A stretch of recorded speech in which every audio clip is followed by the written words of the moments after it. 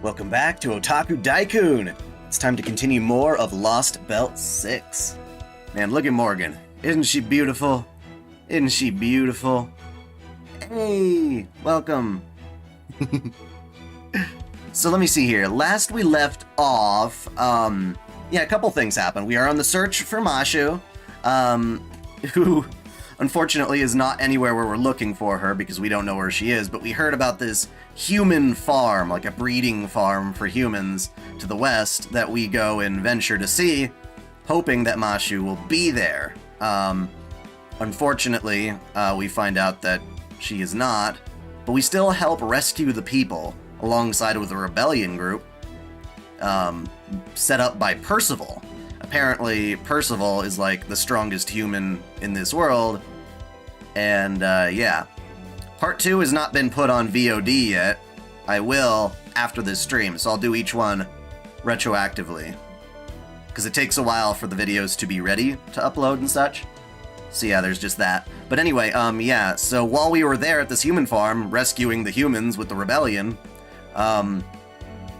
Barghest, aka Tamlin Gawain, the fairy knight Gawain, came and totally kicked our asses, leading Tristan to more or less sacrifice himself to buy us some time.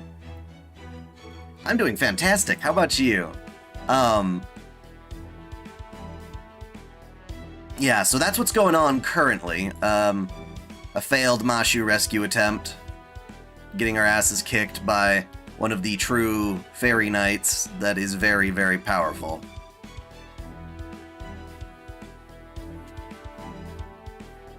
And with that, we can pretty much just get started.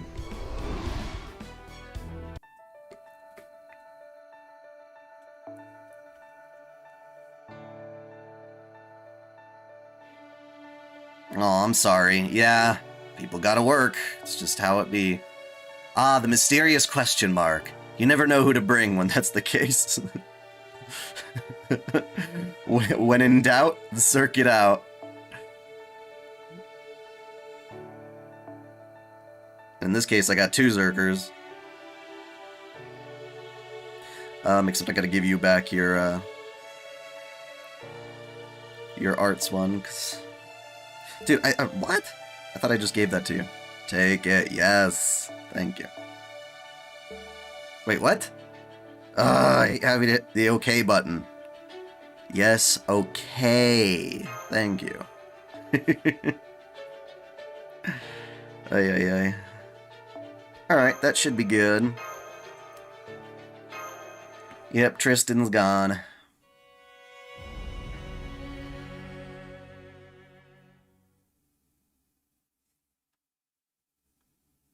I appreciate you guys hanging out while you can. What a weird aspect ratio. Why are they putting it in like 4:3 now all of a sudden? Because it's a flashback? I am using a Zerker. I see, so Tristan stayed behind. He was a great knight. I don't know much about fighting, but even I could see that. So if that's what he chose, it must have been right. If only I was more capable, maybe he'd still... No, I don't even know what website you're referring to. Does it have a proper name? What do you want to do, Sarah? Do you want to go back to the ranch? There's probably not anything left of him by now, but you could at least mourn him. The whole ranch is in ruins now. The Tamlin's already left. It should be safe to go back if you want. Nope. Mashu comes first. I agree. Tristan didn't sacrifice himself so we could go backward. He did what he did to give us a chance to move forward. We always report back to him. Or sorry, we can always report back to him after we found Mashu. I see. Forget I said anything then. Anyway, I really showed up just in the nick of time, didn't I? That's one of the many benefits of my royal charm. I get to ride in on a white horse to save the day. Now I'm really glad I pleaded with Aurora to let me borrow this carriage. The only issue is... Is this some sort of problem with the color of my coat? Well, I guess it kinda looks whitish in the right light if you squint. Anyway, that's all I have to say about that. Thanks for cheering us up with your ugly face. You're feeling better now, huh? Great. Then there's another piece of good news.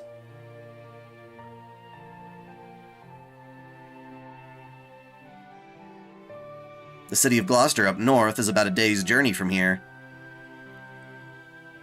They hold auctions for rare and valuable goods every day there. Word has it that one of their hottest new items is a fairy with an unusual iron weapon. Oh boy. Apparently some peddlers found them near the Nameless Woods. They plan on putting them up for auction as soon as tomorrow. A fairy with an iron weapon near the Nameless Woods?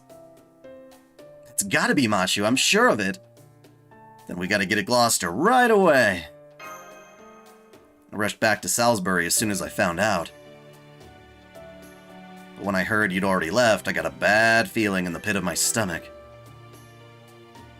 So I asked Aurora for a favor on the condition that I'd owe her one in return, and got to the ranch as fast as the carriage could carry me. Treating me well, I suppose. I see, so that's how you managed to get something so valuable. That was some very quick thinking. Thanks. Well, I'd prefer to rest up in the autumn forest if we could. Time is money and all that. I assume it's so long to Salisbury and off to Gloucester? You know it.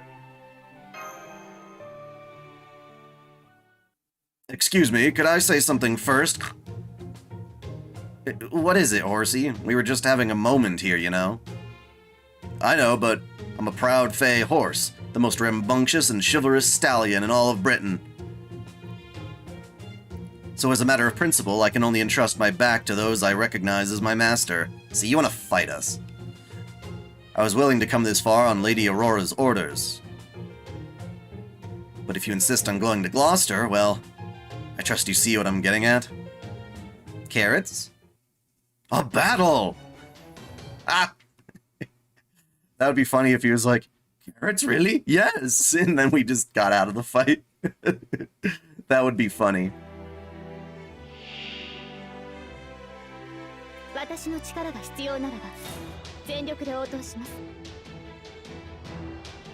Oh man, I should have brought well, actually, I do have Squirtoria. I could use her. Yeah, let's try that. Let's see how that works. We're gonna squirt on you.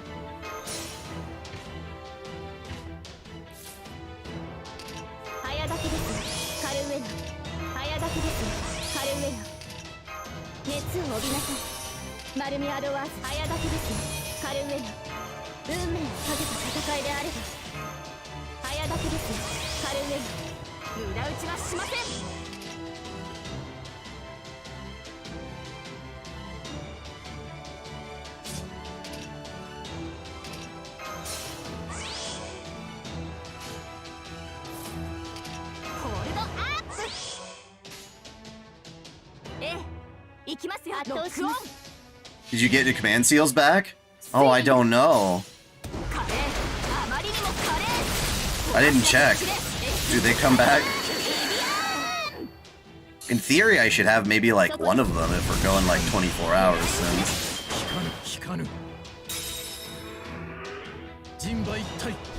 What do you... Oh, you cheater. You cheater! Oh, you unleashed monsters on me. Too bad. I don't really care. I'm still gonna stomp you. Oh, I do have my command spells back. Would you look at that? Well, that's nice.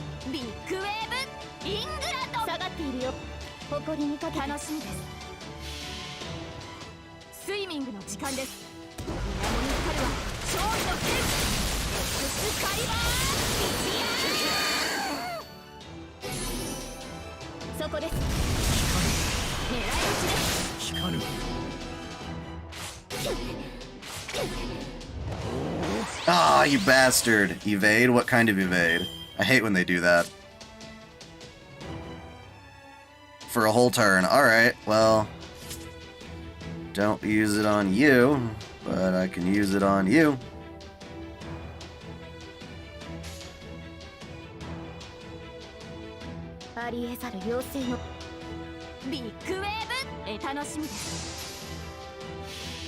Be sure to cool off your horse by splashing water on them.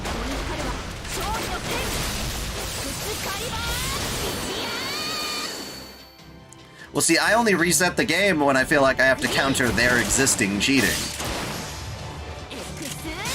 Hey, thanks for stopping by.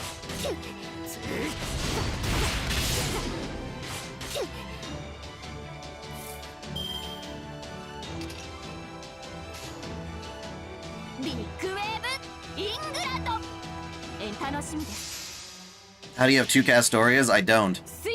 Regardless of what anyone may say about the new outfit, I think it's awesome that you're channeling your inner Astolfo. Aw, I appreciate that. Thank you.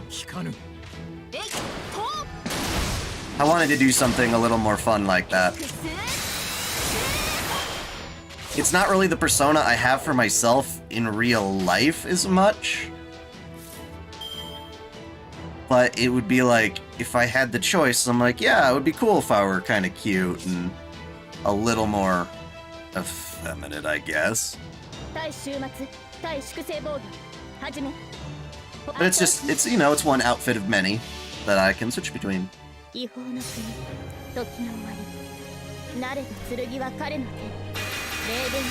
It's a support servant.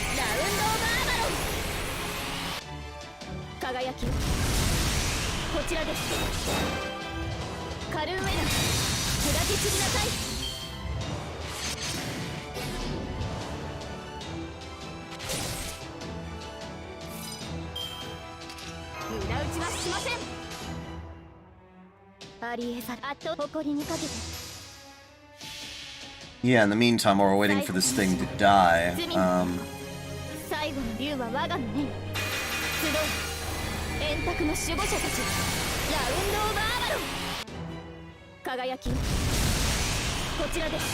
took a screenshot of the new outfit. Whoa, where'd it go? Oh, this is a huge image, that's why. Yeah. Shrinky dinky dinky doo. Shrinky dinky doo. Oh man, you're huge. I forgot I took it like 8K resolution. So I got a shrinky dink to show it on screen. Well, you take the picture at the highest quality you can, and then you shrink it later to make sure you don't get any aliasing and all that other crap.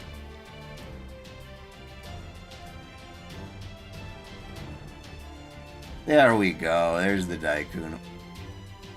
Whoa, that's weird. It has the alpha layer on the shadow.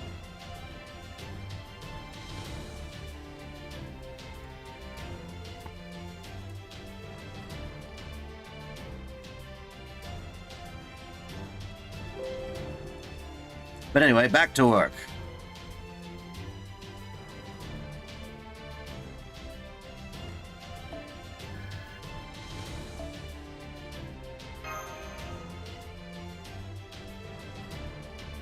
Caster broke the stream, yeah. Character AI. Alright, Dark Knight.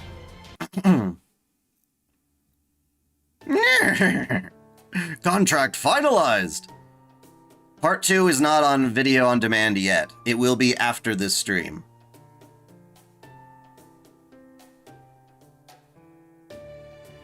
I'm amazed you took my secret technique in stride like that. You must be a fearsome warrior who has overcome all sorts of harrowing ordeals. Very well, from here on, my legs are yours to command. As long as your path isn't unsavory, I'll take you wherever you wish to go. If this fey horse is the best she had to offer, maybe Aurora isn't as well liked as we thought. I wouldn't say that. This one's impressive, too. Got like a frickin' centaur horse. Anyway, I trust there's nothing else left to say, yes? Then please, take us to Gloucester. To be fair, this horseman asked us to fight him. We were just gonna give him a carrot. Oh, and don't forget to drive safely. Thank you. I can handle a few bumps, but Sarah, Artoria, and Da Vinci are all very tired. Not to worry, I can assure you that I've never broken a speed limit in my entire life. How many outfits do I have? It's mainly the main one. I have the one where it was the black t-shirt. I've got the one that's designed by Shaft IT, which is the one I usually use. And, I've got a swimsuit variant that I used for my manga. Although I'd redesign that one now, too, if I could. And, what the hell is with the background, man? Is something going nuts? Like, is there something wrong with the game? It's supposed to be in 16:9, but the background isn't scaled properly. And then there's this new one. You know, dai-chan obviously has more outfits than dai-kun, but yeah. Okay, support servants are the social aspect of this game. So you can have friends in the game, and before a fight, you have the opportunity to choose one support servant from, one of your friends, basically. You borrow one of their servants for the fight in one of your slots. That's all. By the way, Oberon, what's with that outfit? Kinda liked your old cloak. Oh, this? This is what I wear whenever I'm gathering information. The Queen's soldiers don't always take too kindly to people asking questions about the state of fairy Britain. So I try to avoid standing out by dressing in drab traveling clothes. I mean, did anyone else notice this, or is this like a glitch on my game right now? I see, I'm impressed, Oberon. I'd never consider an outfit like that drab. Oh, I didn't know you were interested in fashion, Artoria. Does that mean you prefer outfits like Da Vinci's, then? No, I wouldn't say that. I mean, someone like me dressing like her? That'd be laughable. True enough. You're definitely not ready yet. Ugh.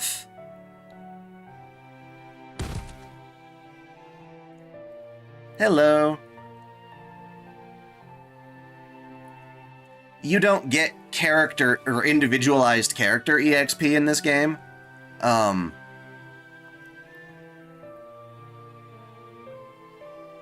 you don't. So there's really no benefit to not using a support servant. Can you even opt not to? I think you have to use one. I never really thought about it. Okay, that's enough Artoria teasing for now. Any plans on new manga chapters? Well, yes. Two things about the manga, actually. One, obviously, supporters and patrons get access to the actual, like, manga pages before I make them in a video format. So there is one of those available that you guys haven't seen. That said, I did make a video version, and that is expected to come out on, like, the 20th of this month. It's just another one.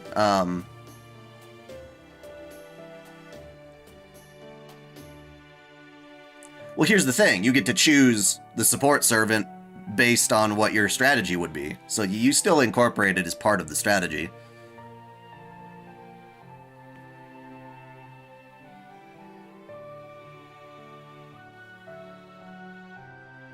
Ordeal call patch? I'm not sure what that is. Could you be more clear, Depot?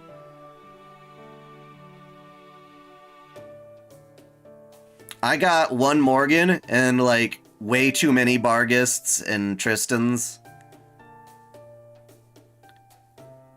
No, the 20th, not the 28th. And so you'll get a new one. Also, at least... You know, the benefit of being a supporter, even the $1 tiers, you get access to all the dai-chan hentai. And I'm currently working on a dai-chan hentai manga right now. And it's allowing me to be a lot more ambitious and have a lot more fun than trying to animate, like, an H video, which is a little above my knowledge base or my ability at the moment.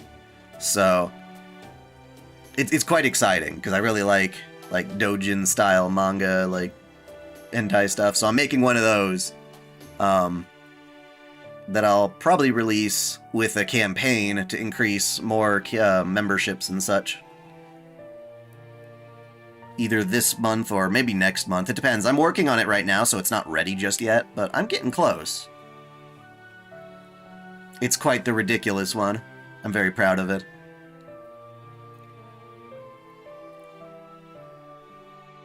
The general concept behind it is that, you know how in Collide Liner Prisma Ilia, how they stop Kuro from attacking Ilia by putting like a spell, a curse on her stomach?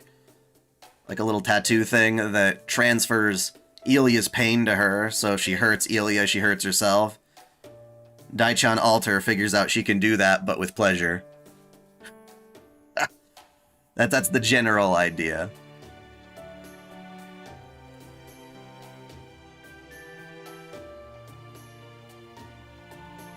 Sarah, Da Vinci. How many did I use? Like 700 freaking quartz? And all I wanted was a second Morgan. Didn't happen. I still got like 400 tickets or some ridiculous shit like that. But I'm gonna save those because we still have summer servants. And I want Zenobia as well. Dude, the gacha's the gacha, man. You can't help it. Some people spend like $2,000 and still don't get what they want. Oh yeah, I did get a spook from Karna. I forgot all about him. Would you mind telling me how much you learned about Fairy Britain while I was away? A diet Cleopatra? Well, she's way hotter. And that's about it. The regularly occurring calamities. The Moors, fairies who imitate human societies. The Salisbury Rebel Army. The Round Table Army of Londinium. And the 3 Tamlin. I'm impressed. If you already know that much, then I only have one thing left to tell you. What's that?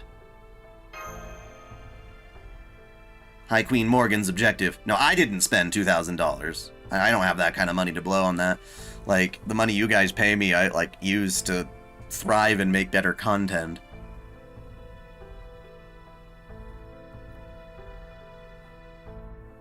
As you know, she's been inscribing command spells into fairies, levying magical energy from them as an existence tax, and ending the lives of any fairies who aren't able to pay up.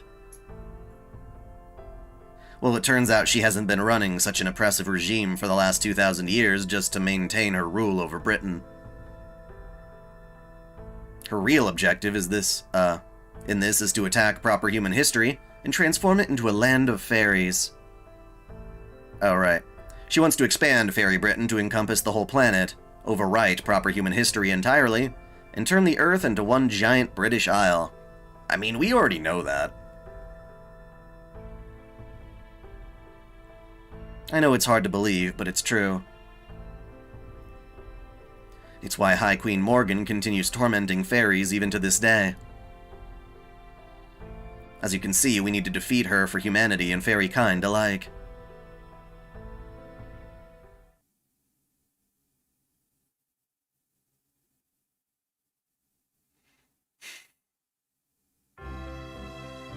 Is this the first time we actually get to go to the castle?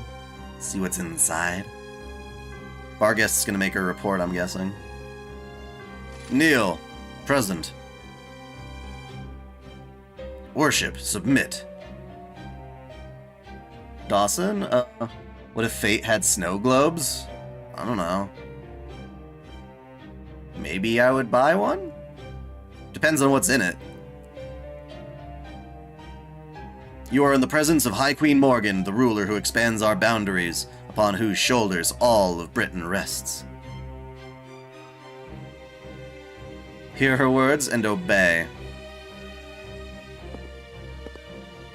The same face as yet again, How terribly dull. I offer you neither absolution nor salvation. Remember always that all of Britain, down to the smallest pebble, is mine. Without my protection, the land of Fae would not see the next sunrise. Yes, your majesty, We are ever humble your... we are your evil... Bleh. We are your... Wait, what? No, that's why I keep screwing it up. We are ever your humble servants. What a weird way to say it. All of our time is yours. Our loyalty to you will never waver. Very well. You jesters may stand against the wall. I will now allow each of the clan heads to speak. What have you to say? Thank you for your generosity, Your Majesty. Please allow me the honor of going first. The council recognizes Lord Spriggan, head of the Earth Clan and Lord of Norwich. Thank you, Secretary. According to our observations, Norwich's Calamity pool should reach critical mass in approximately 10 days' time. I'd like to take this time to say that if there are any lords present with prosperity still in Norwich, or property, please come speak to me after this meeting. I can assure you that even if the moors engulf all of Norwich, our bell tower remains safe within an impenetrable fortress made with anti-Moors iron. If you wish to store your valuables there for safekeeping, I'm sure we can come to an arrangement. It sounds to me as though you don't care if your entire city disappears as long as your money stays safe. The council recognizes Lord Woodwoes, head of the Fang clan and Lord of Oxford. My request remains the same as ever. Your Majesty, I urge you to take this opportunity to expand your army. The Moors continue to grow in number every year, and these Round Table army upstarts need to be dealt with. So I must ask that you increase your human shipments and assign more humans to the barracks. Oh, does this mean the Fang clan alone is no longer up to the task? I suppose not even the fairy once known as the Sword of Britain, the great Lord Woodwoes himself, can defeat the specter of advancing age. Silence, you infant! How dare you speak to me like that? If we weren't in Her Majesty's presence, I'd crush your head in my jaws for such insolence. Now, Woodwoes. You should know better than that. Remember, every fairy in Britain looks up to you. The Lord of Oxford and the owner of the restaurant most responsible for our food supply should conduct himself like a gentleman, right? Right, I know that, Aurora, I do. I'm not the raging frontline fighter I once was. I'm the calm, rational leader of my clan. What a joke. If this is to be no more than the usual sniping at each other, would you mind if I excused myself, Your Majesty? We're putting up a very rare item for auction today, and I have a lot of work to do getting things ready. The council recognizes Lady Murian, head of the Wing clan and Lord of Gloucester. I already said my piece. Neither this Calamity pool or the anti-Moors countermeasures have anything to do with Gloucester. So if all you twisted fairies want to do is argue with each other, by all means do so without me. Then again, Norwich has sent us good product lately, so I suppose we can offer our aid, if only a little. Do give my regards to Count Pepperon, Spriggan. Pepperon? Is this who I think it is? Pepperoncino, maybe? Let him know that if he ever decides to move Gloucester, he'll always have a place here.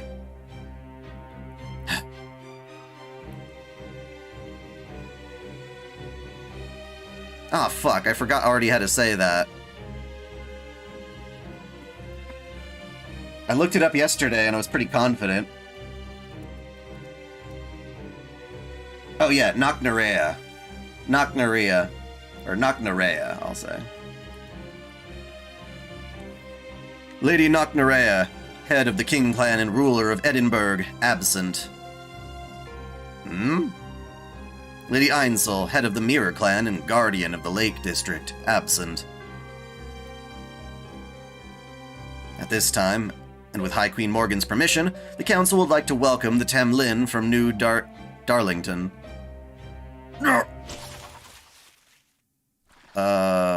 Damn, bro, why? Why do you gotta kill yourselves? All bad guys do this. Who the hell do you think you are? You think a damn secretary has the right to say my name? Come on, Mother. When are you going to stop letting these stupid secretaries run these shows already? Can't you pick someone less hideous? What about a human with their limbs sewn to the wall? Or one who's been put to the guillotine? Well, we know who this is. It makes sense that she's kind of like Elizabeth 2.0. No news on a smasher pass just yet.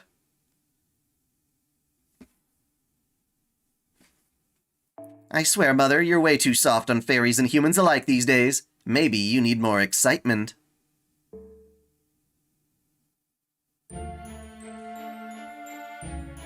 Huh? Why so quiet all of a sudden? Isn't it your job to kick up a fuss when something unusual happens? If you can't even do that, you don't deserve to live. Would you rather all die to my string instead?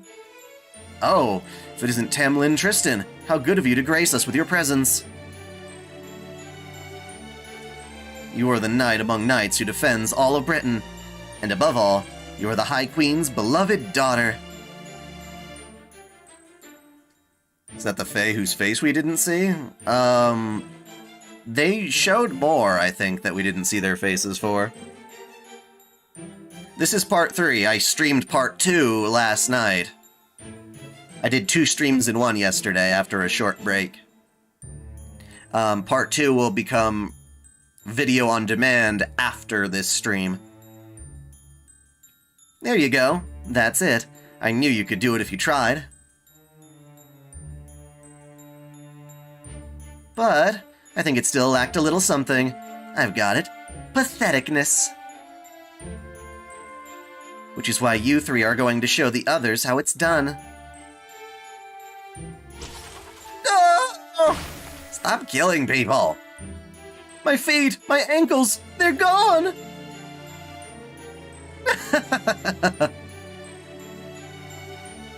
You didn't know what happened in part 2? Alright.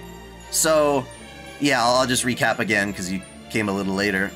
Basically, we are still looking for Mashu. At the time, we thought she was taken to a human ranch to the west of Salisbury. So we go there trying to rescue her, and she's not there, but we do save some of the humans there with the rebel army led by Percival. But the whole thing gets screwed over when Fairy Knight Gawain shows up and pretty much torches everybody, and it's all intense. In order for us to escape, Tristan gives his life. Not this Tristan, but the actual Tristan. And that's more or less what happened during that stream.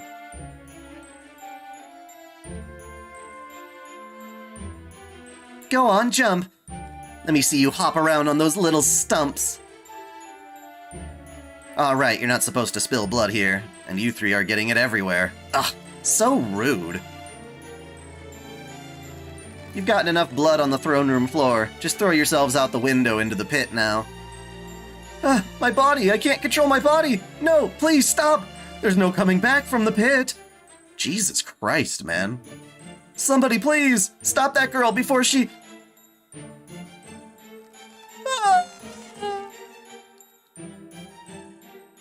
I want to see this pit you speak of. Swoosh. Nothing but pit. That certainly seems like a localization right there. Well, Mother, what do you think? Makes the meeting so much more fun, right? What were you doing? That was Camelot's own Minister of Justice you just threw out the window. You bloodthirsty fiend, know your place, Tristan. You think because the High Queen took in low-class fairy like you as her own daughter, you can... Silence, Woodwoes. This is a family matter. See? Her Majesty loves it. Time for you to learn your place.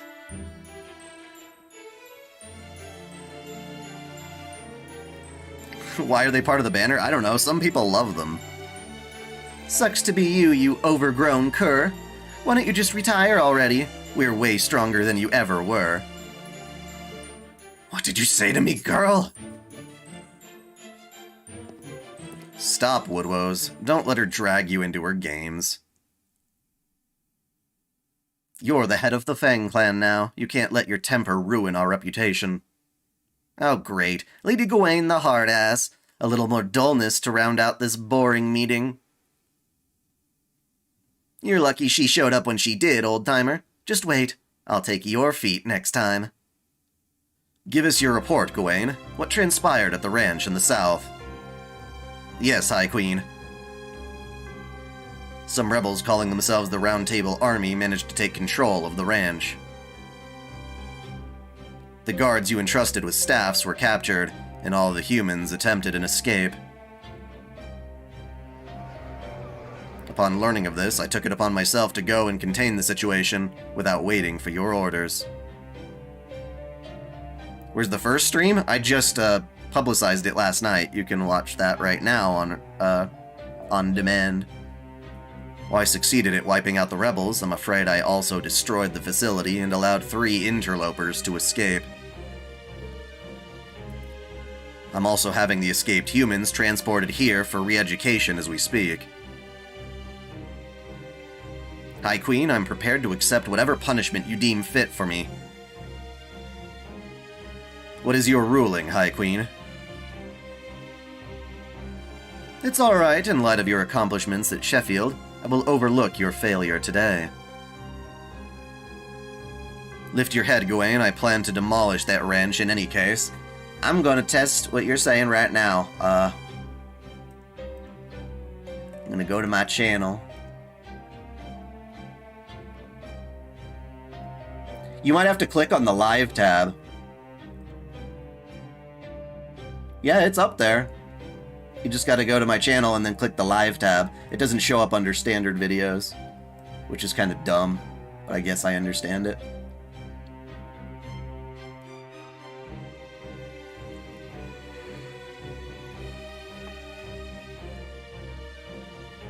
Lift your head, Gawain. I plan to demolish that ranch in any case. While you did take it a bit too far, you have ultimately saved me the time of mobilizing the Earth Clan. Now, is there anything else you have to tell me? Yes, Your Majesty. One of the interlopers was a human you've told us about before. Do I like cooking shows like Kitchen Nightmares? Yes, I do, to an extent. It depends. I haven't watched them in a while, though. There's kind of a bit more fun reality TV stuff. I like that Lego Masters show. Yes, this is part 3. I streamed twice yesterday. Part 2 will come out on demand after this stream. I can only send out so many notifications in a given 24-hour period, so I try to spread it out. It was the Master from Proper Human History. The Master of Proper Human History? Then Beryl Gut was right. There's more. One of the fairies accompanying the human appeared to be from Fairy Britain. From what I could tell, she seemed to be about 16 in human years, and she used the same kind of magecraft as you. She what? What are you saying, Gawain? You don't think that fairy is the Child of Prophecy, do you? The Child of Prophecy is no more than one of Ainsl's delusions. High Queen Morgan is Britain's one and only ruler. How could you believe such nonsense like a common peasant? You are a servant of the High Queen. You should be ashamed. Oh, quit yapping, you goddamn mutt. Now, Lady Tristan, you can't blame Lord Woodwoes for being upset. Am I gonna roll for Koyanskaya of Light? I think so. The Child of Prophecy is also involved in the Tingatel incident. After all, you know, the coastal village that was harboring her? Well, Lord Woodwoes there is one who razed that village to the ground, though it seems the child herself escaped him. Apparently, there was a girl of about 16 with long golden hair who managed to break through the blockade of the Fang Clan fairies surrounding the village. The soldiers who witnessed it said she fought like a raging storm. They also called her the girl who uses magecraft, the Queen's second coming, and the High Queen Morgan's daughter. Whoa! Don't you dodge my spell, Capless. That was meant to kill you. I'm Mother's only daughter, got it? I couldn't care less about this Child of Prophecy, but you'd better not spread rumors like that any further. Raging storm! These aren't my opinions, Lady Tristan. The Fang Clan are the ones spreading these rumors. Still, think about it. Fine upper-class fairies of Camelot. The Moors continue to increase in number. Calamity is about to befall Norwich.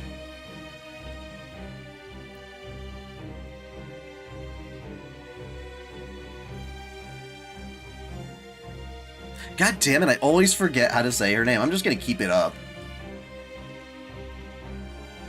Knocknarea. There we go. There's Knocknarea in the north, Londinium in the south, and the recent rebellion in Sheffield.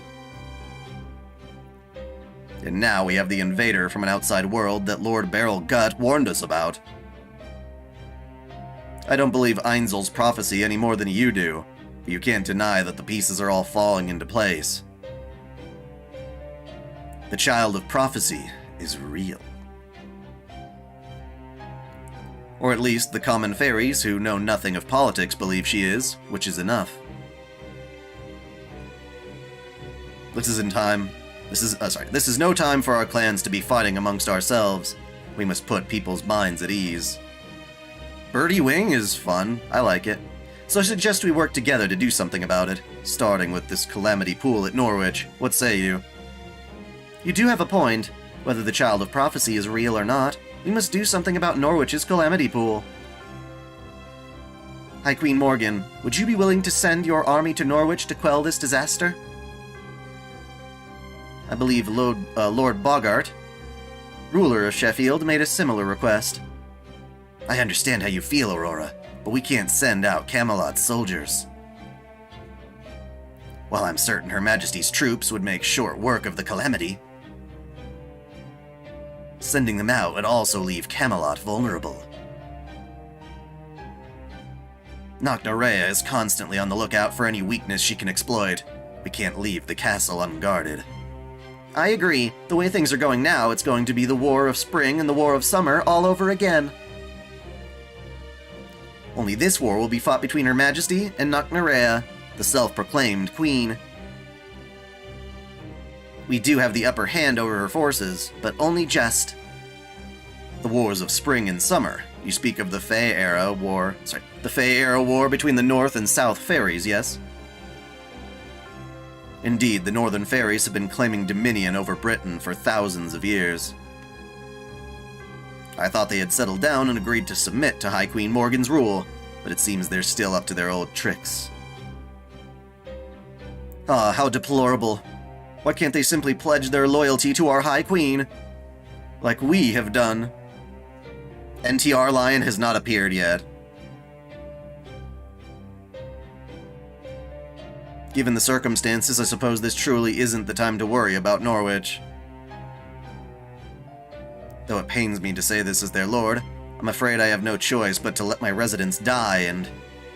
Worry not, I will use the water mirror on Norwich. Yeah. It will destroy the Calamity along with the most of Norwich, but the bell tower will remain intact. So long as the castle remains, it will fall to you to be rebuilt, Spriggan. It is time for you to demonstrate, once again, the skills that enabled you to take Norwich from its previous lord. If that is your will, High Queen. Now, how much can I expect in the way of financial aid? I will give you 1/3 of the flotsam wasting away in this West Treasury. It is foreign detritus? That has drifted here from proper human history, but you could ask for no greater reward, could you?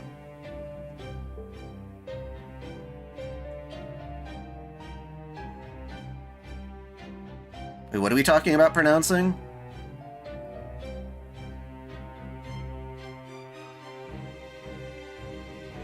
Not Tingatel, but Tintagel?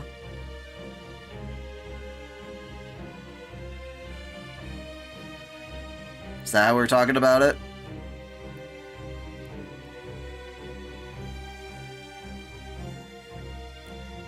Oh, that sounds wonderful, Your Majesty. Thank you, thank you. But what about the residents of Norwich? No one will survive this. Isn't there anything you can do to make them evacuate, Spriggan? Oh, I've been urging to urging them to evacuate for some time now, but they all refuse to leave. Oh, thank you for the context, God Shadow Death. They're either too attached to the land, or they love their jobs, or they don't think the threat is real, or they think the Child of Prophecy will save them, or some combination thereof. As great as my clan can be, I'll be the first to admit they can also be a bunch of hard-headed fools. Having said that, where would you propose they go? Salisbury? The Wind Clan cities? You know just as well as I do how poorly the Earth and Wind Clans get along. It's a problem not even the High Queen herself has been able to solve. It's rare that things like this wrap up with a nice little bow, so no, I'm afraid Norwich is a lost cause. Why don't they come down to my place? We'd be happy to take in any poor refugees looking for a new home. That's just the kind of place New Darlington is. Ain't that right, Lady Spinel? Right you are, Red Barrel. I didn't know you were listening in on this boring old meeting. Now, my fair lady, don't be like that. There's nothing boring about it. These clans have agreed to put aside their many differences and focus on what's best for Britain's future. Oh, it is Tintagel. Is that how it's spelled? I read it as Tingatel, but maybe I'm just, like, reading it wrong. My bad.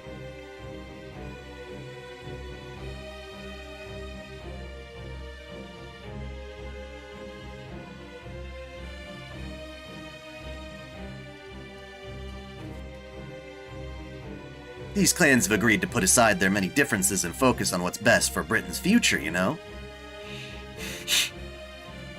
You won't find a more entertaining show anywhere in the country. Not that you'll find any other show in this country either, but still. I've changed my mind. Lady Aurora, let's arrange a time to discuss the particulars of evacuating Norwich's residents to Salisbury once this meeting is concluded. Did you hear Koei Tecmo invested in ESG? Unfortunately, I guess. What's your favorite hentai brand? I don't even know what that means. Whatever our differences, I'll gladly take that over subjecting my fellow fairies to the National Slaughterhouse Theater. These problems concern Fairy Britain, and we fairies should be the ones to resolve them. Oxford will be glad to take in refugees as well. While I can't stand how many rules the Earth Clan's smithing breaks, that doesn't mean I'm about to send them to a needlessly bloody death. Gloucester's neutral stance remains the same as always. Our doors are always open, both to refugees and to fairies who are tired of being beholden to their clan's customs.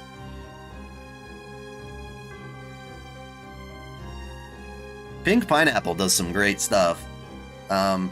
Otherwise, I don't really ally myself with any one company, which is like the individual works they make.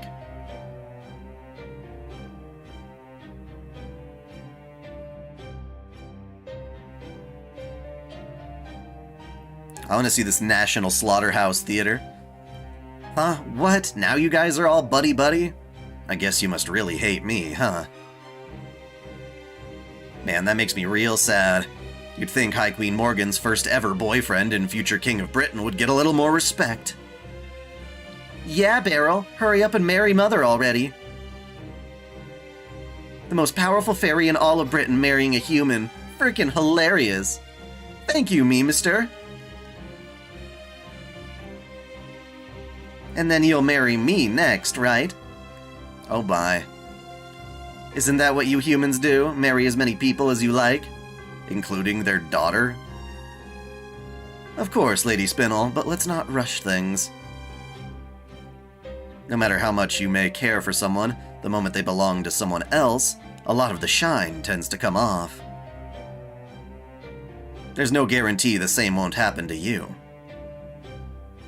Once you see me as Her Majesty's husband, you might wonder what you saw in me at all. So we don't want to make any hasty decisions when it comes to marriage. And who knows, maybe the partner of your dreams is even closer than you think. You don't have to worry about that. There's no one else for me but you. Very well, I understand your concerns. My course of action remains unchanged from my public declaration. At the end of the year 2019 of the era of the High Queen Fairy Britain, the land of the Fae shall rule this very planet. The walls of light that surround the British Isle will disappear, and our world shall overwrite the wicked world that lurks outside. Once it does, you shall all be free of the calamities, and a new age shall begin.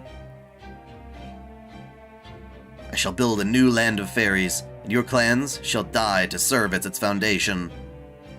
Yes, High Queen, your wish is our command. Then here is my decision.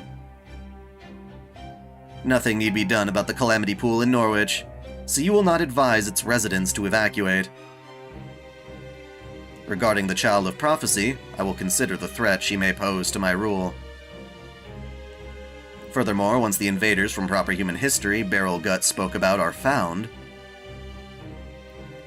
they are to be captured and brought here alive. There is something I will have them tell me. If the Master Gawain saw is also accompanied by the Child of Prophecy, so much the better. Woodwose, Spriggan, Murian, and Aurora. You are all to assemble a team to begin your search at once. I want to see these rebels and invaders brought before my throne. Whichever clan brings them to me shall be rewarded with 500 acres of land. This meeting is now concluded. Clan heads, you are dismissed. Yay! The evil council has finished their meeting. Tamlin, here is your next mission. As before, you need not search for the Child of Prophecy. I don't get it, Mother. What good are any of those stupid clan heads going to be? I could find the child way faster than anyone, right? All Lancelot has going for her is speed. I can use the infinity mirror you gave me to go anywhere at a moment's notice. There is no need. Leave the Child of Prophecy be. I will send word of my edict later. The rest is in your hands, Tamlin Gawain.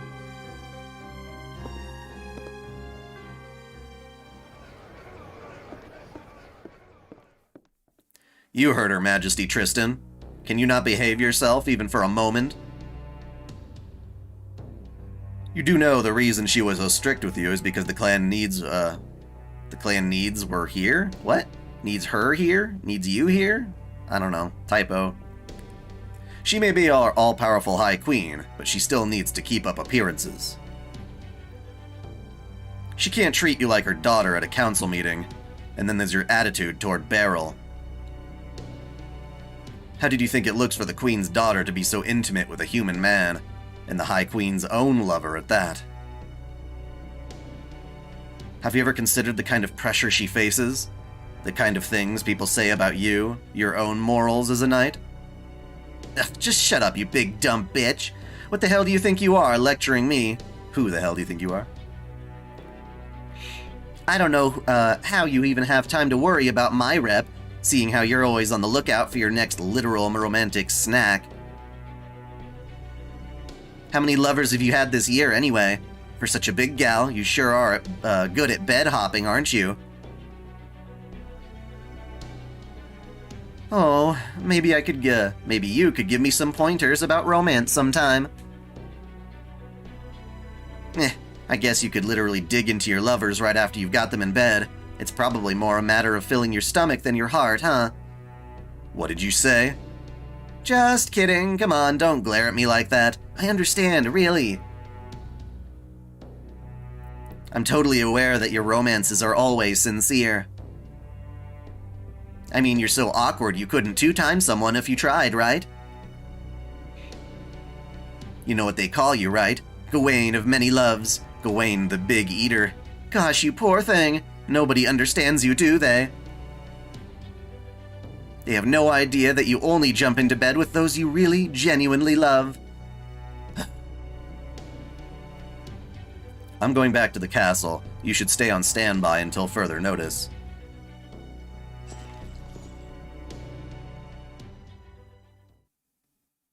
Oh yeah, it did fix itself, the backgrounds. Yay! Ugh, that meeting sucked so hard. I didn't get to spend any time with Mother again. And Woodwose's stench was the worst. There's nothing more than foul old game mixed with bad cologne. Spriggan's fake-ass smile made me want to puke. Marion's goody-goody act was so transparent. And Aurora's the worst of all. Ugh, I wish I had a good excuse to rip her to pieces. Man, I hope she slips up soon. That is a lot of shoes. If she just act against Mother, I could wipe her and her stupid Salisbury all out at once. Mordred does not have a kid. Morgan, presumably. Well, Morgan has named her daughter, for we'll have to see the circumstances. Hey, are you even listening to me, Beryl? Huh? He's not here. He was right by the mirror a moment ago. Oh, I see. He must be down at the theater. They're doing a show with those humans we captured over there today. So they make the humans fight each other, and the last one standing gets to live. What do you call it again? Gladiatorial games? I used to think it was a pain in the ass, but it's actually pretty fun. Especially the very last part, when you tell them the champion gets to go free and stuff. Idiots. As if that would ever happen. Humans really can be so entertaining. Then again, I guess this really isn't the time to be laughing. I know what Mother said, but I can't just let this go. Who does this child of prophecy think she is, anyway? Everyone knows I'm the only one who uses Magecraft besides Mother. She's only got one daughter, and it's me. No way I can let her trash me like that. Or sorry, I can let trash like that live. Ugh, this is pissing me off. Stop breaking shit. Okay, I know what to do. Times like this, there's nothing better than shopping. Let's see what the newspaper has today. The Knocker Company's getting out of Gloucester. New brands are coming soon. Huh, so Spriggan's shop is going out of business. Well, that's too bad. Spriggan sucks, but his shop is at least, had good shit. Huh, hang on. Does this mean it's gonna be replaced by... I knew it. It's gonna be a count shop. I'll say this for Marian. She knows what's hot. Looks like I'll be going shopping in Gloucester again then. Plus, she also mentioned she was getting things ready for a special auction. Fine by me. I'll make it an auction nobody will ever forget.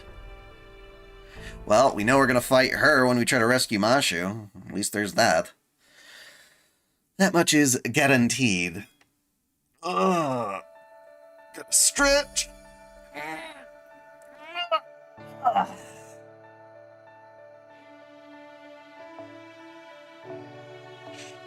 We're gonna try and save Mashu. But considering everyone's talking about not NFT Lion, NTR Lion, sorry. You know, it's really weird when you're streaming. Your consciousness kind of gets lost sometimes. Things that you would be able to think of fine on your own. Okay, what the hell? Maybe it's just this background. This particular background is glitched. Look, Sarah, you can see the city off in the distance now. It might have taken us a whole day, but we're almost to Gloucester. Yep, and now that we're here, we shouldn't have to worry about the Queen's soldiers coming after us for a while. Gloucester belongs to Marian, the head of the Wing Clan, and fighting is against the law here. She doesn't pick fights with any of the other clans, and she's not completely under Morgan's thumb either. As far as Marian is concerned, this is an autonomous region that just happens to have diplomatic relations with Fairy Britain. Favorite hentai tag? Man, I don't know if I have a favorite.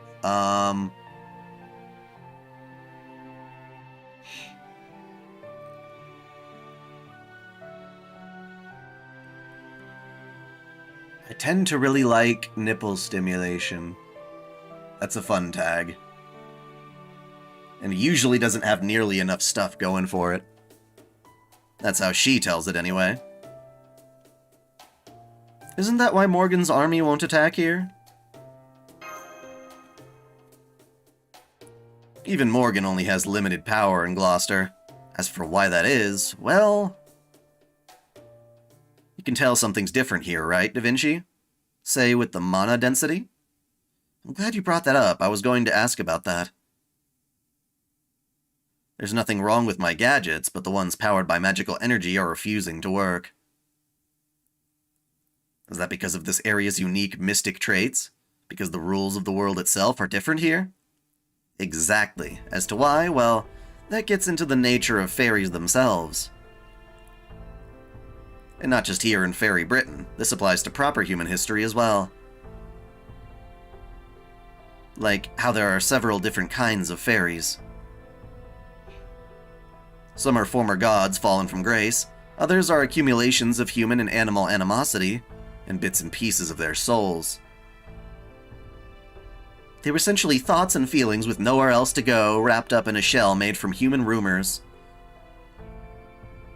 These sorts of fairies only exist because human society exists, and strictly speaking, they're not pure fantasies. Pure fairies, goddammit. Pure fairies are those that form within the planet, or the planet's inner sea, and whose existence is in no way contingent on human civilization. In the Magecraft world, fairies born with the planet's inner sea are known as Great Fathers and Great Mothers. You can think of them as divided spirits of Earth's soul. Yes, that's close enough. In scope, they're comparable to personified nature gods, but unlike gods, they don't impose any rules on humans. Great Fathers and Mothers are pure supernatural beings. In this Lostbelt, fairies of that rank who appear on Earth's surface, either through some sort of mistake or on a mission from the planet itself, are known as A-Ray. Ah, we know that term from notes! Oh my god! That's confusing. Alright, they're throwing that term in there. In proper human history, the fairy who lent King Arthur his sacred sword was a Great Mother. And I'm guessing proper human history's Morgan also inherited that Great Mother's authority. Though of course Morgan's father was also King Uther, the ancient king of Britain, so I suppose that would make her a human-fairy hybrid. King Arthur, on the other hand, is a human-dragon hybrid. They may seem similar on the surface, but deep down they couldn't be more different. Oh, how so? The fact that one ultimately decided to defend humanity, and the other mystics. King Arthur chose a Britain where humans could thrive, and Morgan chose a Britain where mystics could thrive. As for which one chose correctly, well, your own proper human history bears that out. If mystics had continued to rule Britain, it would have resulted in it being excised from all of human history. But I digress, getting back on track. A-Ray are equivalent to a Great Mother, but possess a will of their own. They have a unique ability to remake the world around them according to their inner truth, or rather their essence. This phenomenon is called a Fey domain. It's a grand mystic that only very powerful fairies possess. And A-Ray generate descendants, or terminals, if you prefer, simply by existing. These descendants are called the Forest Children and Stone Children, and they're the majority of fairies in Fairy Britain. These descendants may have only a tiny fraction of an A-Ray's power, but that doesn't change the fact that they're descendants. And some of these descendants have more A-Ray blood in them than others. Murian, the head of the Wing Clan and the Lord of Gloucester, is one of them. All that is to say that Gloucester has a Fey domain that can be quite a pain in the neck.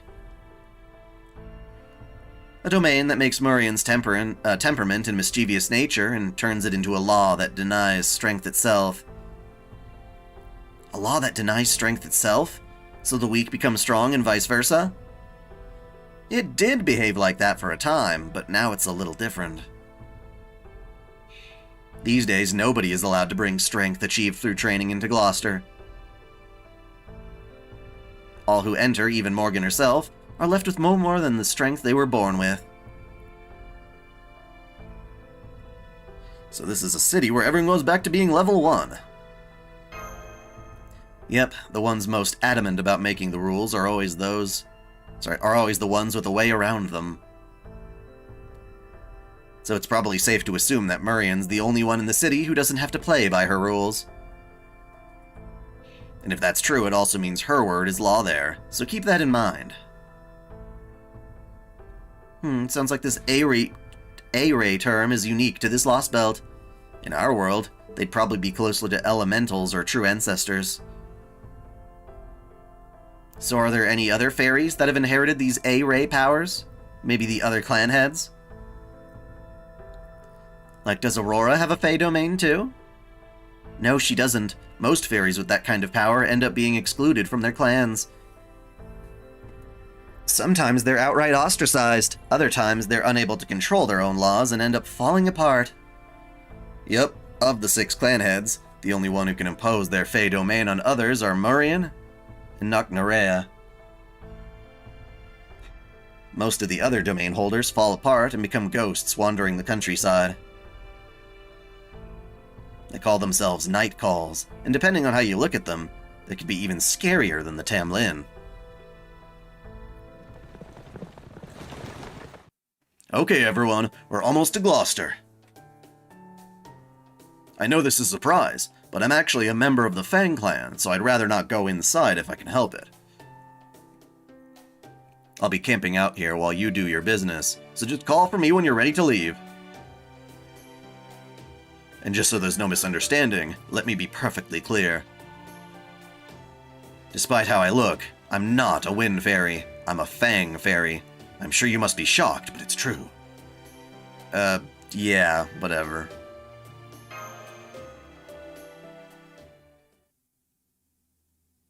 Okay, let's split up. I'll go with Da Vinci, and Sarah will go with Artoria. Woo! The auction will be held at night, so kill the time however you like.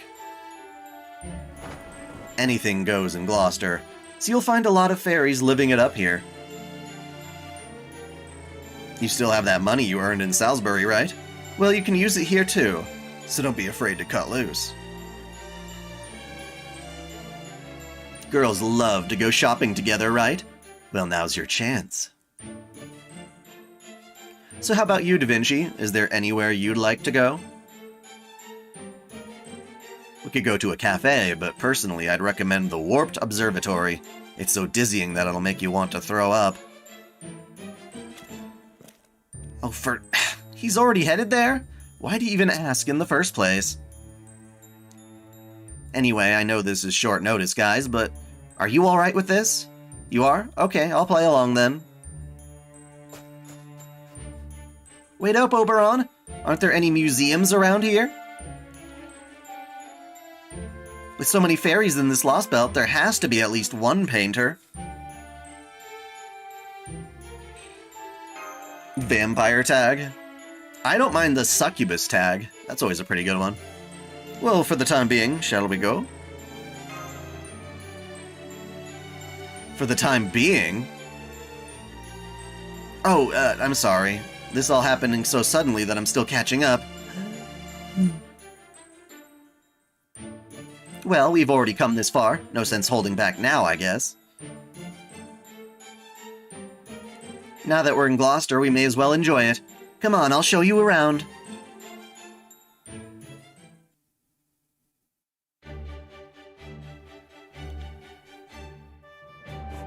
Whoa, so this is Gloucester? It's very strange, isn't it? I felt the same way the first time I came here, too. Faraway things look big. Close things look tiny. Sometimes there's pink rain. Sometimes the main street is covered in rainbows. It's a gay-ass city. Sometimes boys become girls and girls become boys. Yup. This is the Pride City. Maybe. Basically, it's a whirlwind of constant change. The last time I came here, I grew a penis. Oh, never mind. I got 0 out of 10 in a princess pageant. It was probably a drag show. They're like, oh, you're not pretty, you're an actual girl. A girl wearing a scarf made out of insect thread. Made me take off all my clothes and... Ooh. Your clothes? Tell me more. She, said they were so ugly I'd be better off without them. I wonder what that girl's up to now. I don't think I have a single favorite school-based hentai that I'm aware of. I hope she's not doing too well. I'll have to get her back if I ever see her again. Oh, I haven't seen you two around before. Are you here for tonight's auction? Huh, I never would have thought that, to have my humans stand out more than me. You know, possessions that make people envious are all the rage in Gloucester right now. Is that why you made yourself look so plain? So you could dress up your human instead? It's brilliant. I'll have to try it myself. Starting to think, let's see what that deal is. Speaking of the auction, could you tell us more about it? You mean about the merchandise being put up? The fairy with the iron weapon? Well, apparently they're a bad fairy from another world who rebelled against the High Queen. I'd love to attend the auction too, especially since there should be no problem keeping a criminal as a slave. But since you need an invitation for this one, I decided to give up and enjoy the night on the town. We need an invitation, eh? I know, I should have been the one to ask, I'm sorry, but I just kind of froze. Don't worry about it! Now what do we do about the invitation? Well, we won't be able to get one on our own. They're only sent out to upper-class fairies. I don't like it, but it looks like our only option is sneaking into the auction hall. But don't worry. There's no one better at stealth Magecraft than me. Just you wait. This time I'm gonna show you what I can really do. You got it. No, the fairy with the iron weapon is Mashu. We're looking for Mashu here. Help! Is anybody there? My pet mice just escaped from their cage. They're gonna be big mice, aren't they? There's gotta be a twist. I promise I'll make it worth your while if you can catch them. Just please, help me! I've been wanting to make an RPG Maker game for a while. In sort of a visual novel format. But it takes a long time and I'm still just letting the ideas stew in my brain before I actually put them down. Huh, it looks like there's a bunch of tiny creatures running toward us. What do you think we should do, Sarah? Let's catch them. Oh right, she's still getting her bearings here, isn't she? Oh well, nothing to be done now. Sorry, just thinking out loud. Okay, let's get this battle started. I'm pretty sure you're going to regret this, but at least it'll be a good lesson.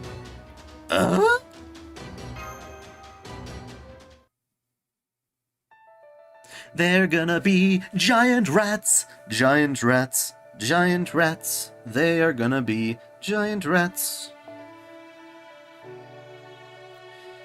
I guarantee it. What? This quest battle, all servants' levels are forced to go down to level 1 due to the effects of Murian's knowledge of the outer world. Oh no! Oh no. Whatever.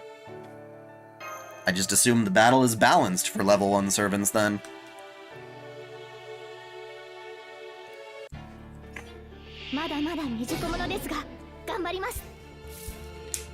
Well, I was right about one thing. Do I have to survive a certain number of turns? Or is this just in general? Oh, chance to skill seal. Well, that sucks. Let's use all our skills now before that can happen.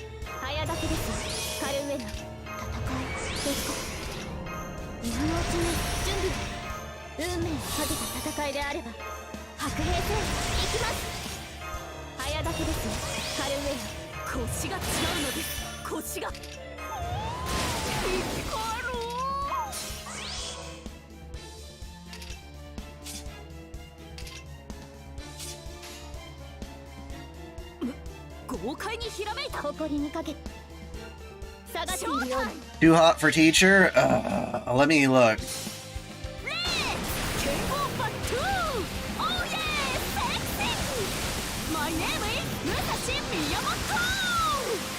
Let me see if I can remember this one. Actually, wow, I don't think I've seen this one. Oh, wait. Never mind. Well, I'm seeing one that's just called a hot for teacher, not too hot for teacher. I don't know. I can't tell exactly which one you're referring to. If it's just plain old hot for teacher, I think I've seen it before. It looks okay. It's got a bit of a retro vibe. Which generally I like, but yeah. Aw, man. Well, what the hell? So, am I supposed to survive this match? These guys are... Oh, wait, never mind. I did kill all three of them. I thought I didn't do any damage. Works for me. I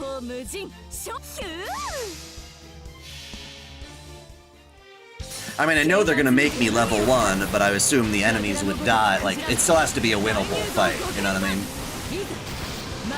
You know what I mean?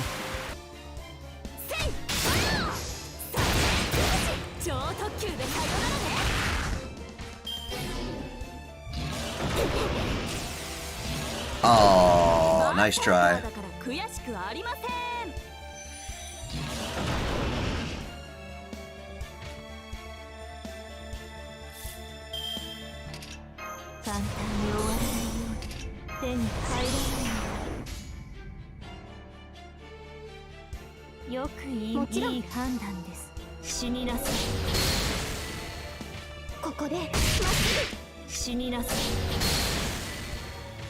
Easy enough.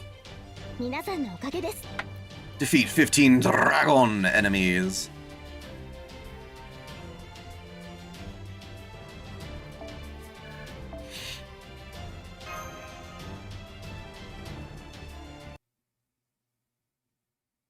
Those were mice? Big things seem small, and small things seem big. That's just what happens in Gloucester sometimes. Now do you understand? We kill their mice. Thanks, weirdos with too much time on your hands. Here you go, a generous coupon. Now if you'll excuse me, I'm gonna go make a bundle with my mice here. Later! A coupon, huh? Let's see. Knocker Company, surprise and security. Oh wow, it's for S&C. Do you know it? Spriggan and Capless, I mean. It's Fairy Britain's very first department store. Grandpa told me about it. This is great, and look, according to the map, it's not far from here. Come on, Sarah, let's go check it out. Okay. Sadly, it looks like it's already gone out of business. They're really building another store in its place, too. Looks like it's just called Count. I've never heard of that one before. But I can see they've got shoes, bag, hats, dresses. Oh, wow! Everything on display looks amazing! They're trim and shiny and elegant all at once. I bet they'd be so much fun to wear. I bet those boots would look absolutely perfect on you, Sarah. Just look at that brilliant blue color. It's so neat, so clean, and so clear it feels like you could lose yourself in it for days. Huh, not bad. You've got a pretty decent eye. Oh shit. but would you mind keeping it down a bit?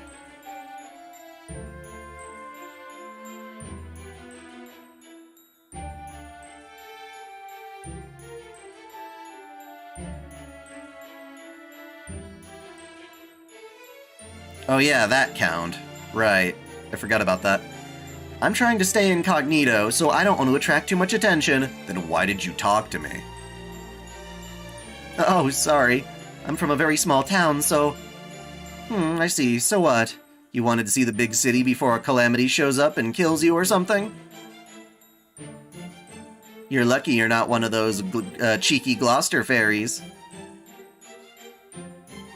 You're also lucky your ankles aren't to my taste.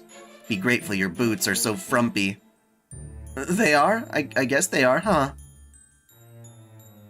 Still, they're very practical and...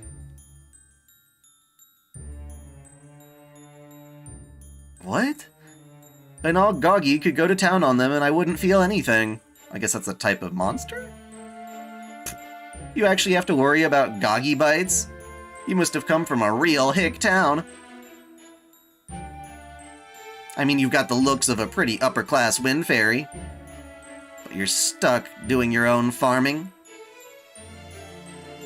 Man, it must be rough out in the sticks with so few human slaves to do the heavy lift. Ting. This is weird. Really weird. Don't you think this conversation is weird? Oh crap, she obviously suspects something. No, I don't think so. Odd Goggy was a fairy which haunted forests and orchards in East Riding of Yorkshire. It would kidnap children who went into the orchards of the woods alone. Damn, dude! Living encyclopedia, yar. That's very cool.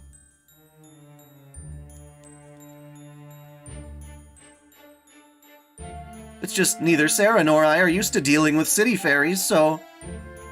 Not used to them, huh? I see, so that's why you're not scared of me. It feels like there's more to it than that, though. That's strange. How come I'm not pissed off? I usually hate every fairy I meet. Oh well, I guess that's just how some days go.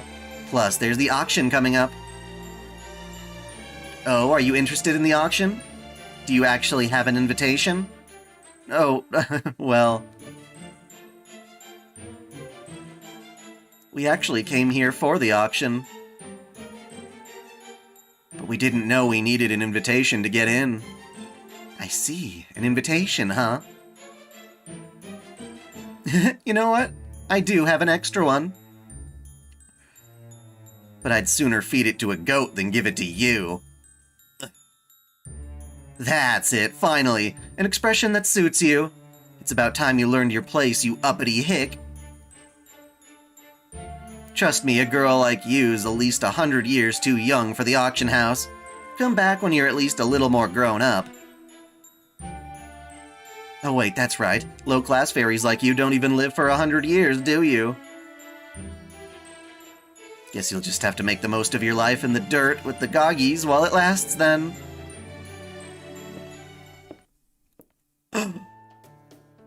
She was quite the fairy, wasn't she? Yes, she was. I wonder if I said something that offended her. I don't really do much of fanfics, personally. I probably wouldn't be able to give much advice.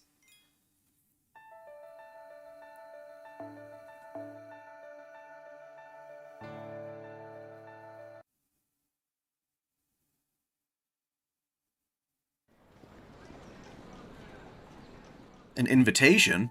Of course, I've already got one. What about it? Nice, I should have known you'd have everything covered, Oberon. Except it doesn't apply to us.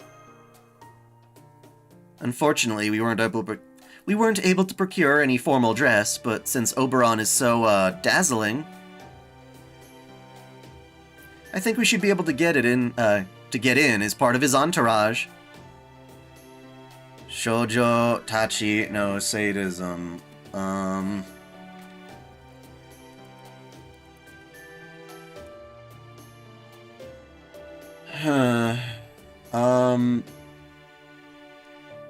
I haven't watched this one. I like that it's uncensored, though, which means it got picked up by somebody for localization. That's kind of nice. It looks alright. I like some of the shots and expressions, for sure. But no, I've never actually seen it.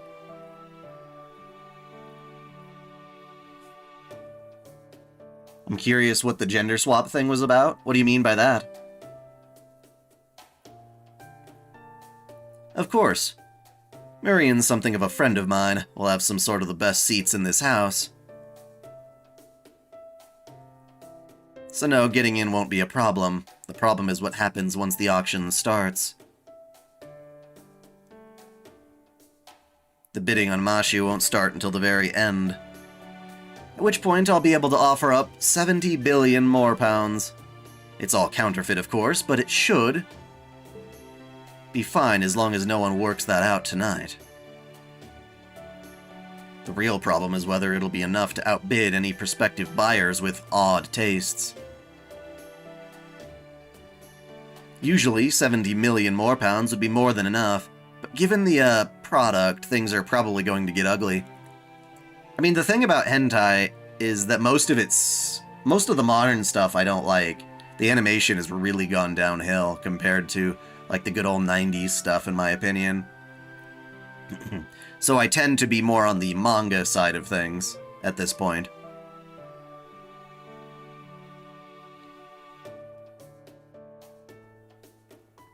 If things get bad enough, I could have to put up my whole Welsh forest as collateral. 70 million more pounds? That's enough to buy a mansion and a butler to take care of it.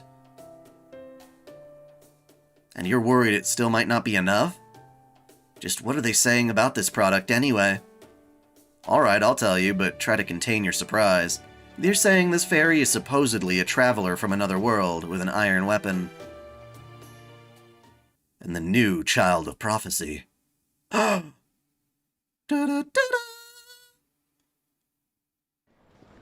Yume Ren doesn't get enough, yeah. We need more of that, especially with Xiang Yu. Good evening, ladies and gentle fairies. Welcome to Gloucester's auction house. Why put off tomorrow what you can have today? Who cares about clan pride when you can boost your own brand? We know what you want, which is why we are, again, proud to present a wide variety of items sure to pique your interests.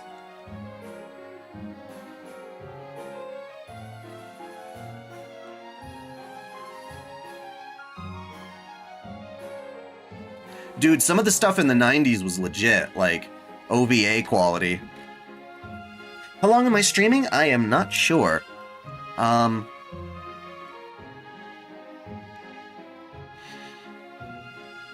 Maybe till 8 o'clock, I think. Because I still have to do some work on another Fate Memes video. Yeah, you like that one? Shoujo Tachi no Sadism? Have you taken a look at our catalog? Have you found any items that speak to you? Any second now, I'm going to have to take a quick little break, like 5 minutes or so, to take care of a quick errand. But I'll be right back. And I'll give you a dai-chan dancing in the meantime.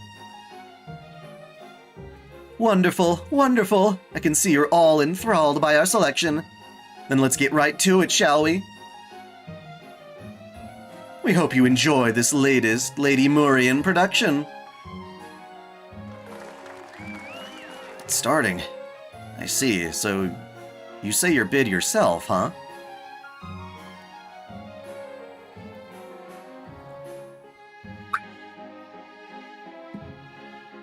I would say, just to stew on it a little bit, I don't know, try out Wordsworth. That's one of my favorite hentai. Can't really go wrong with that. But yes, I will be right back.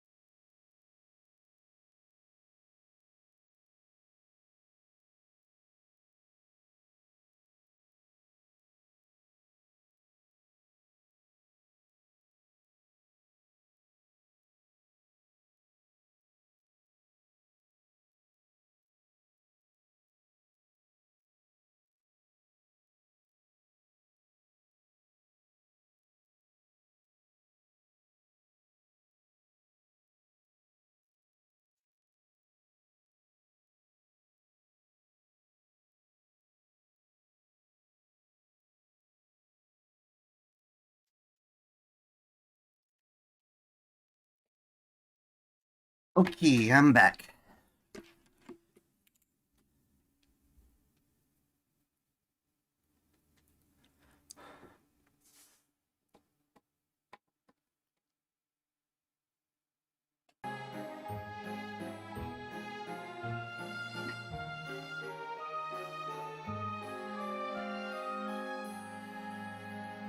Hope you guys have had a interesting discussion while I was gone.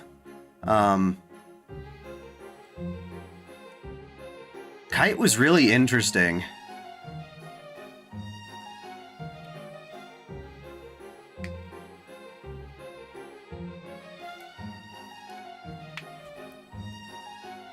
It's starting. I see, so you say your bid yourself, huh? In most auctions, the buyer quietly holds up a sign and an agent then bids for them.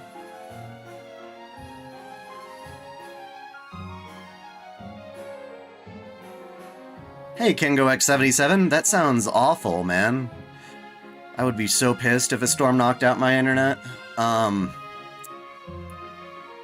What have you missed? What was the last thing you saw, I guess? But it looks like agents aren't allowed at this auction, so we'll have to shout our bids ourselves. Are you nervous about something? Itadaki Saiki is pretty good, yeah, I like that. Did you see the third item up for auction? It's one of Shakespeare's unpublished manuscripts. Maybe it's Flotsam that drifted here from proper human history. Man, now I'm really curious. Stay focused, bro.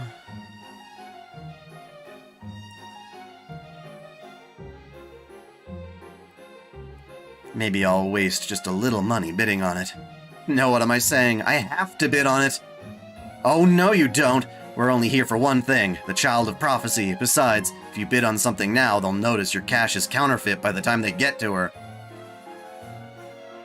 Just do your best to resist. If you want an original work from a famous artist that badly, I'll make you something myself. Whoa, really? I didn't want to be the one to bring that up because I thought it would be a bit gauche, but... gauche, I guess. But now you're saying it's okay? Okay, Da Vinci, I'm gonna hold you to that. Just let me know when you need me to pose for my portrait. You're really enjoying this, aren't you? I can see this place is nothing new for Oberon. I feel a lot better about this knowing that. Okay, I'm just going to sit quietly until our auction comes up. Besides, I don't want to stand out too much anyway. And now, it's time to introduce our last item of the day. I'm sure you've all heard the rumors. This is the treacherous rebel who posed a threat to our High Queen. The child our beloved Ainsel promised would save Britain. This brave child attacked Camelot with an iron weapon none had ever seen before, crawled out of the great pit. No, she didn't.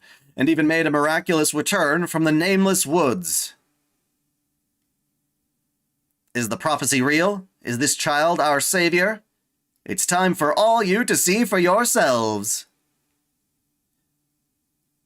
I don't know, I don't get it, I don't know why people like it.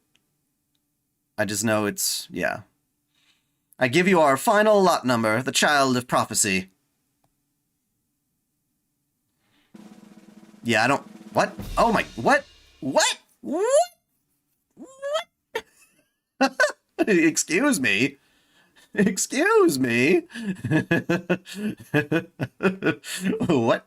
Why? Why? Huh? What? Grandpa?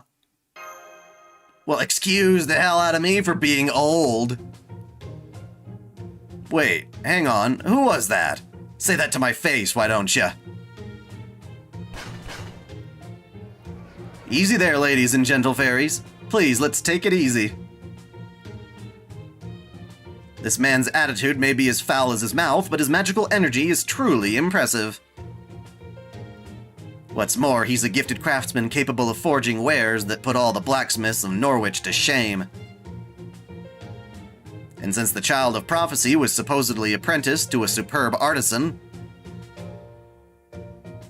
Even Lady Murian agrees that there's a 20, no, 30% chance that this man is the child of prophecy. Shut up. How many times do I gotta tell you? I ain't the goddamn child of prophecy. I'm Senji Muramasa, a lone servant. Now let me out of this cage, damn it. Well, you say that, but you were working for the alien god. I don't know what's going on here, but that's definitely Senji Muramasa, the foreign god's disciple. What's he doing in Britain, and why is he up for auction? You know that man? Oh, then does that mean he's not Mashu? Nope, definitely not Mashu. But he's also not a stranger I can abandon. A servant, so he's a servant too. I see, so that's why. Fairies here don't know what servants are, and they can't tell them apart from fairies. So we have a servant who came from another world with an iron weapon, who defied the queen. Oh, so he actually did do that. No wonder they thought he was the child of prophecy. But he's not. This is practically fraud. So what do we do now? The bidding's already started. We save him, of course. Got it. Leave it to me. Luckily, everyone else seems caught off guard, too. So, 70 million more pounds should be more than enough. Let's start with 1 million and take it from there. The bidding starts at 1 million more pounds. 2 million, 3 million, 4 million, 4.5, 5 million. Lady Artoria's party is now in the lead with a bid of 5 million more pounds. Do I hear 5.5? Why did you use my name? Don't you think it's much more exciting that way? The child of prophecy buying another child of prophecy. That's one for the history books. Oberon! That's 5 million more pounds going once, going twice, 10 million. I hear 10 million more pounds. Things are really heating up now. Do I hear 11 million? Ah, crap, forget it. I see where this is going. I'm out. 20 million? I bid 20 million more pounds. Oh, enough of this. 70 million! What are you doing, Artoria? You don't just lay out all your cards on the table all at once in a bidding war. Artoria's definitely not one to hold back. 70 million! I hear 70 million more pounds sold to the party of 100 million more pounds. I don't know what kind of nouveau riche plan you come from, but you have no business being here. Oh, the day someone like you outbids me is the day all of Britain falls, so obviously it's never, ever happening. Oh yeah? That's what you think? Okay, in that case, I bid 101 million more pounds with Oberon's land as collateral! Are you nuts? My land won't even bring in 10 million. Uh-oh, I'm afraid I can no longer make a call on this auction. What say you, Lady Murian? Which of these buyers has the more certain purchasing power? Very well, step down, auctioneer. Difficult decisions like these are mine to make. Whether genuine or not, the fact remains that the Child of Prophecy is the main draw of tonight's auction. Whoever buys him must demonstrate not just wealth, but standing. So at this time, I would like to ask both remaining bidders to please come up to the stage. Ah, shit. Ah, so that's how it is. I'm glad you understand how these things work, Murian. No one has more standing than me. Looks like the new money's headed for the executioner's block. Oh crap, we've been called up to the stage. This is unheard of for an auction. Is this just how they do things in Gloucester, Oberon? No, I've never heard of anything like this before either. Damn it, Murian, what are you up to?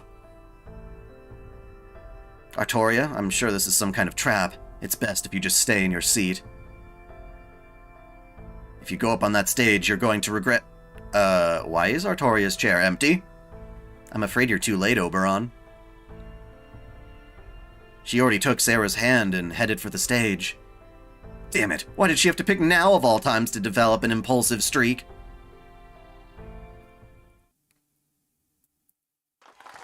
Well, here I am on stage now for some reason.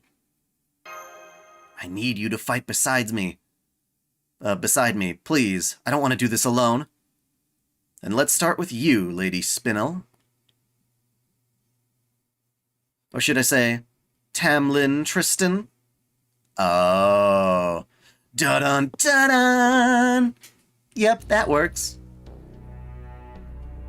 I am the daughter of High Queen Morgan, and the artist of blood. I am the fairy with the most gorgeous dresses of all. She wants her boy toy. I am Tamlin Tristan, the one who will one day own all of Britain. What do you mean, what do you think the difference is? I think a lot of it probably has to do with attitude and personality, as well as body type, I guess.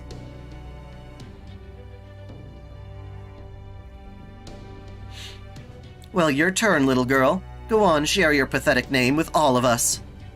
Oh man, it's the fairy we met earlier. What do I do, Sarah? I can't believe she's a Tamlin, and she's Morgan's daughter too. I swear, why did these things happen to me? See, I knew you couldn't do it, but hey, of course you couldn't. What fairy could ever compare to me anyway? You put up a good fight, but you're still just... Hey, you're that girl. Okay, I'll be nice and let you off.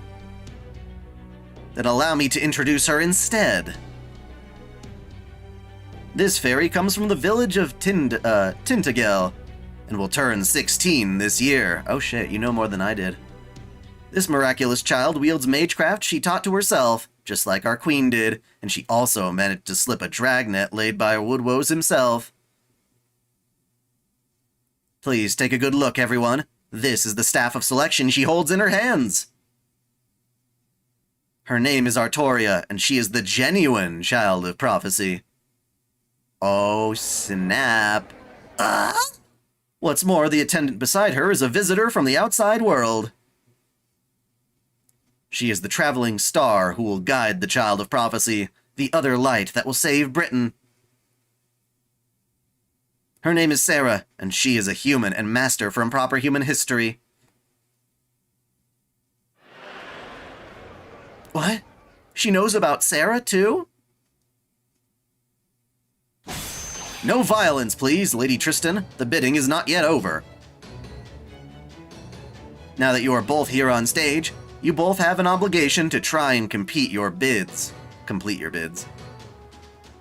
But unfortunately, Tamlin Tristan and Artoria, the child of prophecy, you are equally matched. Neither of you has an edge over the other in wealth or standing, so these can't be the determining factor here. You think she and I are equally matched? What are you, blind and stupid?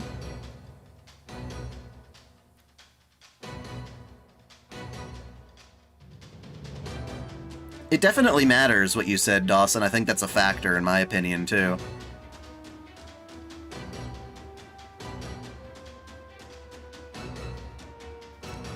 I outclass her in every conceivable way. Strength, beauty, elegance. It's not even a contest. What say you to that, visitor from another world? Who would you say is worth more, Lady Tristan or Lady Artoria? Artoria? Hadurr. You're dead, you hear me? Dead! Very well then. How about Magecraft? Both of you practice Magecraft, which is considered pretty useless in Britain. Magecraft itself may be nigh worthless, but fairies who use it are rare and valuable. And here we have two of them, the High Queen's own daughter and the child of prophecy. Since both of these children are equally matched, perhaps they can settle this bid with Magecraft. After all, they both consider Magecraft to be something truly valuable. So surely a display of their Magecraft will show that they are both what they are both truly made of. So you want me to kill this shit stain with just Magecraft? Works for me. I'll play along. I was planning on ripping her apart sooner or later anyway. If If you're the queen's daughter, then you probably grew up in a fancy castle, never wanting for anything, huh? Then there's no way I'm losing to a pampered brat like you. So what if you are a Tamlin? We country girls are a lot tougher than you think. That's how it goes when you eat fresh veggies every day of your entire life.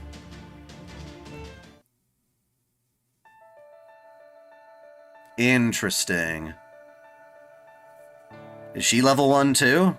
That's kind of crazy. Well, we don't get much to work with here, so let's see if I can pull it off. I know I can make myself invincible with one of her noble phantasms. What did you just put on? Is it just a regular attack up? Yeah, okay.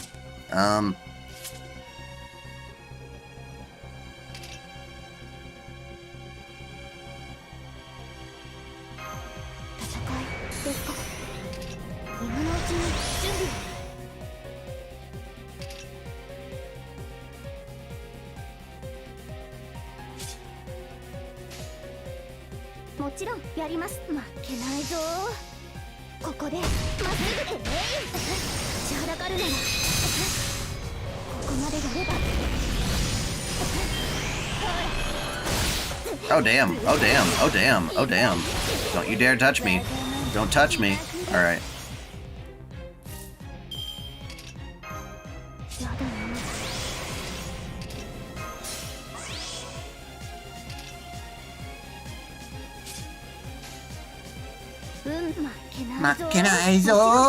She's so cute.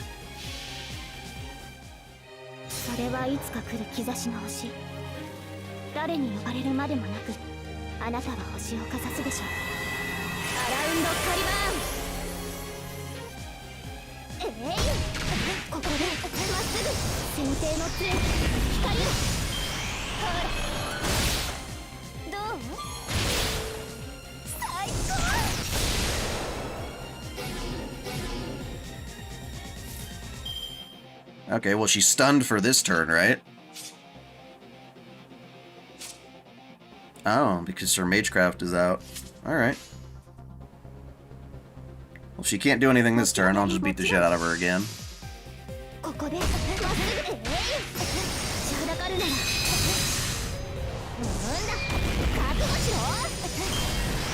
Oh, she's still out. Okay. I'll take that.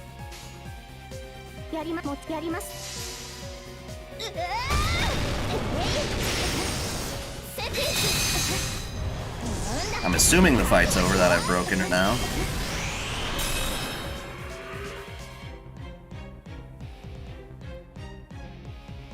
Cool.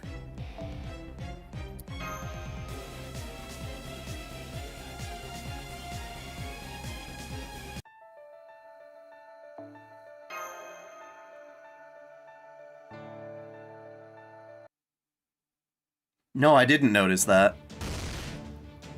No fair, that didn't count. I wasn't ready that time. I like her, like, spoiled makeup.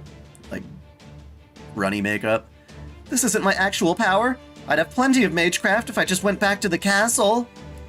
Magecraft is built on hard work and steady effort. You could have used so many things here once you ran out of Magecraft trinkets you had on you. For example, this carpet that would go up in flames at the drop of a hat, or those lamps you could turn into bombs with a little magical energy. But instead you just threw up your hands as soon as you ran out of tools you brought with you. Really? Now listen, and listen good. You're at least 100 years too young to learn Magecraft. Why don't you start with parlor tricks? Yes, nailed it. You freaking bitch! That's enough. We have a winner. As Lady Artoria's Magecraft is superior, she will be the one to purchase the suspected Child of Prophecy. This concludes tonight's auction. Thank you all for coming, and please take your care on your way home. That goes for you too, Lady Tristan. I suggest you hurry back home sooner than later. As I recall, you're supposed to be behaving yourself in Darlington tonight. I suspect even the High Queen would be cross with you once she heard you were actually here in Gloucester. You're taking the Child of Prophecy's side, Murian? No, Lady Tristan, I'm helping the High Queen save face for making you a Tamlin. I can clear dirt off my auction floor easy enough, but the High Queen's dignity is not so easily restored. You see, some fairies are bound to take issue with your selfish antics and lose respect for the High Queen. I'm sure I don't have to tell you how fickle fae folk can be. And I, for one, would rather not increase Nocnarea's numbers. Fine, I'll go then. Next time, Murian, you'll have to come see me in Camelot. As a fellow lover of art, I'd love for you to take a look at my collection.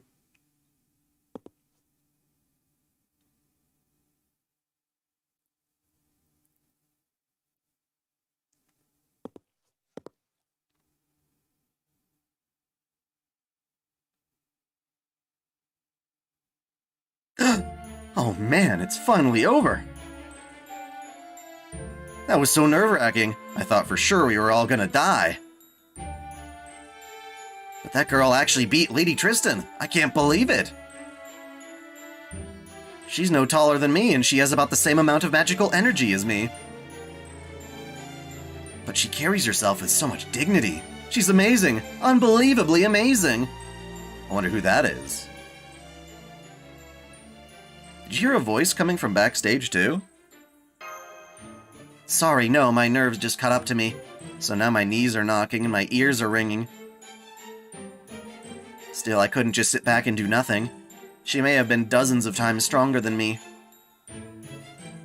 But the way she was acting, when she called herself Tristan, well, I just started seeing red. Yep, I never expected to run into the second Tamlin already.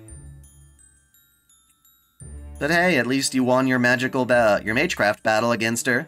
That was great. The only problem now is... Huh. I'm back to normal now that the cage is gone. How the hell'd that work? Our newly freed compatriot, Muramasa. I didn't have time to tell you and Oberon this before, Artoria. But while Muramasa's here, here's also a heroic spirit from the outside world. That doesn't mean he's on our side.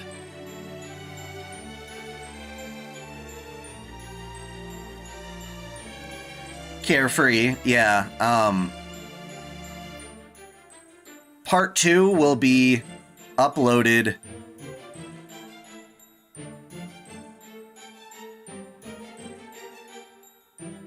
right after this stream, and then I'll try to get done tonight, even later. Part 3, I'll just put them both up today, and hope to God that gives you guys enough chance to catch up. Part 2 is fairly straightforward. The main thing that we did was, oh, catch you later, Jens. Yeah, basically, we went to a human farm looking for Mashu, but she wasn't there. We freed the people there, but we got attacked by Fairy Knight Gawain. And so, the Tristan who's on our side, sacrificed himself so that we could escape. That was the bulk of what happened in that other stream.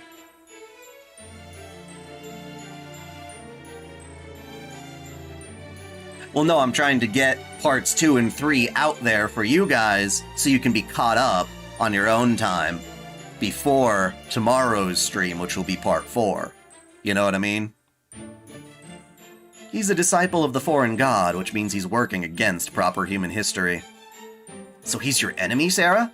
But didn't you call him Grandpa earlier? That's because he is a grandpa. He's gonna be pissed at that. Don't bother explaining. We've just had a few other run-ins, that's all.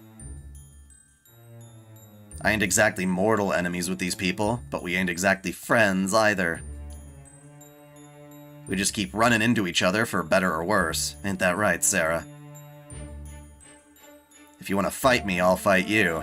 If you don't, that's fine too.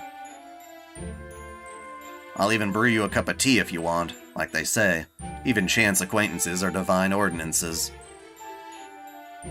Anyway, I gotta say, girly, between that staff and that outfit, that was a hell of a show you put on. You really nailed that last line of yours, too. Gotta say, you British mages are a real breath of fresh air. Thank you. Sarah. What's with this guy? He looks so young, but he acts so old. He's also got a terrible aura about him, but I don't sense any hostility from him at all. Okay, just hang on, Muramasa. This doesn't change the fact that you're a threat to us. So for now, let me ask you this. How did you end up in that cage? I could have kept this to myself forever and died happy. Catch you later, Cool Kermit. I suppose you got a right to know. Alright, I'll keep it quick.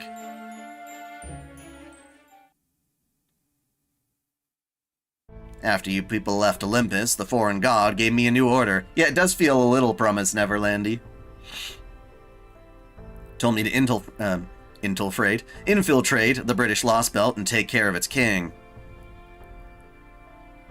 She also said something about how this place was still growing when it wasn't supposed to no more.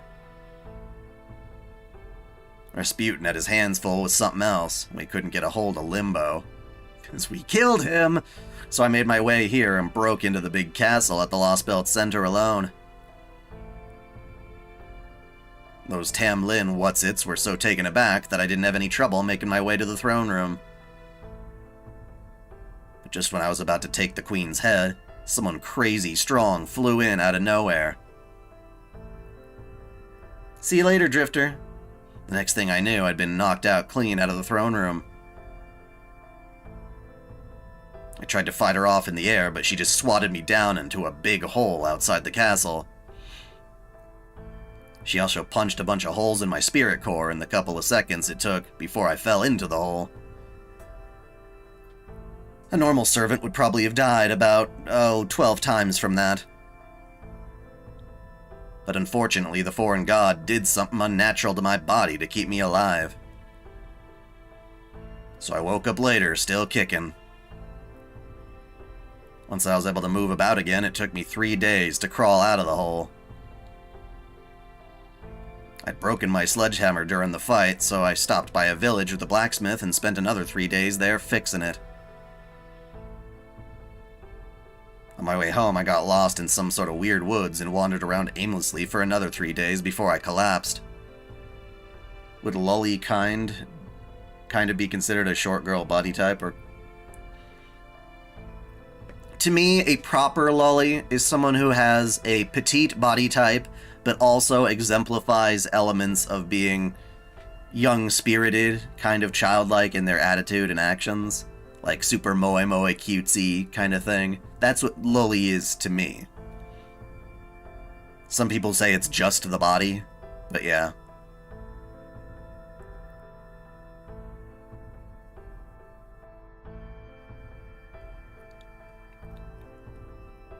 Then I spent another 3 days in captivity after some unsavory fairies found me unconscious near a road.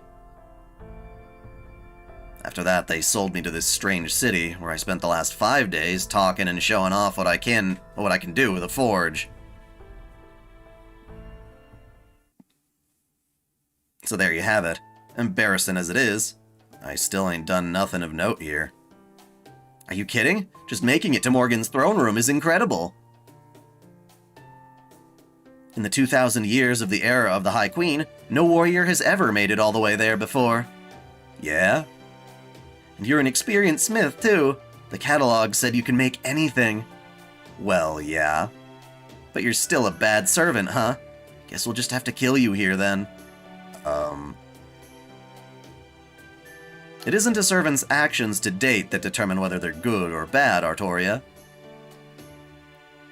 Servants are basically mercenaries. All that matters is who they're currently having contract with, and what they're going to do next. Who are you, another servant? I'm Oberon, and yes, I'm a proper human history servant, who was summoned to Britain a little before you all got here. Senji Muramasa, was it? It sounds like you want to take out Queen Morgan as much as we do. How about we team up, just until we defeat her? Yesterday's enemy is today's friend and all that. Besides, don't you think it would be better for us to put all our wood behind one arrow, so to speak? Good point. I doubt I'll be getting any other help out here. Sounds like a pretty good suggestion to me. What do you think, Sarah? I know Senji Muramasa is one of the foreign god's disciples, but he's also been relatively reasonable. This alter ego version of him might not be the same guy that helped us out in Shimosa, but he's still the same person at heart. I don't think he's the kind of guy to go back on his word. I'd be thrilled to have his help, but what about you, Artoria? Huh? You want this old guy to come with us? I'd love that. Blacksmiths are never bad people, you know? Putting Artoria's curious blacksmith fangirling aside for the moment. Are you sure you're okay with this, Muramasa? I mean, we're not exactly friends with the foreign god. You don't think she might consider this a betrayal? You won't just suddenly explode or something? What? No. The hell you take me for, anyway? Besides, this ain't a betrayal at all.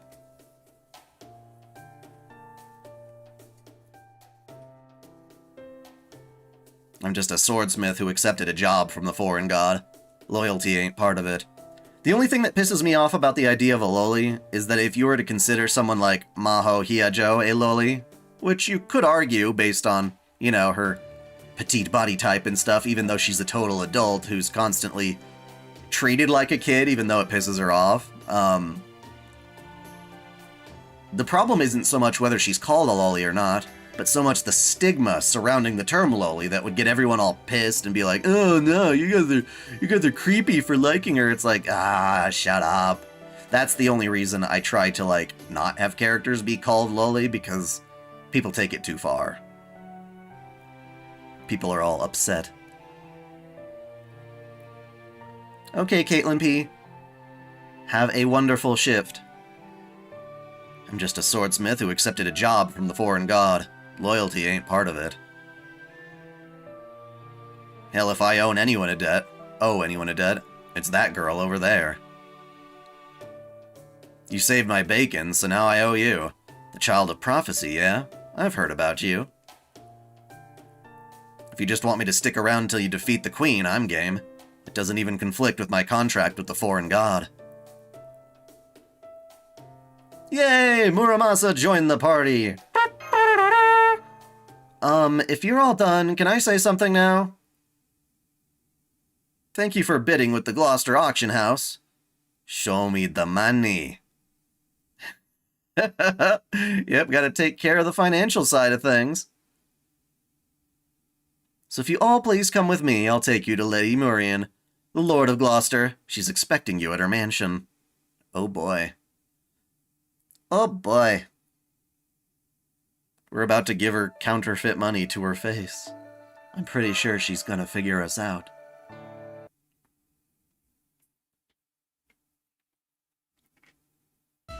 Oh, you look like a Sakura face. Are you kidding me? Nice to meet you, Artoria. And you, visitors from proper human history. That was such an exciting battle. Now I know what the next hot trend will be. Well, they're also playing extra music in my ear, so yeah. I'll call it. Convenient necessities you can make yourself. Simple, fulfilling. Magecraft items for good luck. It's going to be the most plain Jane trend in Gloucester's history.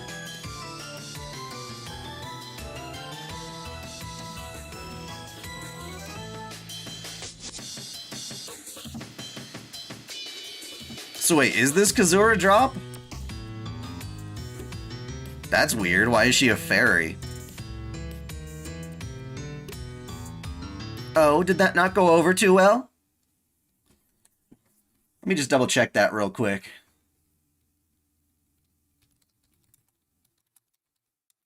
I like to be informed.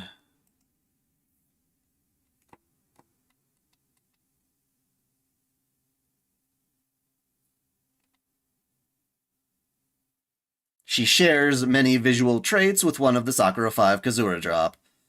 But why? Why?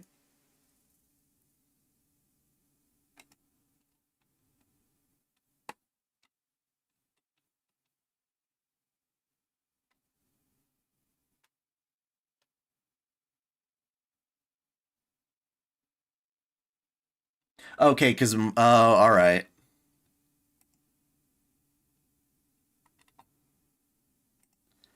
That kind of makes sense, a little bit. Okay, so if you guys don't know, the Sakura 5 are, you know, like terminals of BB, basically, that were made out of her, combining Sakura with different historical figures and stuff like that. So, like there's an element of Leviathan, for instance, in Meltralis. And in this case, the fairy Murian was a part of Kazura Drop when BB made her. So, I guess it goes to explain that Murian would have some visual characteristics with Sakura, which I think is more just like a fan service-y cameo than anything. It's kind of weird. You know, Kazura Drop is supposed to be based on Murian, but here, Murian is based on Sakura, at least visually.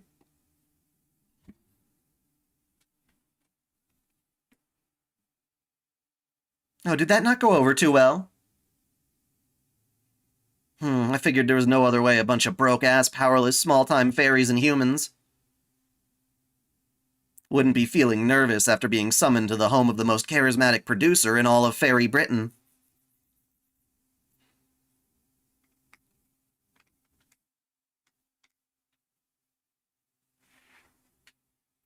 Well, yeah, of course. The obvious answer is that Nasu wanted at least a Kazura Drop-looking character in his story. So it's just kind of weird, his mental gymnastics to justify this design.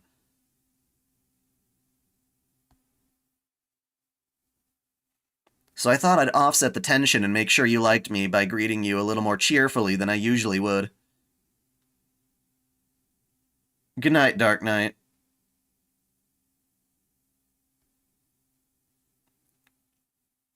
But I guess this goes to show why you shouldn't be too quick to leave your comfort zone. Then again, you do only get one chance to make a first impression. You're Murian? She's giving me off serious BB vibes. Yes, hello, I'm Murian. I don't need to keep going, right? Anyway, it's a pleasure. Ugh, thank goodness you're back to your usual self, Murian. I was beginning to think you'd been bloody... Yes, Jesus Christ. You've been body snatched.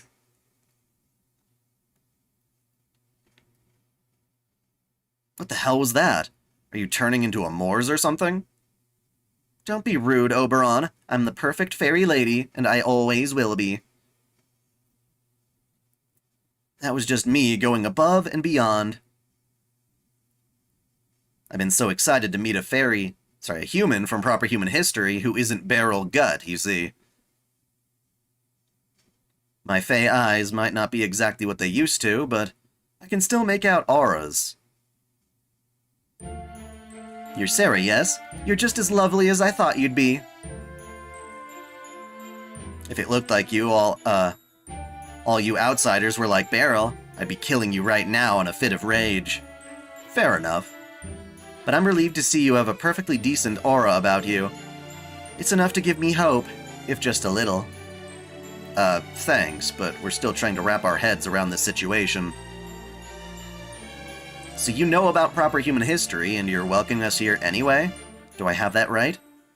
Don't make me laugh. I'm not afraid of proper human history.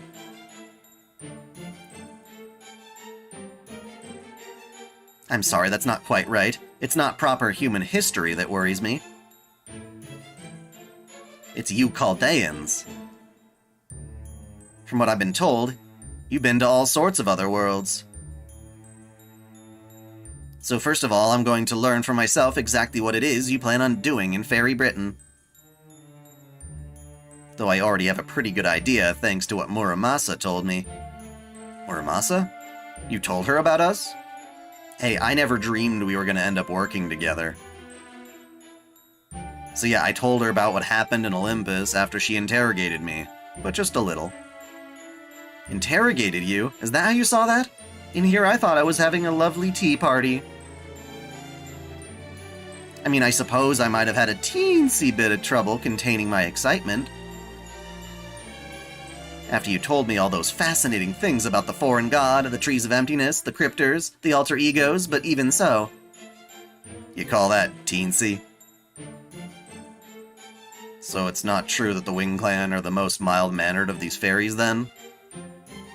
No, they are, or at least they used to be. There aren't any mild-mannered Wing Clan fairies left anymore, not after Oberon. Oh right, sorry. I didn't mean to interrupt, but please go on, my fair Butterbur princess. It's okay, Oberon. You didn't interrupt me. Muramasa did. Sarah, I just want to make sure of one thing. You do mean to leave this Lostbelt alone, yes? Your business here is only with Queen Morgan, since she was foolish enough to go after Olympus? And Chaldea has no intention of attacking Britain itself. Can you look me in the eye and swear that? I wish I could, but I can't, at least not right now. I see. Not the most eloquent defense, but a well-considered one. So you're still trying to figure out who your real enemy is, and that's what you hope to acquire here. I understand. You haven't even met Queen Morgan yet. Of course you can't make a final decision now. Very well, then.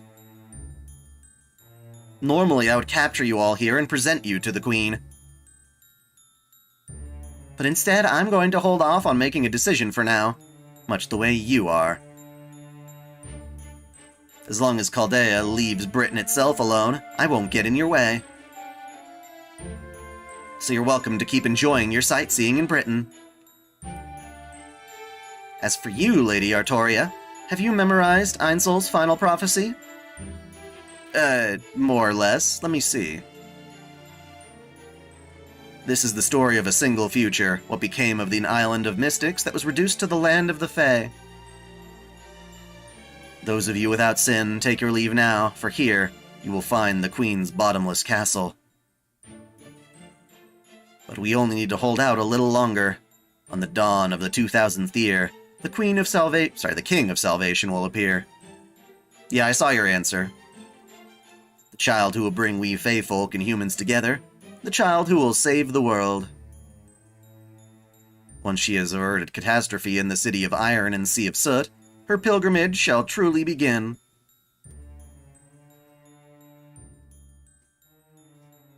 Let the 6 bells ring out like raging lightning, like grieving flame. I think that's how it went, right? Let's say, more or less, you left out some key bits, but you got the gist. Oberon, are you really sure this is the child of prophecy? I mean, she hasn't been able to weaponize her biggest selling point. Oh, I wouldn't say that. She's got a few important points down. As far as the two of you are concerned, the only important passage is the last one, since you're the guardian of the bell tower right above us. The bell tower? You don't mean... I sure do.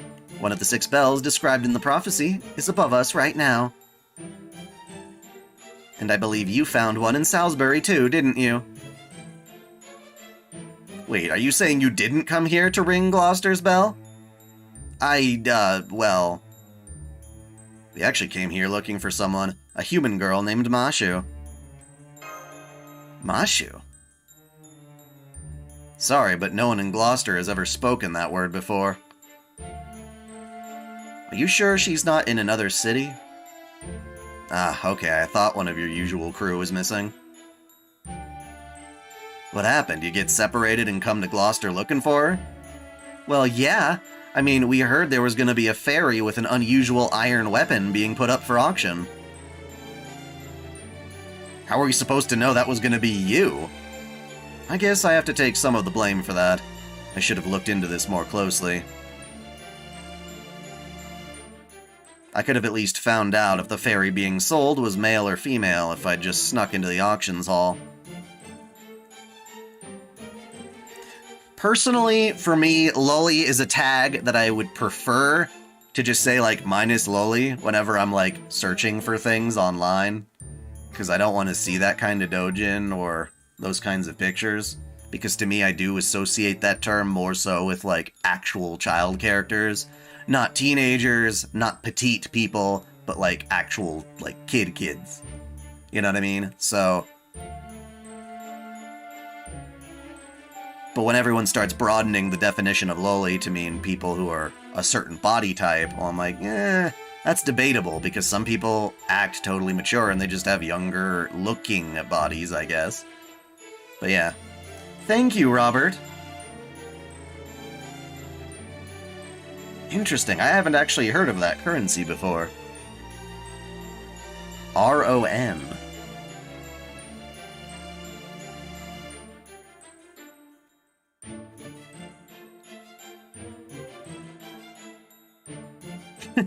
As if you could pull that off. My auctions are extremely well guarded. Not even an ant, nor a single drop of blood could get in without detection. Good point. After all, it has been a few hundred years since you established your doctrine. Or maybe objective is a better word? That nobody is allowed to use violence in Gloucester, hasn't it? But anyway, let's get back to the bell, Murian. How come you're being so cold to Artoria, even though you believe she truly is the child of prophecy? To be honest, I'm disappointed. Queen Morgan may be a great ruler, but she is excessively cruel. Ah, you watched the Inuyasha lore. That one was fun to make. It was scary because my hard drive, like, practically died in the middle of making it. I almost had to, like, redo all my work. Oh, scary. I did have to redo certain amounts of work, though, which pissed me off. It's not even short Japanese girls. I think the idea of them being petite is more than just short. But it is stupid that people would ever consider characters like Uzaki-chan or something like a loli. They're like, oh, you just took a kid and put boobs on her. I'm like, dude, no, they didn't. Just because someone has, like, a youthful spirit doesn't mean they look like a kid. And that's the other thing I hate so much. They're like, oh, they're all kids. I'm like, no. No. Believe me, I've never seen a kid act like Murian here. Because clearly she's talking for an element of authority and other such things. Her personality and her drawing are independent from another.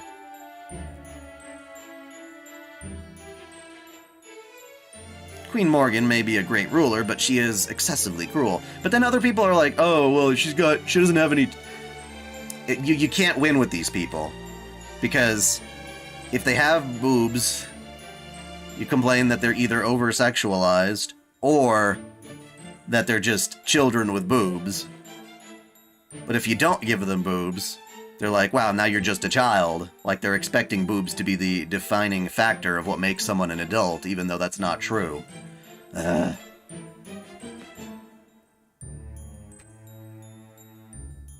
It's not just the annual existence tax, it's the way she treats humans, and how she opposes every fairy who isn't part of a clan.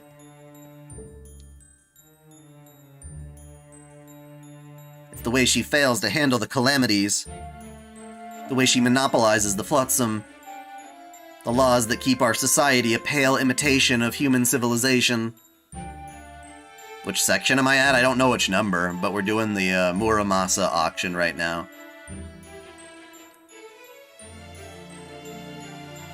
To be fair, people in the West can't tell the distinction between children and teenagers. That's true. That's true, I'll say that, basically, yeah. Like,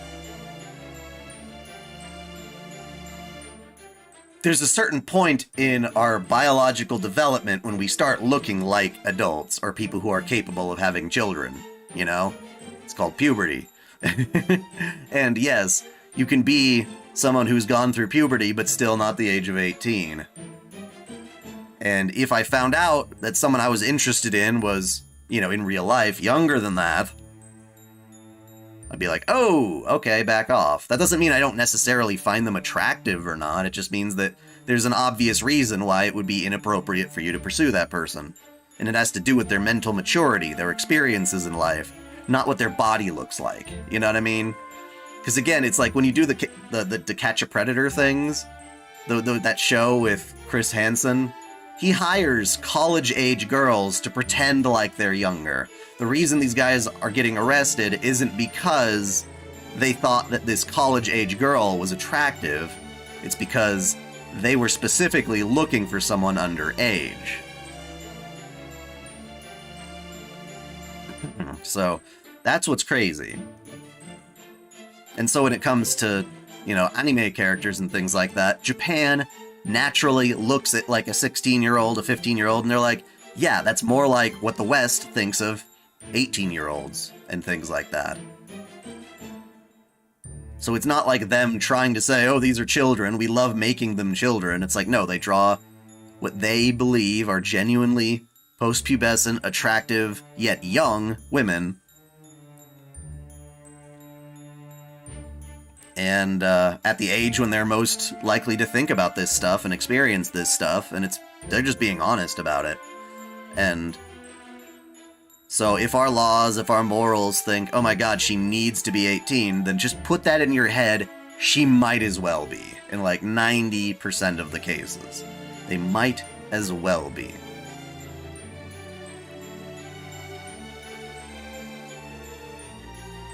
But yeah, we'll continue with the story. I'm done talking about the lowly thing. In the last 100 years alone, she had all of Darlington moved, followed by building the National Slaughterhouse Theater. She's always been ruthless towards those who defy her, but she's gotten even worse ever since she appointed Tristan as her successor. There was a time when I thought she would be the ruler who would finally rid Britain of the calamities. But now she's just a witch intent on turning Britain into her personal plaything. That's why we have been waiting for you, Lady Artoria. But you just don't look the part. I can't see you beating the Queen like this. It would be one thing if the other clans were on your side, but neither the Earth Clan nor the Wind Clan will be willing to make a move as things stand now. So you're not going to show us to Gloucester's Bell, then? Not now, at any rate. I'm the Lord of Gloucester. I have a duty to keep it safe. If I were to lend you my support now, Lady Artoria, it would be seen as an act of revolt against the Queen. Not even my Fey domain would keep us safe if that happened. If she wanted to, Queen Morgan could easily dispel it. So please come back to Gloucester again, after you have grown stronger. I don't care what form that power takes. It could be connections, or Magecraft, or funding. I'll take anything as long as it leads to a way of defeating the Queen. Remember, Artoria, you are the Fey Folk's Star of Hope. The chosen child of prophecy who will save Britain from its long twilight. The Fey Folk's Star of Hope. Oh, it's Romania. Interesting. I'm from Romania, and YouTube recommended your channel. I've watched a few videos from you, but it was nice to always discover new and good anime and info about the anime you like. Yeah! Yeah, it's fun to make lore videos. I like doing that. How was Don't Toy With Me, Miss Nagatoro? It actually turned out to be really cute and wholesome by the end. Kinda like the second season better than the first, because at that point they developed a better bond.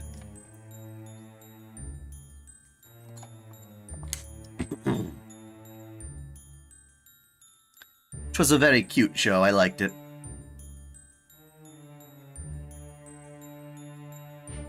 You're an old hand when it comes to beating up bad guys, right? I mean, it sounds like you've done it lots of times before.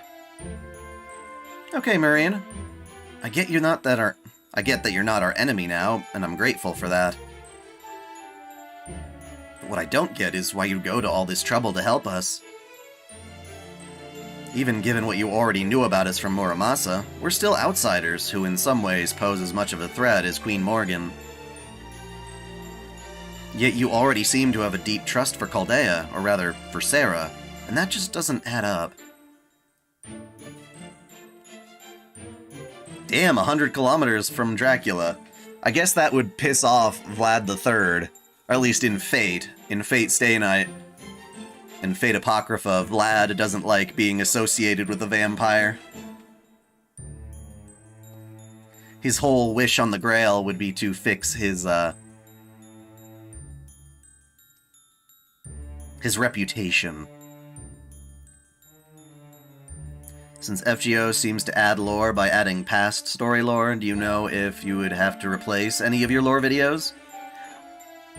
There are a couple of them that I would definitely benefit from revisiting. Thankfully, there's not a whole ton that's just been completely retconned.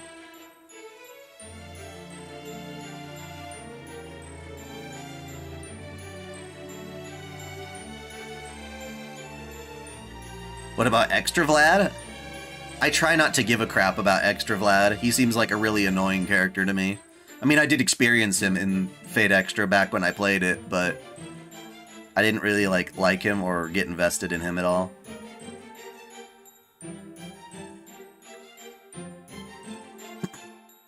Is there something else you're not telling us? Something I'm not telling you? Of course there is. In fact, this is a perfect time to introduce her. As you may have guessed, I've had another foreign guest who's told me all about you Chaldeans. Come in, Lady F. Let's see, I think her true name was... Koyanskaya. Tamamovich Koyanskaya, princess. Hey, welcome back. New interesting outfit. It's pretty good cleavage. I like that you've almost got, like, a belt on top to, like, suppress it from exploding out. It's kind of exciting.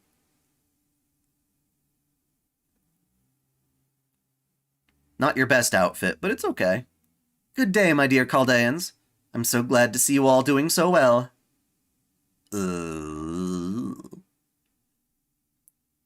Yet another new outfit? Stop that, Sarah, please, calm down.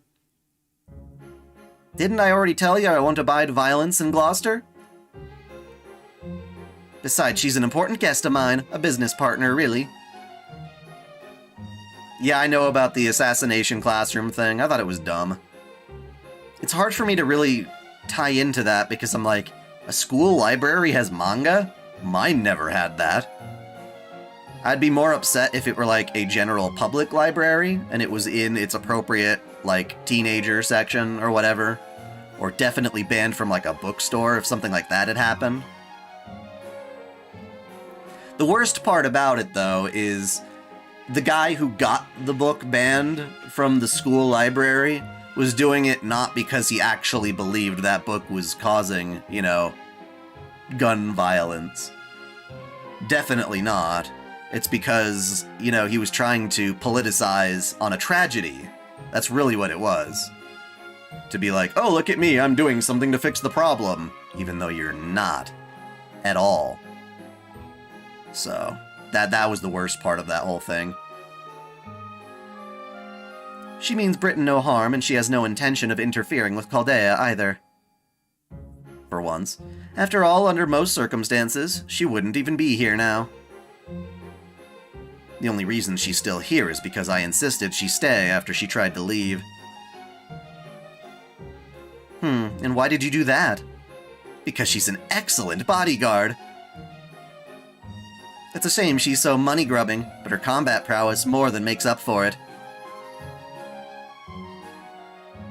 The people that hold the guns should get more education before being able to use them. I would agree. I agree with that 100%. It's not even like, oh, they're taking away our guns. They are taking away high-level assault weapons, or at least making them harder to obtain, and making sure that it's not just the purchase of the gun, but also following up with people to make sure they're not insane after having made their purchase.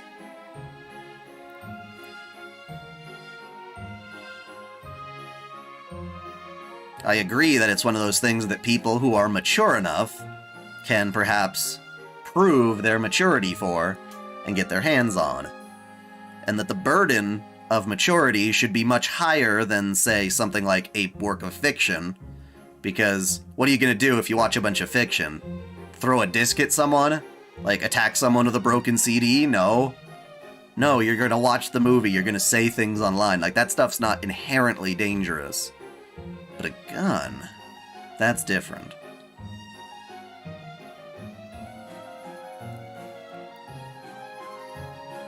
Yeah. Yeah, it's one of those things where they act like, oh, anime fans are Republican, they're part of the alt-right. And I'm like, no. No, there are plenty of Republicans who think that anime is demonic and evil or messed up or creepy, and they hate it just as much as the liberals. So, we're stuck in the middle here, man. You're defending the anime itself. You're not defending any particular political agenda when you do that. Anyway, yeah.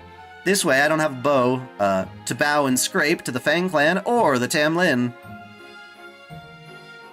I see. It's hard to obtain a gun and even have to get all the permits and everything in order to regularly be tested for your psychology. Well, that's crazy. I mean, I like that. I like that. It's crazy to hear because that is definitely not the case in America.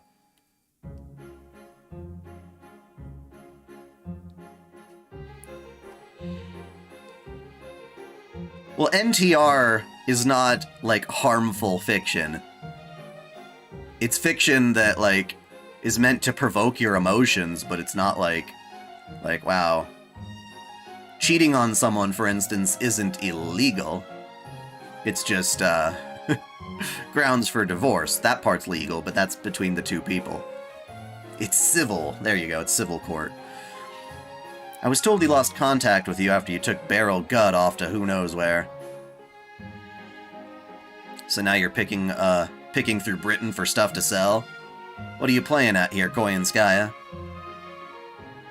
Did you get tired of waiting for the foreign god and Chaldea to off each other?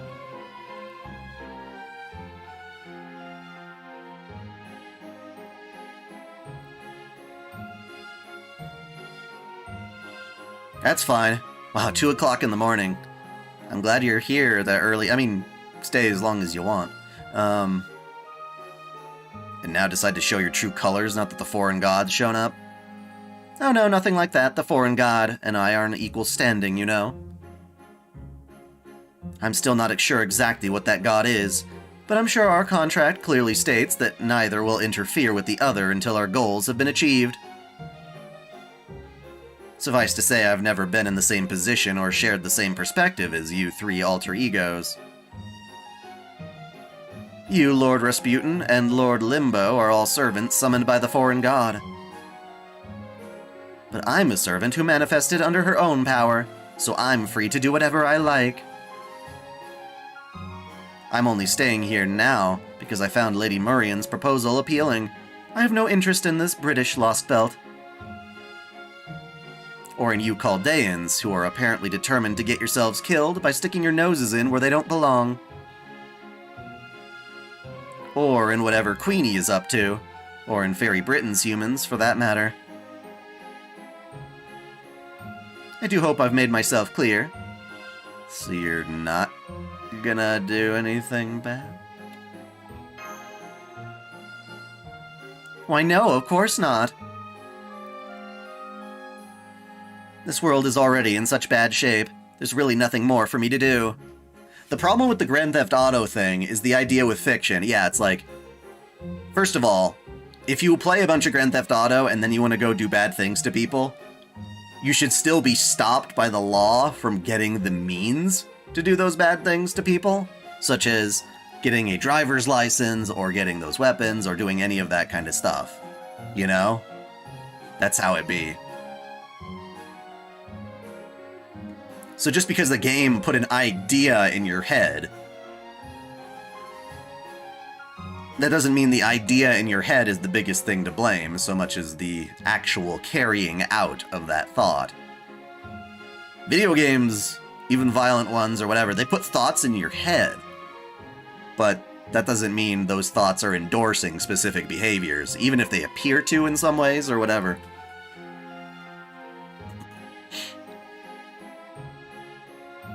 Please don't rile them up, Koyanskaya. We were just coming to an agreement. I swear, why do you always paint yourself in the worst possible light when you have so much beauty to offer both inside and out? I expect to be working with Chaldeans in the future, so please do your best to get along with them, okay? Oh, very well. If that's what the client wants, that's what the client shall get. So on that note, Lady Sarah, Lady Da Vinci, I know we've had our differences in the past, but here in Britain, we're both on proper human history's side.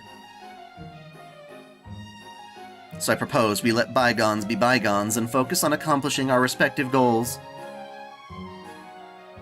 Or at least until you're reunited with Mashu. Doesn't that sound fair, Sarah? You're not wrong. At the moment, we definitely don't need any more problems than we've already got. Yeah, I would say the same for Loli. Because the characters... Well, okay, the thing about Loli is, not only is it fictional, and that doesn't mean you're going to do the thing in reality, but the characters themselves and the reason people are attracted to them can be very different than a real person. Like, I guess some people who are into Loli look at kids and they're like, ooh, I wanna diddle that, which is really messed up. But there are people who look at the Loli characters, like Ilya and stuff like that, and they don't see a human equivalent to that. It just breaks all the rules of reality, and so if you find yourself attracted to that, then you're not actually attracted to the real thing. It's totally possible to be like, ew. Ew, don't show me a real pic of a kid. That's gross. I want to see the Loli. And that's the real issue there.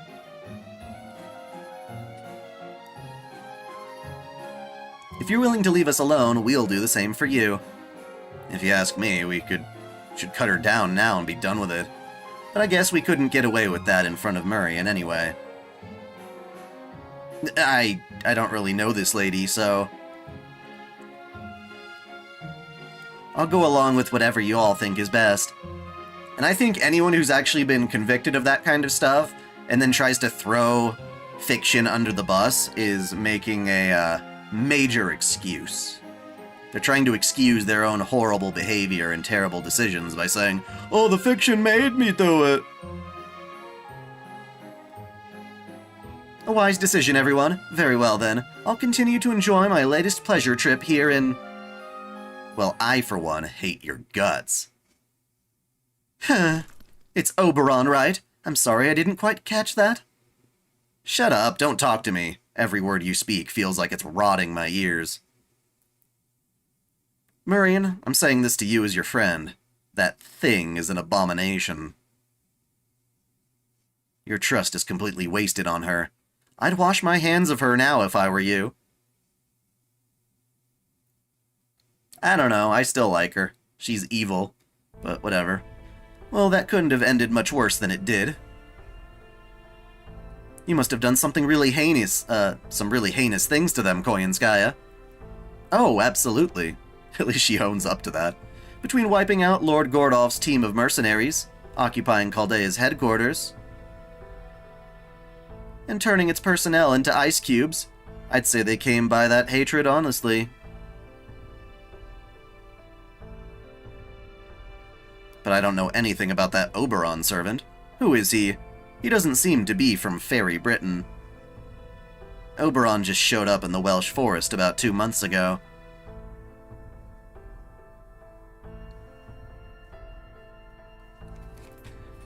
Voice acting's cool. I would love to do that at one point in an official capacity, especially if I respected the other people doing the dub. My biggest fear would be caught doing a dub that was disingenuous and horribly localized. It would be very bad. He's a heroic spirit from proper human history. Ah yes, I guess that makes him a servant. Anyway, he likes to call himself the Fairy King, and he usually spends his time performing shows in cities around Britain. I got to know him before when he first came to Gloucester.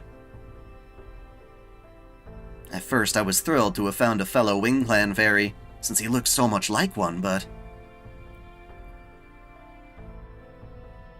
I'm sorry, I don't have to tell you this, but it would be dishonest not to say anything.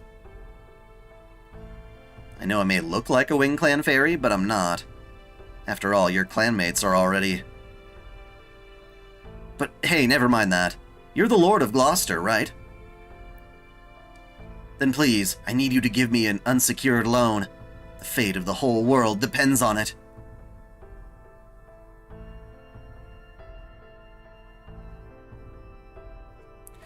Any game dub roles you think are better than the original? I don't know about better than the original, but the whole point of dubbing something in your own language is being more familiar with it and having more fun with it in your own language. So there are certainly ones that I prefer watching in dub, but that doesn't mean I think they are better, just more suited to me. I tend to like most Aniplex dubs, things that are done in California. Aniplex does them, like Kill la Kill. There's Violet Evergarden. A lot of the Fate stuff is really good.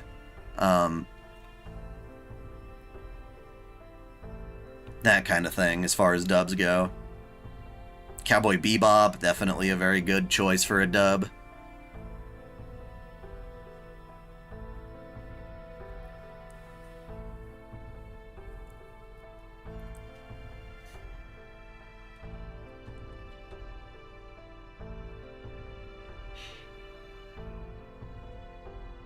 He's also the one who told me ahead of time that the Child of Prophecy would be coming here. I see.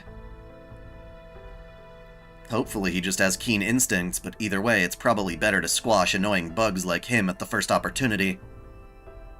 Oh, I just remembered. I should have my hands on one of those stories from the past you've been looking for soon. There aren't many fairies left who remember what things were like 2,000 years ago during the Fae era. But luckily, I managed to track down a book of one of Camelot's banished librarians had been keeping secret for ages. It should get here soon. You know, I'm surprised you're so interested in our history, especially when it's completely different from proper human history. Is there something useful you've been hoping to learn from our past? Oh yes, absolutely.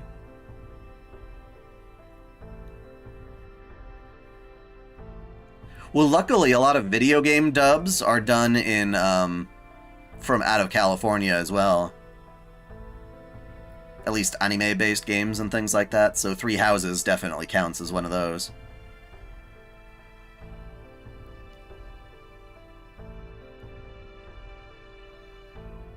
My objective is to find demonic beasts that don't exist in proper human history, and put them back to work for me. I have the ability to replicate furry creatures of any size and shape, and incorporate their data into my body. She's building her strength, though unfortunately I can only command up to 9 big ones at a time. She's being like narrow chaos. I originally came to Britain to secure a 6th tail. But now I'm staying because I'm fascinated by the story of how Fairy Britain came to be. I'm only sorry I've unwittingly caused you to dip into your funds, Lady Murian. Oh, don't worry about that. I used to be quite the avid researcher myself before I became the Lord of Gloucester. I used to spend hours holed up in the library against my father's wishes, absorbed in the legends of Esk.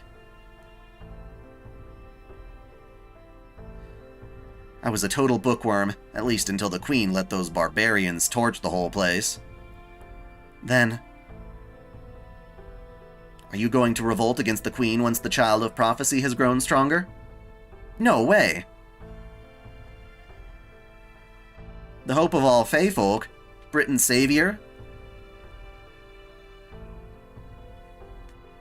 Well, I never had high hopes of the Child of Prophecy to actually bring an end to Queen Morgan's reign.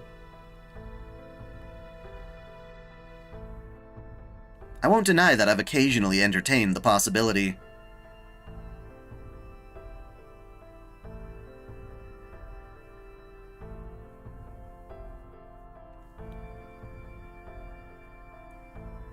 Right, it's not like every anime fan will end up like Mrs. Anime? Is that a thing? But now I find out she's nothing more than some pathetic, common fairy. Her magical energy's average. She's neither especially beautiful nor large. She doesn't even have her own fey domain. Are you talking about the queen?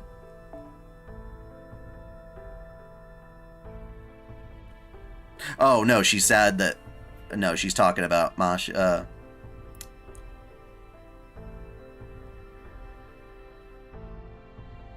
Oh, Mr. Anime. Yeah, that was the weird, like... serial killer guy, right? Or maybe not serial killer, but just murderer.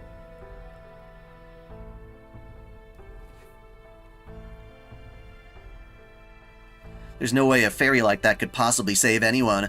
I should have known the only one I can really rely on is myself. It's a shame I ended up letting Senji Muramasa go all that time I put into him. But as long as I have you helping me, I don't need the so-called Child of Prophecy at all. No, I think I'll just use Chaldea and the Child of Prophecy. Ideally, I'm hoping that disgusting human mage actually manages to take down one of the Tamlin. If just one of them falls, there'll be nothing holding Nocnerea back any longer. Queen Morgan, Nocnerea, the Child of Prophecy, and Sarah. Is this the guy, the Japanese dude, who did it? I believe Aki Dearest covered him a while back, among other people. No matter who's left standing, I'll have plenty of game pieces to play with. Or is it the Western guy calling himself Mr. Anime? I don't remember, man.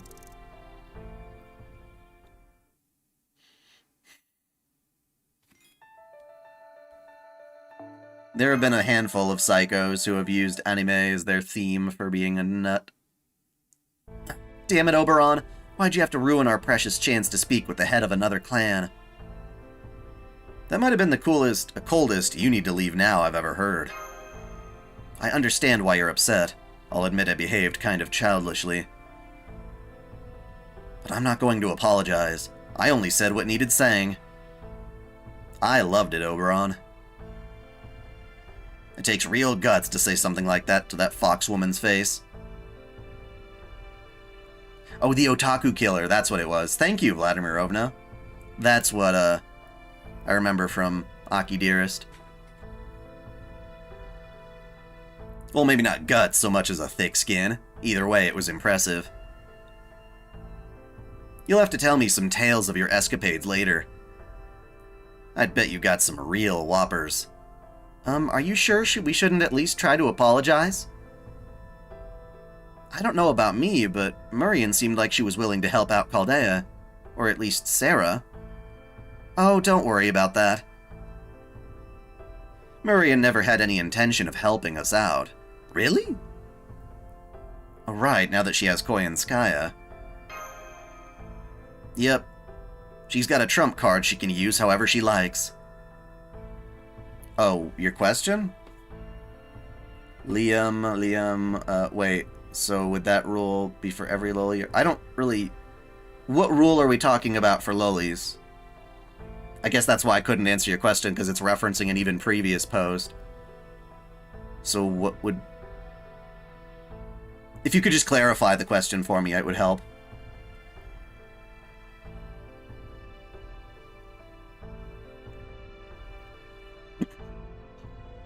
So now, she has no more need to team up with us or to carry water for the Child of Prophecy. I see, I guess then I'm pretty much useless here, too. Oh, there you are. Hey, wait up! You guys are with the Child of Prophecy, right? Where is she now? Is she gone? Did she already leave for the next city? Of course she did. She's not going to stick around here waiting for Woodwose's soldiers to come after her. Aw, I was really hoping to see her in person. Not that I blame her. I mean, she's the Child of Prophecy. Is there anything I can do for... Well, that's okay. At least we can give you you guys these gifts for her. It's not much, but please take it. We always believed the Child of Prophecy would appear someday, so we've been saving what we could for when that time came. We're sorry it's all small change and cheap stuff like old clothes, stones, and tree roots. Why are there tree roots? But this is everything we can do for her right now. We think it'd be at least some use. So please make sure she gets it, okay? Okay, I will. I think the Child of Prophecy will be thrilled to receive this. Yeah? Yeah, we think so too. You guys make sure you keep her safe, okay? Wow, it's a small mountain of gifts. Can those metal arms of yours carry it all, Da Vinci? Of course, you have my word that I'll get everything back to the carriage safe and sound.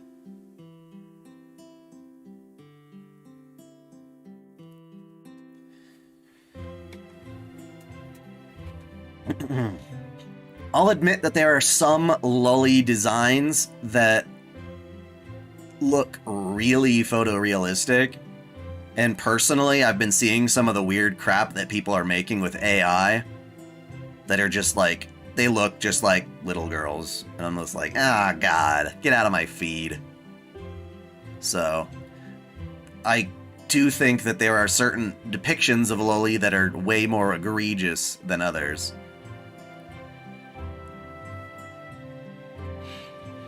Not a lot of the famous ones. The famous loli that we think of, like the vampire lolis and things like Bakemonogatari and other things like that, are totally fine in my opinion. It's like more toddler-like characters, I guess, even younger than that. The ones in that Vice Media article they showed, or that dude drew pretty realistic looking stuff.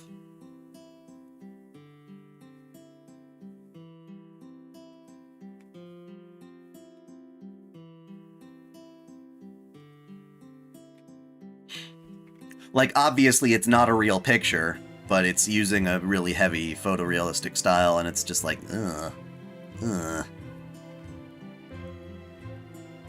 Well, that was nice, huh, Artoria? Sure, they may not have realized it was you. But that was living proof that even the fairies in Gloucester are pinning their hopes on the Child of Prophecy. You're right. With this many materials and Magecraft goodies, we won't have to worry about keeping Sarah fed for some time. Well, while I wish we could have spent a night here to enjoy more of what Gloucester has to offer, the fact that the lower-class fairies here know about the auction incident now means that the Queen's army must know about us too. So I'm afraid we can't stay here much longer. I don't know who that is.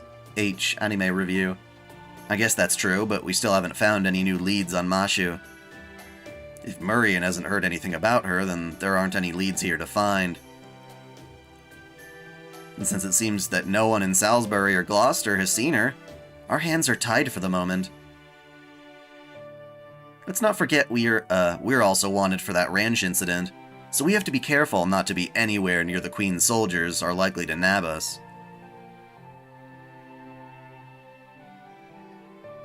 You like Anya from Spy Family or the Dragon Loli from Dragon Maid? I mean, I like them as characters, I don't find them attractive. Like, that would be weird, in my opinion.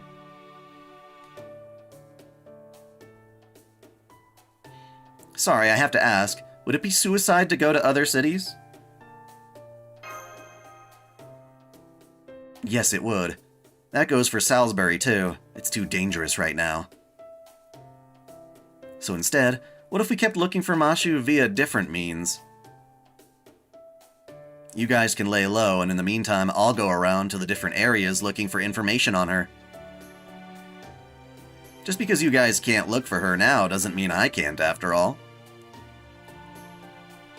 Give me 3 days, and I should be able to find out all the latest news in Britain. After that, we'll know where to go next. Thanks, Oberon!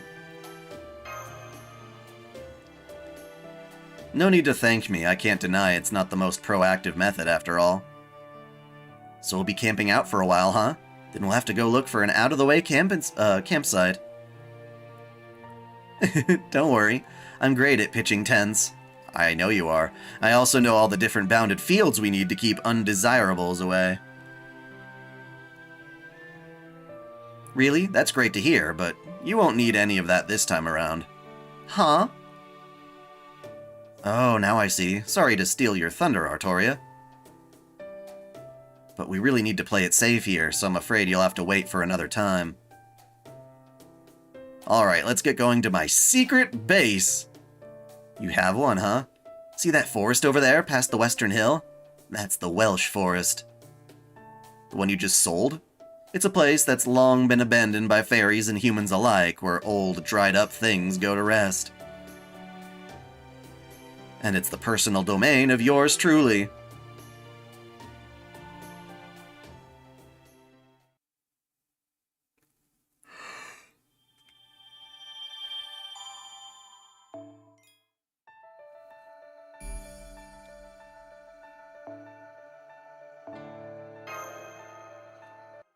Does anyone know how many sections or whatever are in this part 1 of the Lostbelt?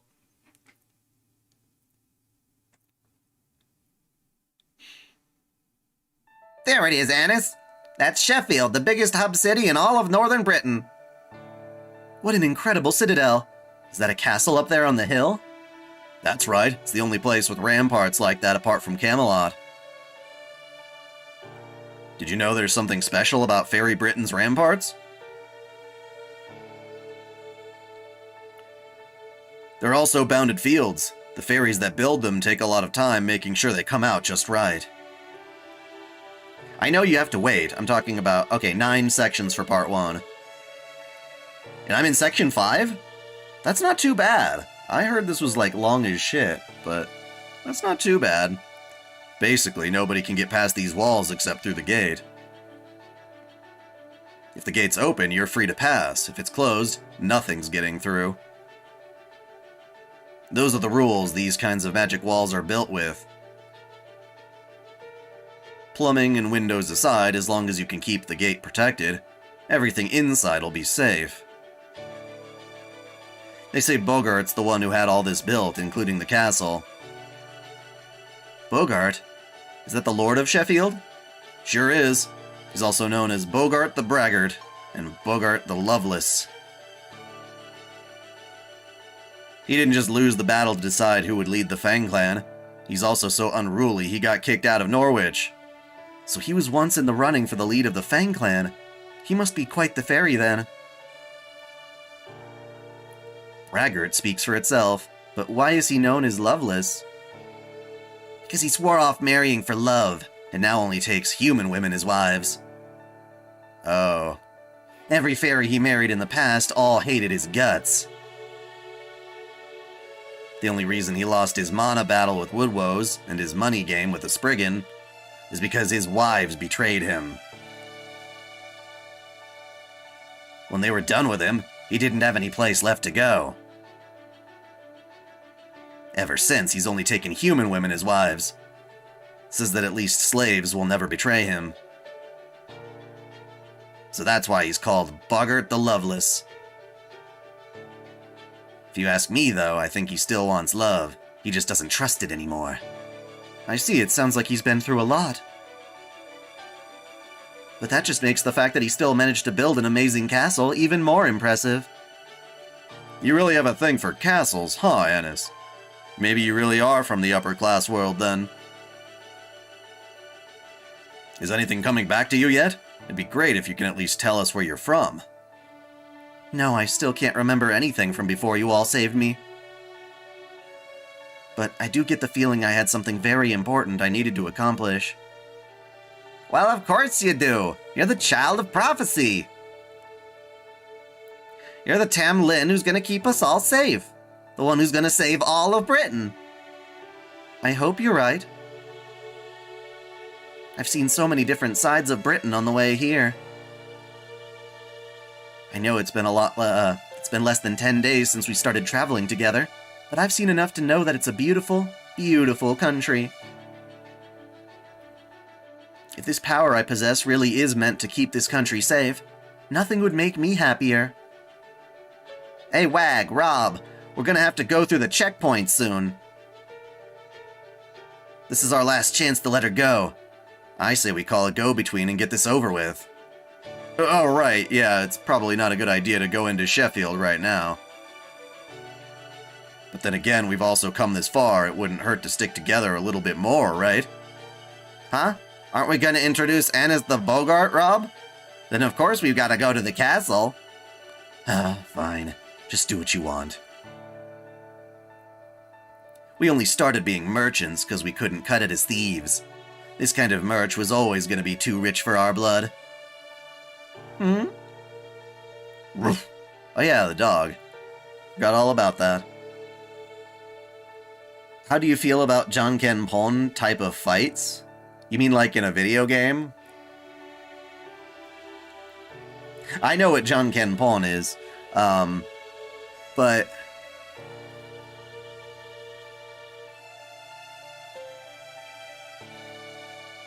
I mean, Fate Grand Order, are you talking about how, like, there's kind of like a triangle system of weaknesses?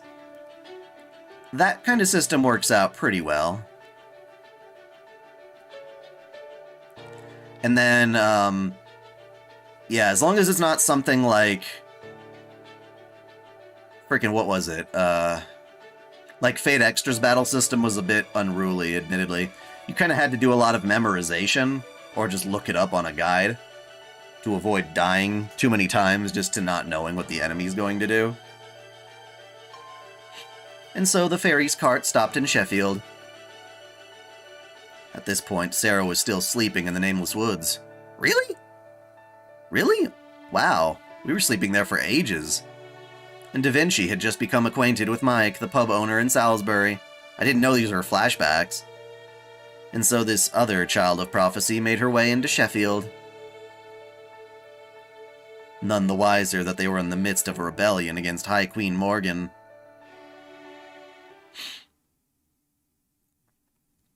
Yep, Bogart, the horny lion man, he's gonna try to marry Mashu. I know this part, at least.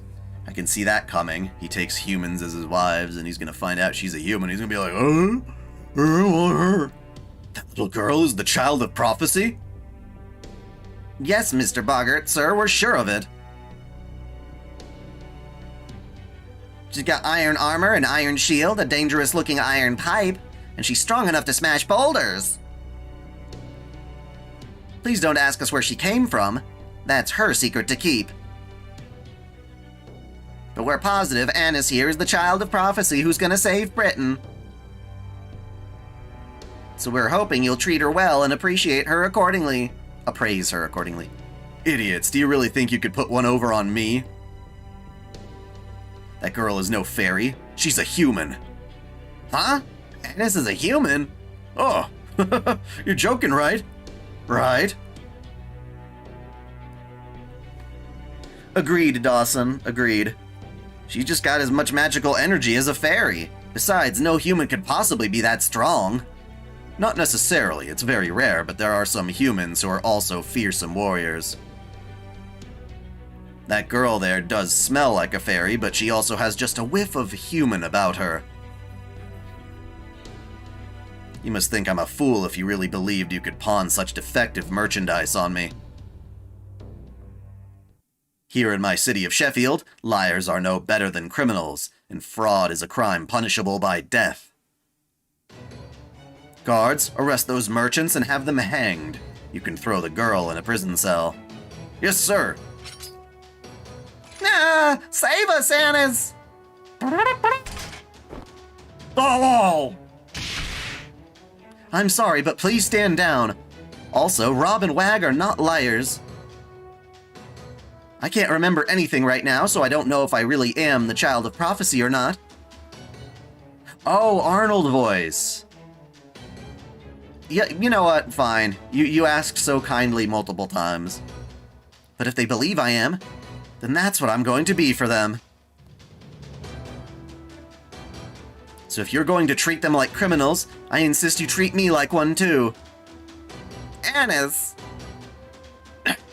How is this girl so strong? Get the Fang soldiers over here. She's too much for us alone.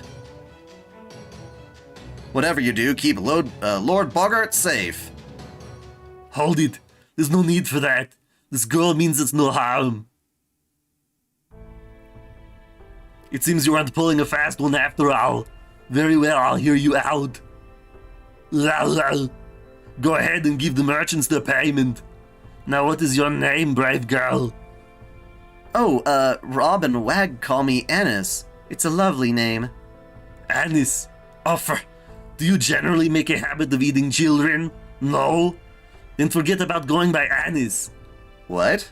What does children have to do with this? You there. Are there any guards who can still move? Yes, sir. The others are still numb from that earlier attack, but I think I'm more or less recovered. Take this girl to Haverod's tailoring workshop. Then when she's ready, take her to the royal chambers. Hey, I've never seen a woman like this before. Well, I'd rather she had more meat on her bones. That attack of hers was a sight to behold. Today's your lucky day, girl. You will be my partner tonight. You gonna get some of that lion cock? Once you've cleansed yourself, you have to wait for my arrival this evening. My 60-second bride. Only for... what? You telling me you only last a minute, bruh? That's an insult. What? You're taking Annis as a bride? Huh?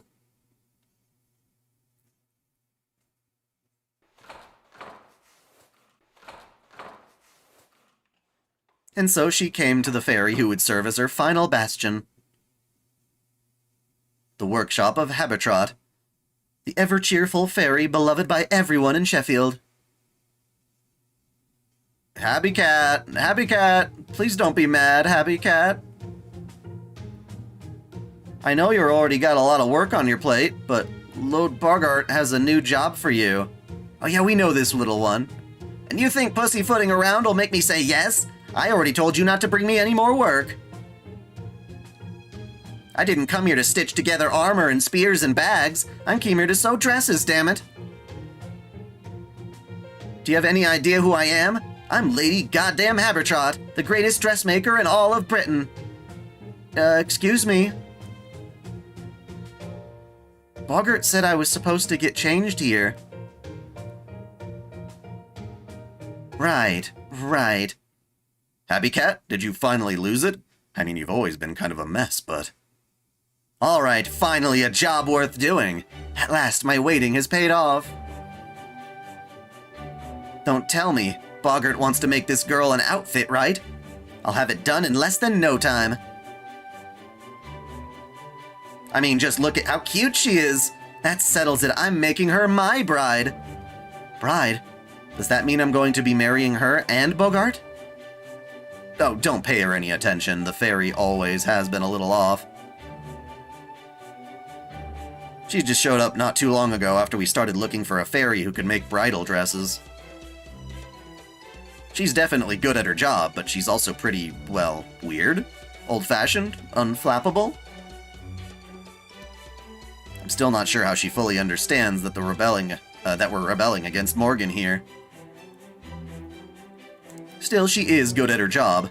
She's always claiming she's a friend to all brides or something. That's me. I'm Abertrot the Spinner, professional seamster.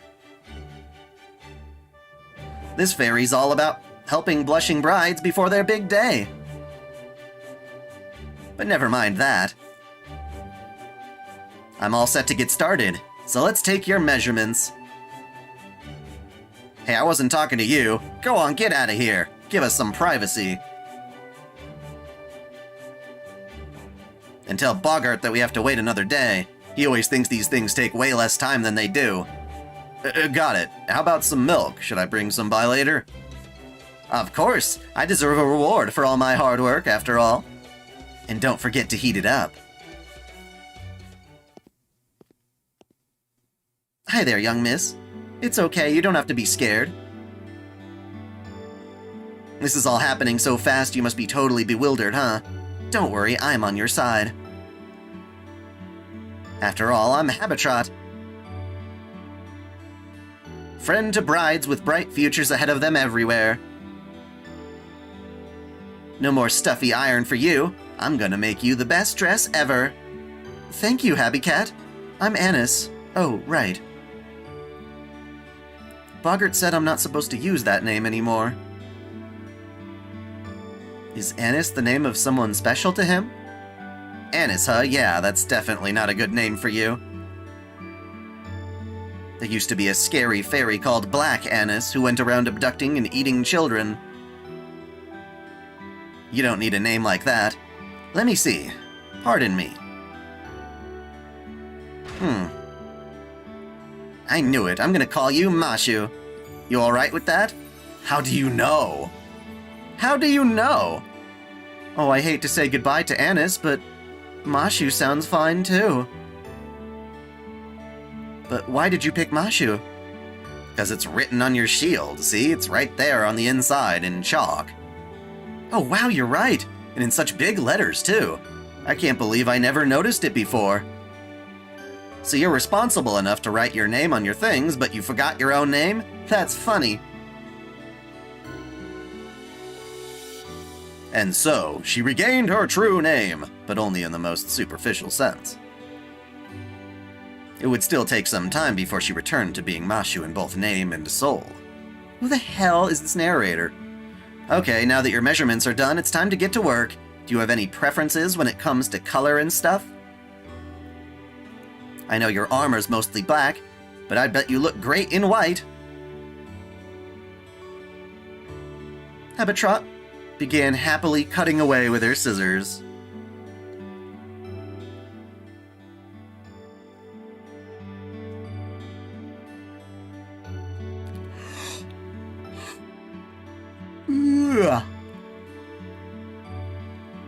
And the next day,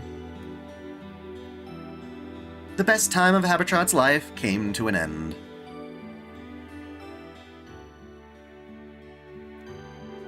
There, all done. You can open your eyes now, Mashu. Go on, take a look in the mirror. Oh, that is very cute. That's super adorable. I wanna hug her. She needs a hug! Ah! This is wonderful, Happy Cat. I love it. It's easy to move in and warm and so very soft. It almost feels like I'm wrapped in stars. I can't believe I'm getting such a lovely outfit so soon after I got here. It must be I must be the luckiest bride in the world. Morning, Mash. Mashu, Mashi. That's great. I'm so glad to hear that. And now our story begins in earnest. For the time being, the girl was no longer a shield bearer, but a lady, the envy of everyone. Thus began her days of splendor and delight, easily one of the few and most peaceful times in all of fairy Britain. At least for the short time it lasted before Sheffield Castle was razed to the ground. Come on, man! This is such weird storytelling.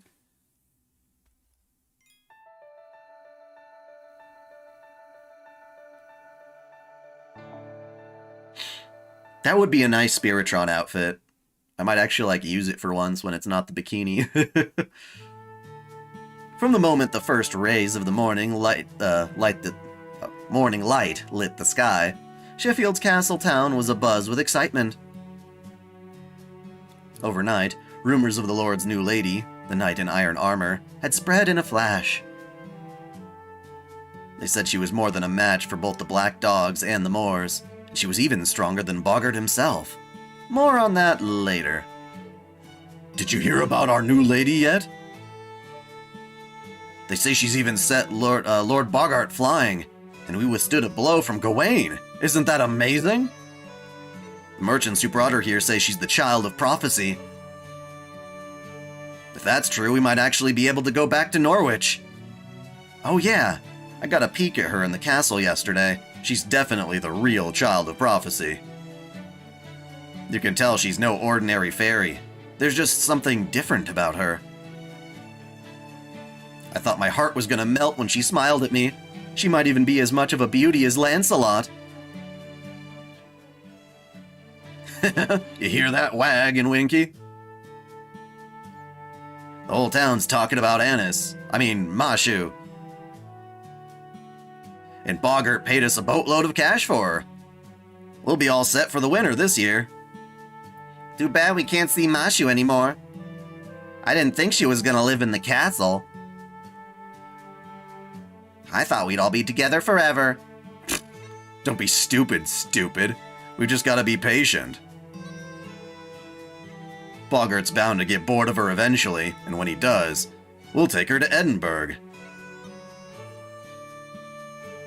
You just know Knocknareys up north would pay even more for the Child of Prophecy. Oh, come on, not you too, Rob. Wag I can understand, but you? Mashu is just merchandise. Now that we've sold her, that's it, we're done. There's nothing tying us together anymore. I say we leave Sheffield before it's too late. The longer we stay, the harder it'll be to make our escape. Escape? Why do we gotta escape, Winky? We got money now, right? Ain't we gonna stay here till spring? Yeah, Mashu protected us. Nobody's ever protected strays like me and Wag before. So we're gonna stay here until we return the favor. But if you want to go, Winky, you can go.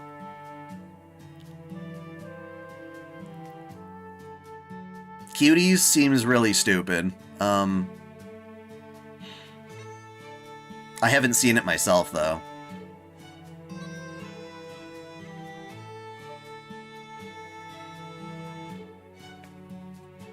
I've only seen the things that people have talked about it.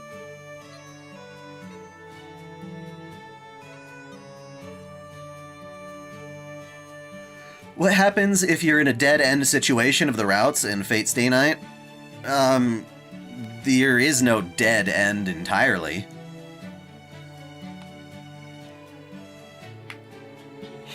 I guess in the worst-case scenario, even if that were to be the case, you just restart. And you can skip all the cutscenes that you've already watched and just make the choices, and it'll zip you right back to a new route. It's pretty easy to navigate that game. Plus, you want to get all the bad endings to get the true ending.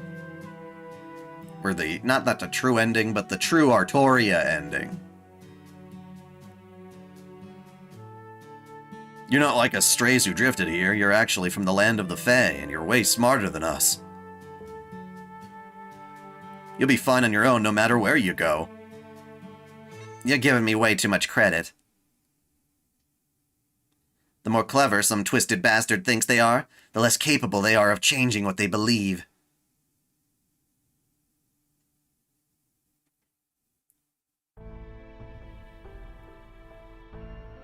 No, like I said, you can save pretty much any time to as many different save files as you want. So what a lot of people do is they reach a choice, they save, then they make the choice. Once they reach a new choice, they save to a new file and do that. That way, if you want to go back a choice, you just go back to that previous save. You know what I mean? Just so we're clear, I do not... Just so we're clear, I do not believe you are actually the Child of Prophecy. The only reason I'm letting the townspeople believe different is that it suits me. And let me be clear about one thing. You have no right to voice your opinion here. I'll need more than power if I'm going to defeat Morgan. I'm also going to need the grace and dignity of a knight. Sorry, a king. I need a king. You are no more than an ornament to that end. All you need to do is stand by my side as my beautiful queen. Yes, Lord Bogart. I'll conduct myself with the dignity of a queen worthy of Sheffield. By the way, did you sleep well last night? I'm very sorry again for how rudely I reacted. Oh, that? I don't have a scratch on me. Don't worry your pretty little head over it. What'd you try to do, Jumper?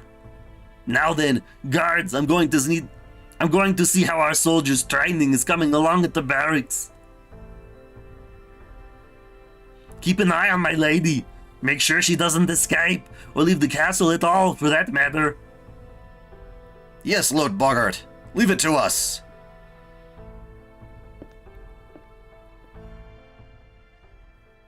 Cruel as Bogart was, he was also an excellent lord. Someone asked me to. He spared no effort gathering mercenaries, training soldiers, and reinforcing his ramparts in preparation for the inevitable battle against High Queen Morgan's army. He made sure his army would be strong because he was sick and tired of losing. Although he was internally driven by his fear of failure, at this time Bogart was still regarded as a good ruler.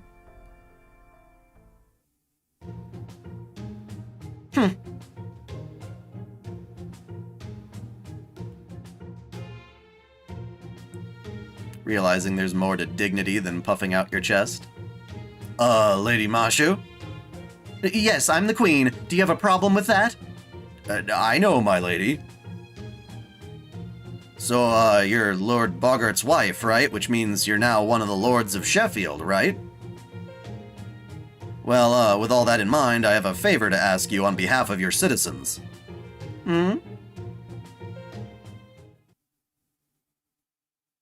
We've been getting lots of eyewitness reports of Moors spotted in western Sheffield. And according to the merchants who brought you here, the Moors have no effect on you. The Fang clan does have more resistance to the Moors' poison than the other clans, but it still hurts like hell. So if it's not too much to ask, we were hoping we might be able to ask you for assistance. So that's why you brought me all this way? Then I'd be glad to handle this. Since I destroyed part of the castle's walls last night, it's only right that I do my part to help. Damn it, how are you so damn cute? But that's not what's important right now. What do you think you're doing, Mashu? And what were you thinking, guard? Ever seen EDP 445? No, I have not. When the things get so bad in the land of Fae that we have to send Our Lady out to fight. I'm gonna tell Bogart about this, you know. But it's the duty of a lord and his wife to protect their territory, right? Besides, she's already evil as far as Queen Morgan is concerned, so... Are you calling my bride evil? Have you seen how cute Mashu is? She's the happiest bride in the world. She wouldn't even catch a butterfly or pick a flower or... Battle! Why are you wearing your old armor? You didn't rip my dress, did you? Oh no, not at all. Don't worry, I'm still wearing your dress underneath my armor. No, you're not. No, you're not. I still see your shoulders. Nah, it's gonna get all wrinkled, and now I'll have to make a new one. But that can wait until after we've taken care of this. I'm not gonna make you fight this battle all on your own. I'm gonna be right there beside you.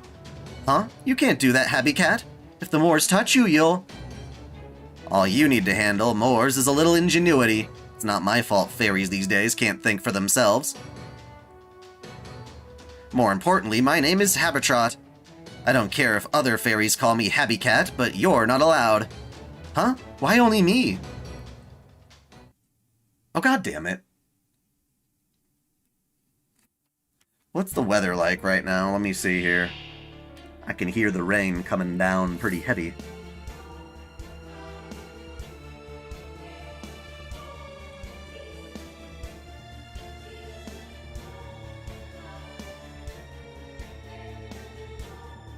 Oh, there goes the thunder.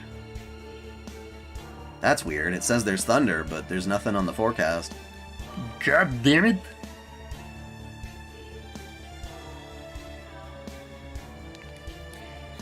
Okay, well, let's see here. Hey, she's got her old moveset back, though. Habtrot seems cute. I guess. Oh, she's tinier than I thought. What is she riding on?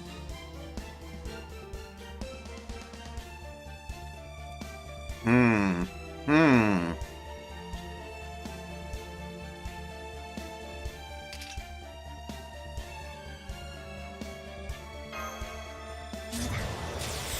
倒れません。ステータスアップ。これで耐えます。まだ倒れません。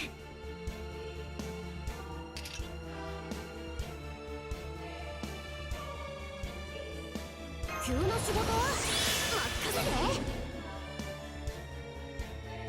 Now we get to see her noble phantasm, huh? にゃーにゃーにゃにゃにゃーにゃにゃにゃにゃいいよ急げや急げ明日が納期だハッピーエンドをお届けするよせーのブライダルスティーホイールこれ使う All these fights with a bunch of support servants. よーし仕上げちゃう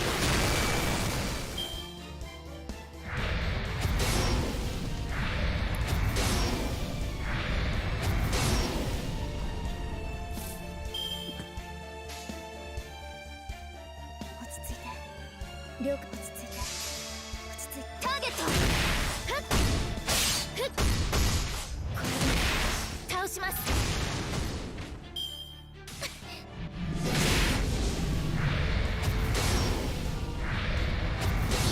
やべ。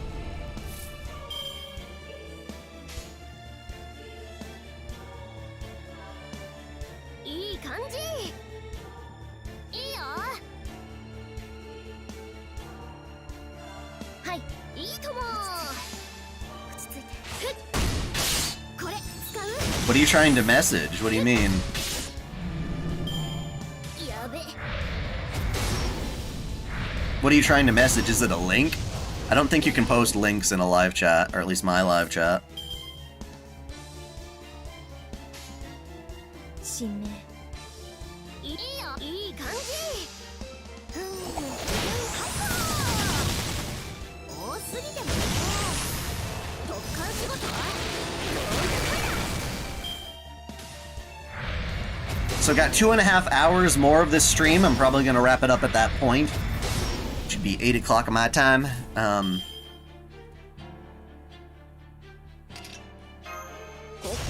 ちょっと念入り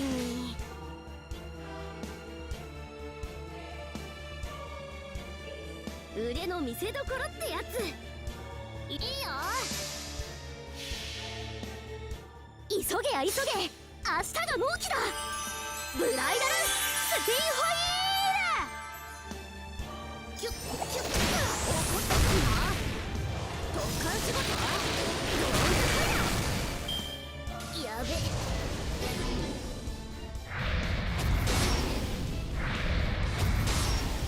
I thought they said that her thing doesn't affect her, but I guess not.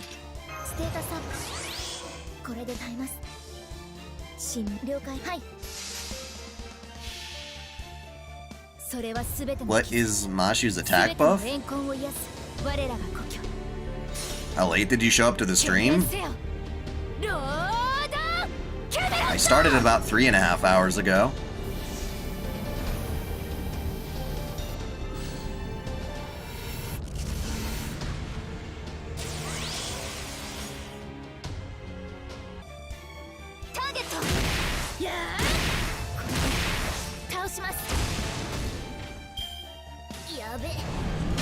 Nice try, ass face. I am invincible! Or almost.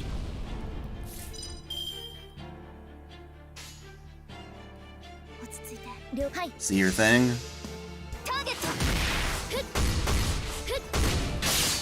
Yeah, that's despicable. People who say, Loli's bad often have their own skeletons in their closet.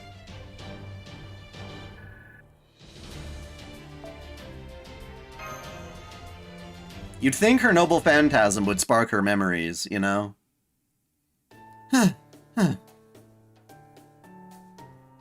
This is why I hate fighting. All that work for almost no reward. That was amazing, Habitrot. I've never seen another fairy move like that. You think, well, we artisans do need to be able to complete surprise rush orders in a single day. Me, I can make a new bridal dress in the time it takes the sun to set and rise again. That's why they call me Habicat the Speedster. Oh, I can't believe what I just saw, either. No wonder Lord Bogart holds you in such high regard.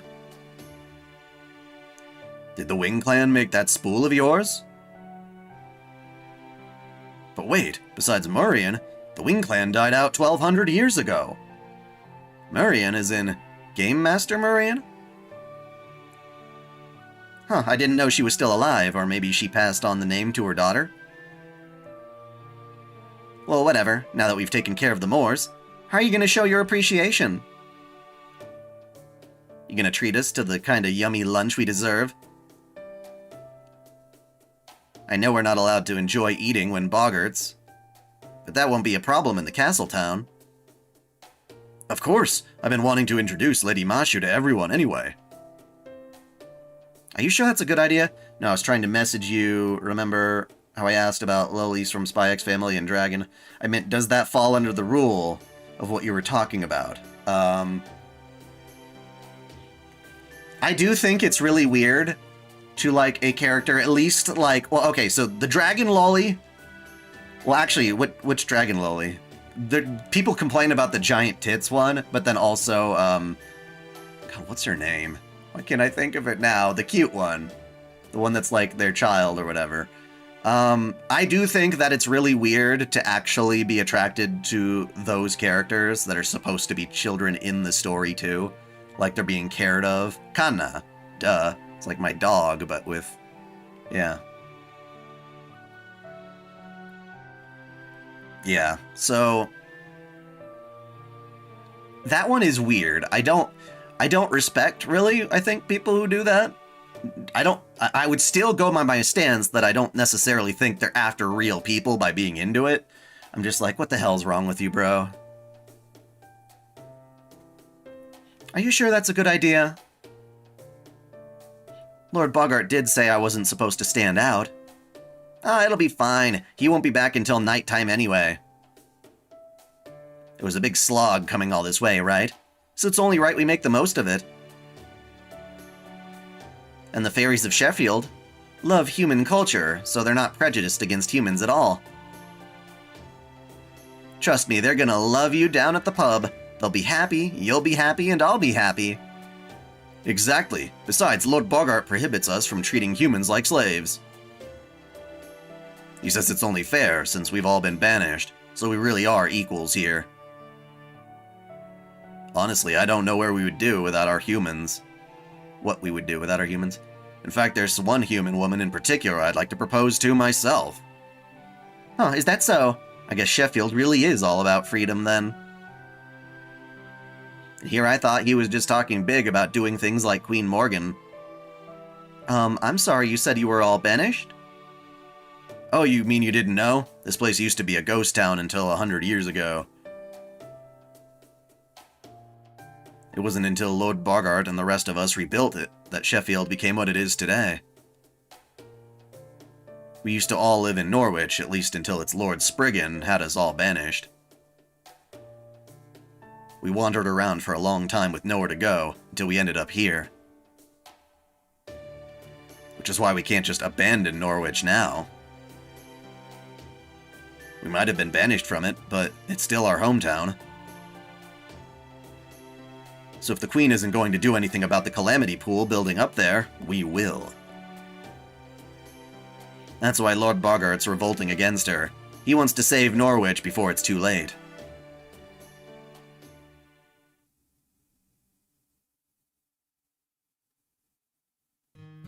Ooh, and then the flowers are so cute! Oh my god! Shortly before nightfall, the time of day known in your world as twilight.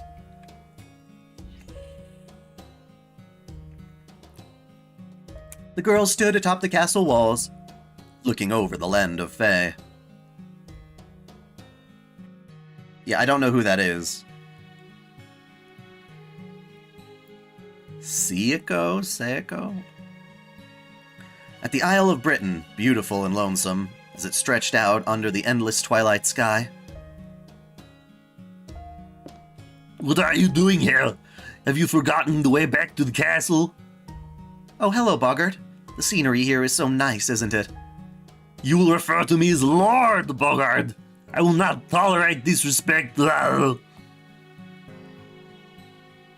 And yes, of course, the view here is nice. It's so I can see an enemy forces that attempt to invade my territory. Though I suspect you and I are using the term nice very differently. This was a battlefield. In fact, the bloodstains have only recently faded. I'm sorry, I shouldn't have said that. Not when I still don't know anything about this town. Does this... Yes, did you say something, Lord Bogart? Never mind. Does this scenery truly seem nice to you? Even with all these desolate hills as far as the eye can see, in the world ruled by fairies rather than humans? Yes, it does. It seems wonderfully precious. There's something very forlorn about this scenery, but something endearing, too. I can tell that everyone is suffering here. Rob, Wag, Winky. The people I've met in the other towns, the people of Sheffield, everyone. I don't know what it is that's causing their suffering, but I do know that in spite of it, they all consider this their home. They want to keep living here, even if it's hard. If so many people still love Britain, I can't imagine it would be such an awful place. Huh? How shallow. This is exactly why humans are so difficult to deal with. Go back to the castle before you distract the soldiers in the barracks. He's kind of an asshole. I won't be back until late tonight, so talk to Habitrod if you can't sleep. I will, thank you for your concern, Lord Bogart.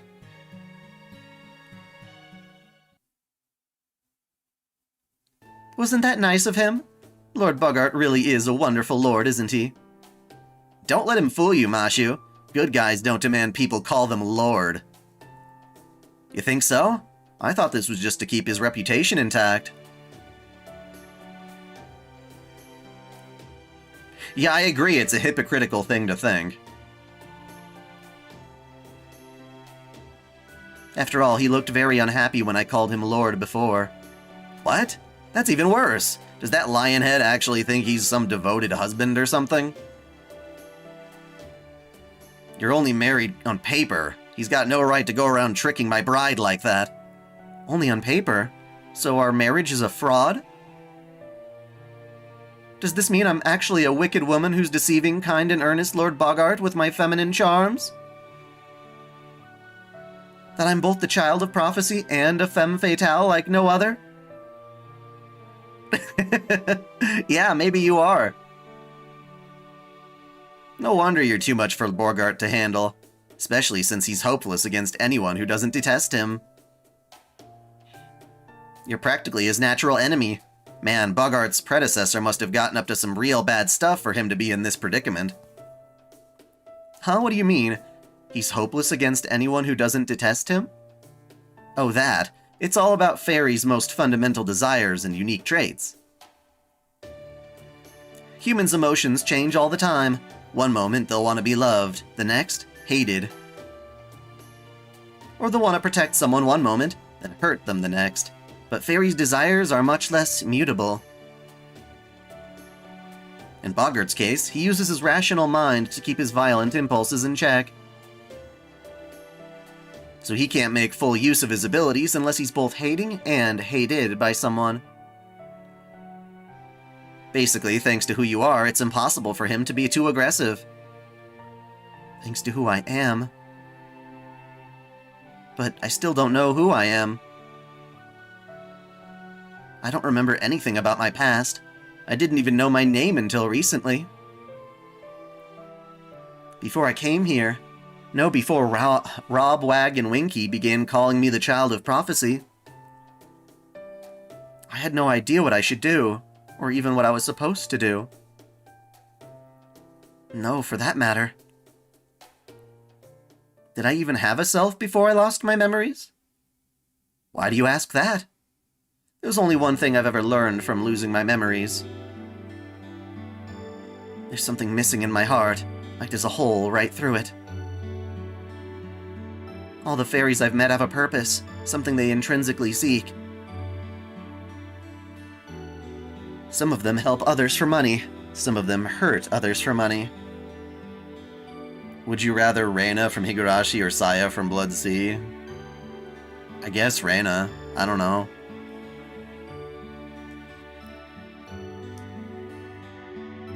But I don't have anything like that.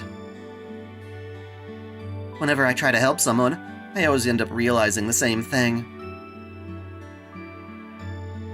What is it I want right now? What is it that drove me to help them? I don't know, and it makes me feel very empty inside. I have a heart, so I know I can't get away with this forever. I don't think I was even aware of that emptiness before I lost my memories, but now, I can't help but notice it. After all, I don't have any memories left to cover it up. Something was missing in me. No, that's not right. There's a gap in me that's long been ready to receive something, but I refuse to try and fill it. It's Master Seed. So if I find it very hard to believe that there's anything I can do. Habitrot blinked in astonishment at the girl's surprised confession. Losing her memories was not all bad. It made her aware of a serious problem. Well, hey, most people don't really know who they are or what it is they want. They say that kind of thing becomes clear on your deathbed, but for better or worse, we're still alive. You need something to drive you, a goal you can be proud of, that'll also help you learn to love yourself. You said you have a hole through you, right? And you're not trying to figure out what you should do as a person. You're trying to figure out what you want to do. Maybe that's not the kind of thing you notice when you're already leaning on others. But this journey is going to be just for you, so you can find it yourself.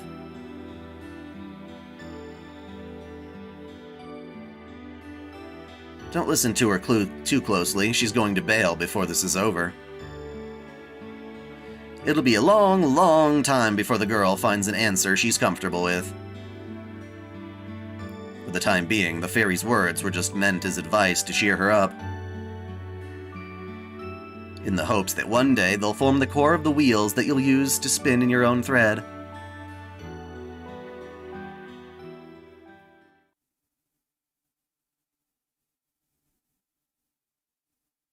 I don't think they said it was longer than Fate Stay Night itself. I think they said it was longer than one of the routes.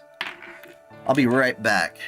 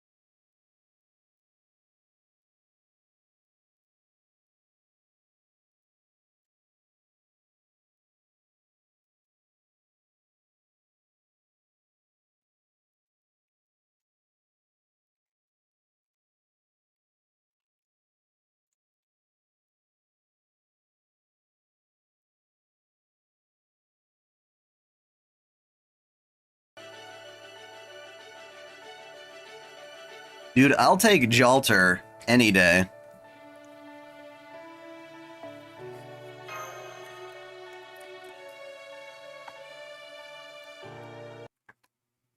Xenon isn't jailbait.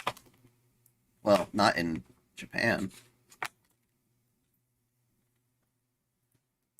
Oh right, I almost forgot a very important part. Do you mind if we just rewind just a little?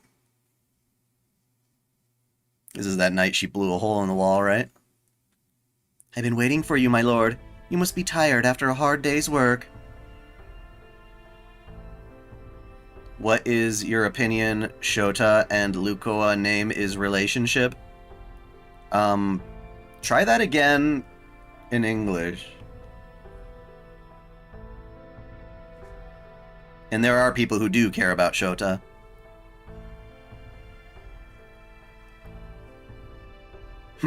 Is that your attempt at playing the model wife? Impertinent whelp. Don't think I don't see what you're doing here, clever lass. Playing along obediently will do nothing to change your fate. What is my fate? My objective is the throne. Everything I do is in service of defeating the clans and killing Morgan. Oh, my cat is fucking with my webcam. Hold on a second. Kenny, you asshole. Get away. You're cute. You're cute. Nope, you get to stay over here on the blankie I set up for you. You don't get beyond that. Leave me alone. Kitty's always messing with my stuff. No, you do not. Nope, I got you. Stop trying to fight me on this. You want me to eject you from the room? I will. I'm just trying to eat a little bit of chicken and he can smell it from a mile away. Is there more than one Mashu in this story? No, but people have got their names all confused. And amnesia and stuff. I'm quite used to petting humans. I'm going to deflower you now. I will not be gentle. Jesus Christ. But if you wish to fight back, you are welcome to try. You kind of asked her to fight. This is the room in Sheffield Castle's guest house that was prepared for Mashu. On the night of the Child of Prophecy was clothed in a bridal dress and told to await Bogart's arrival. This is what happened during her first night as Bogart's 62nd bride. Ow! Ow! You hurt me! Ow!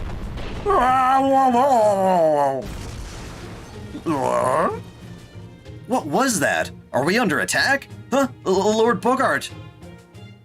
Why is your penis out? What in the world happened? The wall by the throne is ruined!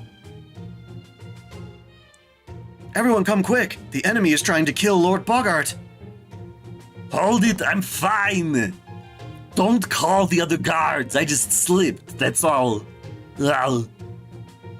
Oh, I'm terribly sorry, sir.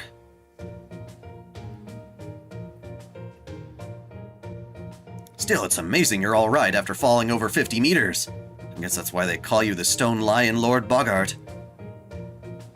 I'm so sorry, Bogart. I'll be right down. Are you okay? Are you hurt? Again, I'm so sorry. I was actually very nervous about all this.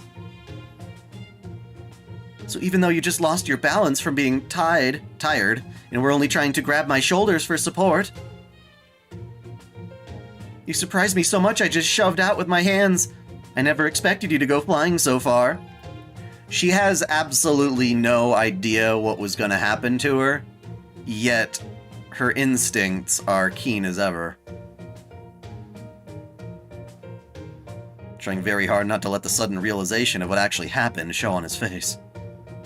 Guard, you ought to tell no one else about this, is that clear? Yes, sir, of course, sir. I didn't see anything, sir. Now, if you'll excuse me, I must get back to my duties. Whoa, the Child of Prophecy is amazing. I can't wait to tell everyone about this. No. Bogart? Would you like me to rub your back? No! Don't touch me ever again! What kind of wife knocks her husband out of the castle on their first night together?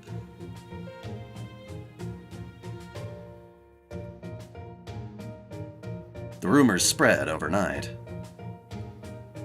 Would you rather smash Amane Suzuha from Steins Gate or Sinon? I don't know. I think they're tied. They spoke of an iron woman who would even throw Lord Bogart from his own castle.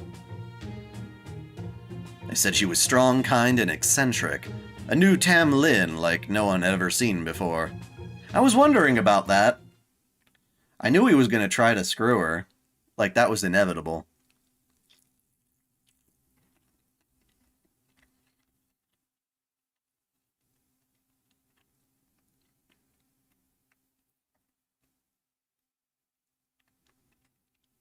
Man, Sheffield's been like a whole new town ever since Lady Mashu got here.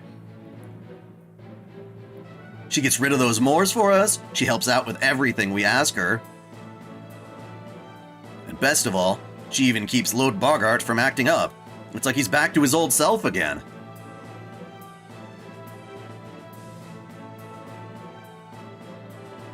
Not even the Queen's army can stop us now. Norwich is as good as back in our hands. I don't know the thing about Tekken. I don't get the reference. A toast to Lady Mashu! A toast to Lord Bogart! A toast to our knight! The Knight of Sheffield! Cheers! Must be nice to be you, Wag. Sheesh. The Knight of Sheffield, huh? Mashu is the child of prophecy, remember? She's not just Sheffield's knight. Sure, those princess clothes do look great on her, but there's something special about her. She's more than that. If you ask me, Mashu looked pretty elegant in that iron armor of hers, too. What, you jealous of Bogart now, Rob? Did you forget you were the ones who brought her here? Of course not. It's just, I think it's sick how everyone in town is carrying on about her. I mean, I know it was kind of me for, it was kind of the same for us, but still. Oh. Every morning I see Mashu looking out the horizon from atop the ramparts, and she always looks so lonely. She used to smile all the time. She used to be really happy. It makes me wonder if maybe we made a big mistake. I asked you to repeat the question. Oh wait, what is your opinion on Shota's and Luko's relationship with her particular Shota? Okay, so let's start with that. This is kind of weird to me, because I'm not attracted to the Shotas themselves, but I kind of understand their appeal. Like, as if I were to imagine myself as the younger person being totally dominated by an older woman or something like that. Like, that's a fantasy I can understand, I guess. So that's sort of like where I come from the Shota thing. Like, obviously it's not okay, like, outside of a fictional context, but I get it. I get it. And then,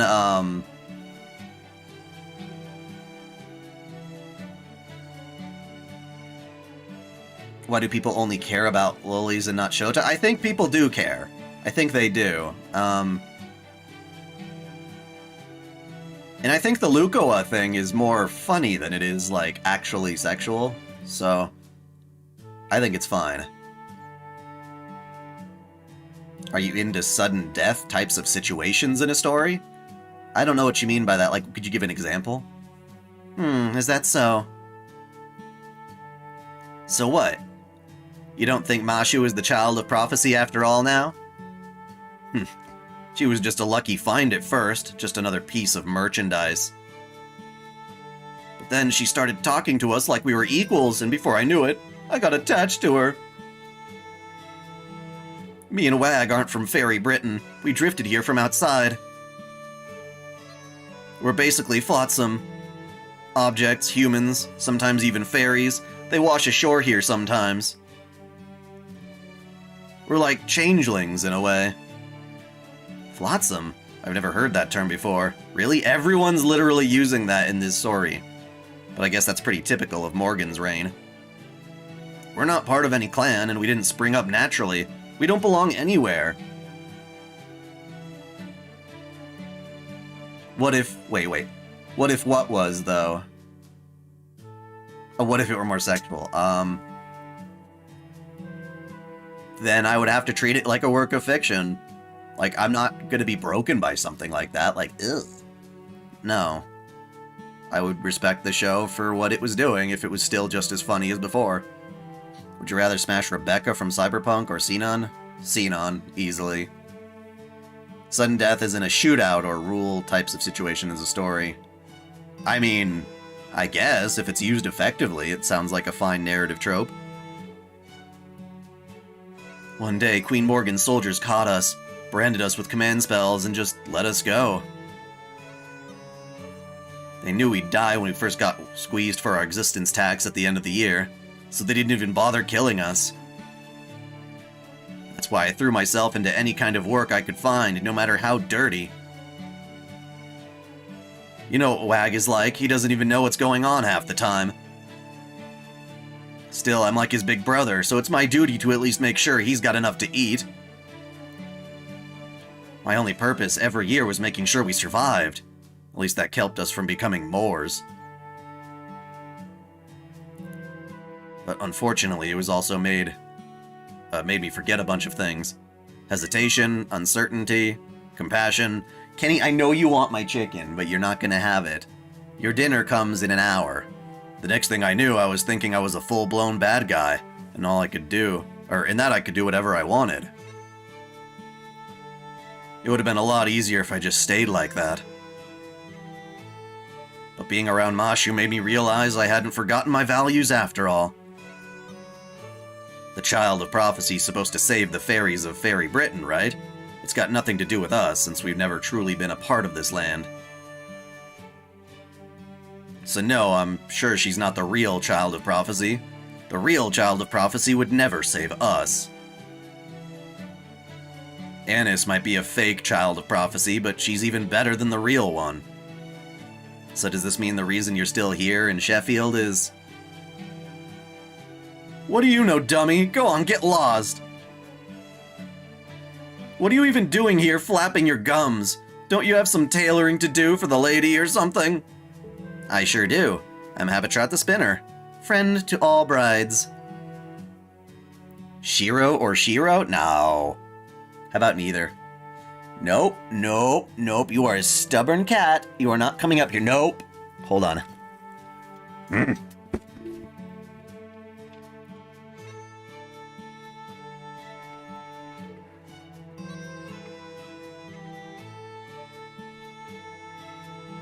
If he gets back behind my computer, everything goes to hell.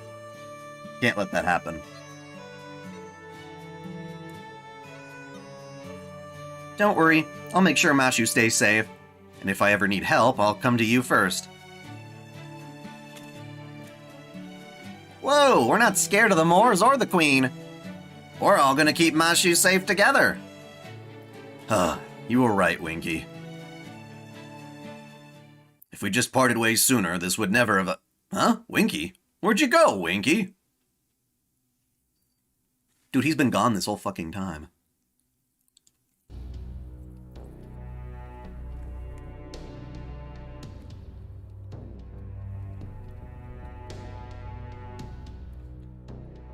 I don't know.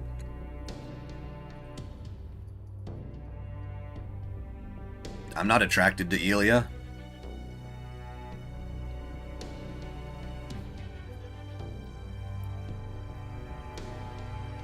Fourth platoon is returned from Edinburgh, Lord Bogart.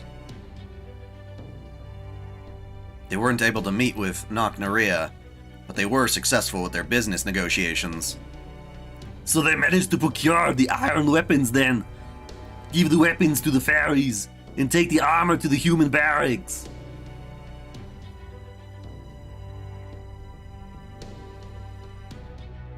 Oh, you mean with, like, child comma? I guess so, yeah.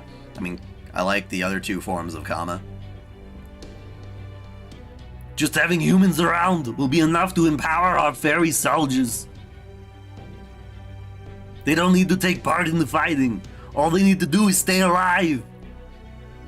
Yes, sir. I'll have the tailor fit them for armor right away. Now, where is the Child of Prophecy? Down in the town again? I thought I told her to stay by my throne.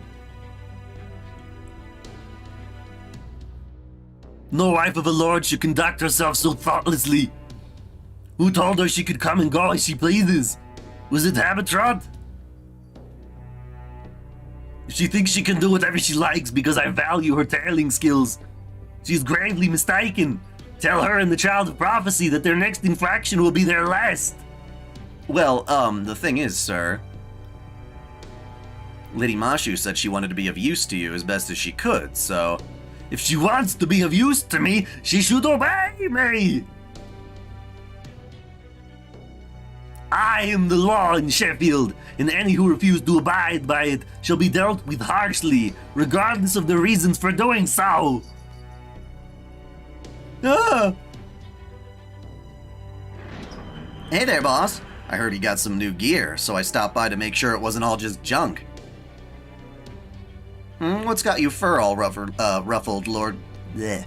Fur all ruffled, Lord Bogart? Oh, I see. You're all nerves, 'cause Mashu isn't here, right? Hey, I get it. She's super strong, after all. So with the army from New Darlington that's supposedly headed this way, you probably want her here by your side to keep you all safe, since you're revolting against the Queen and all, huh? Don't be ridiculous. I don't need any protection. That girl would only make more trouble for me if she were nearby.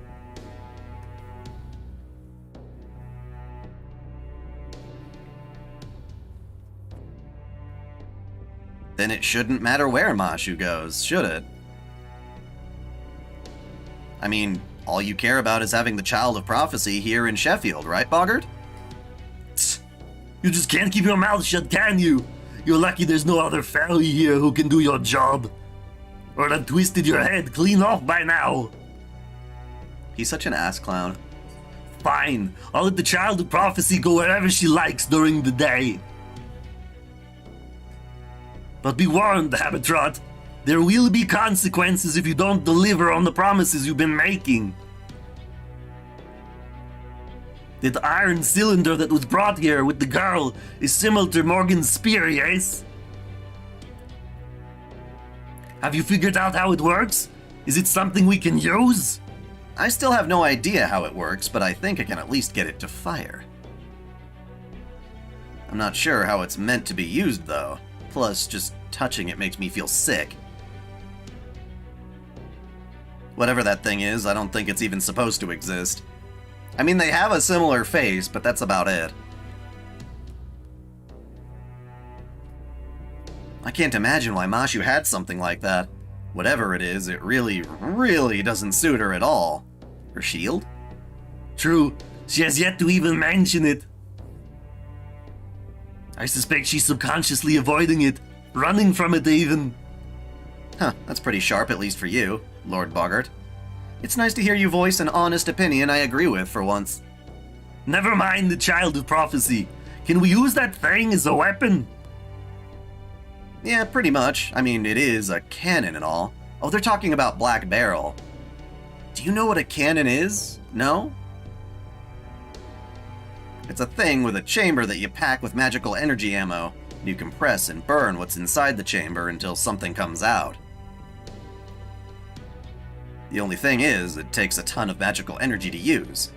Enough that most fairies would probably wither and die if they tried. Would you rather smash Sakura from Fate or Fujino from Garden of Sinners? I feel like you've asked me this question like a billion times. I kinda like Fujino, honestly, between those two. Any opinion about the fact that it's been confirmed that Jaguar Man is the result of Tezcatlipoca possessing Taiga? I don't know, that's a little ahead of me right now. I guess it doesn't change my opinion much at all, because it's still crazy ridiculous Taiga.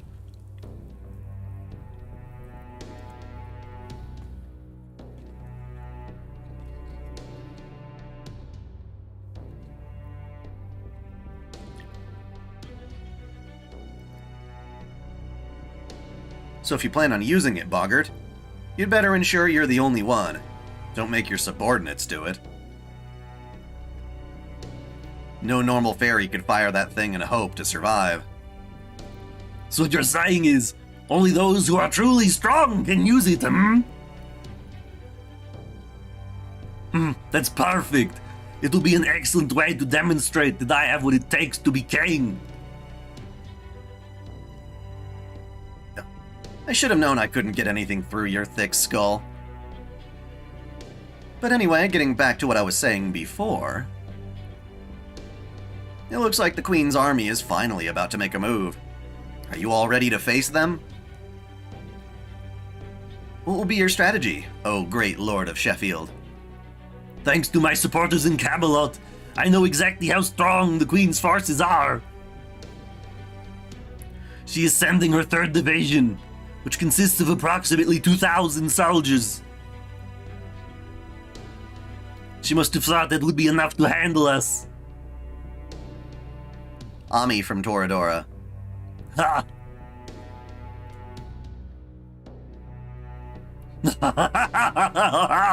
It's almost shocking how little she thinks of us. They'll never be able to get past Sheffield's walls. Our ramparts are made from strips of the world tree bark. They won't be easily destroyed. We have nothing to fear from the Queen's army without the Tamlin. And the Nocturne is moving south. She can't afford to send more than 1 division. All we have to do is wait 7 days for them to wear themselves out against the ramparts. Once we've held the castle for 7 days, the Queen's 3rd Division will have spent its strength. Then, my elite soldiers and I need only release our pent-up anger from the siege. So you do have a path to victory in mind. Guess I was worried for nothing then. Then have you told Mashu this place is gonna turn into a battleground in a few days? What I'm saying is, of course... what am I saying? Of course you have. She's as strong as the Tamlin, after all. No, I haven't, and I won't. How many times must I tell you there's no need for that?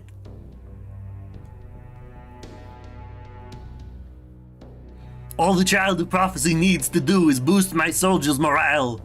Anything else would only get in my way. Make sure you keep your mouth shut, Habitrot. That girl is decoration, nothing more. Huh.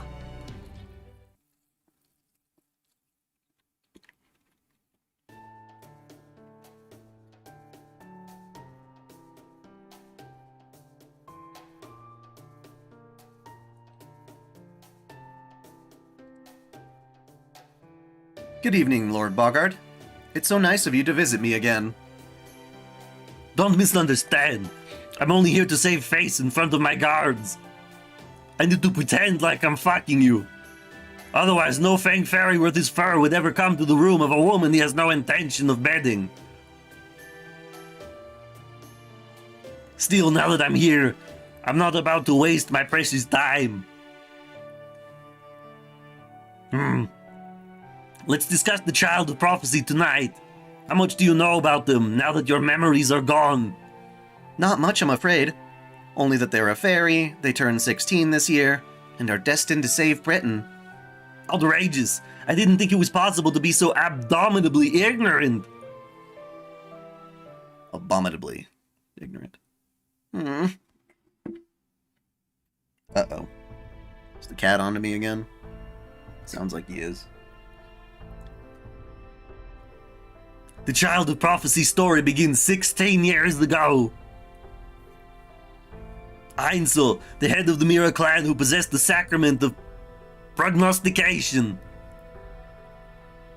prophesied that the savior of Britain had been born.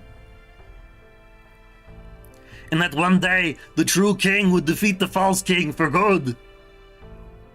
In response, Queen Morgan tried to have every fairy born that year rounded up and killed, but she wasn't completely successful. There were many villages who harbored anti-queen sentiment. Some of them sheltered newborn fairies in hope that one would someday fulfill the prophecy. Of course, there were also some towns who took fairies born that year and tried to pass them off as the child of prophecy. These days, some have even offered 16-year-old fairies in tribute to the queen, hoping they too are the child of prophecy. That alone makes the child of prophecy valuable. It's why every faction in Britain was desperate to find them. Colin, easily Colin. For not one fairy ever doubted that Ainzel's prophecy would ever come true. You see, they knew this had happened before. There have been other times in Britain's history where a savior had been born to rescue it. A figure meant to banish the great calamity that comes every 1,000 years. The one who channels the voice from paradise. At any rate, all but 2 of the records from the Fae era have been lost. One describes an incident that took place in Fae era 4000, over 6,000 years ago. There, a single fairy rescued Britain when constant interclan warfare had brought it to the brink of collapse at the cost of their own life. The second is the War of Summer in Fae era 2000, in which war was waged against the northern fairies who came here from the Isle of Shadows. In what war? Oh, in that war, Queen Mab's army? Huh. Queen Mab's army of human soldiers wielding iron weapons nearly succeeded in eradicating our ancestors. But then, a single fairy stepped in to mediate between the 2 camps, which led to the creation of the 6 clans we have today. This savior's name was Esk, meaning ash tree. After ending the clan wars, she was buried in the remains of Orkney, at the northernmost end of Britain.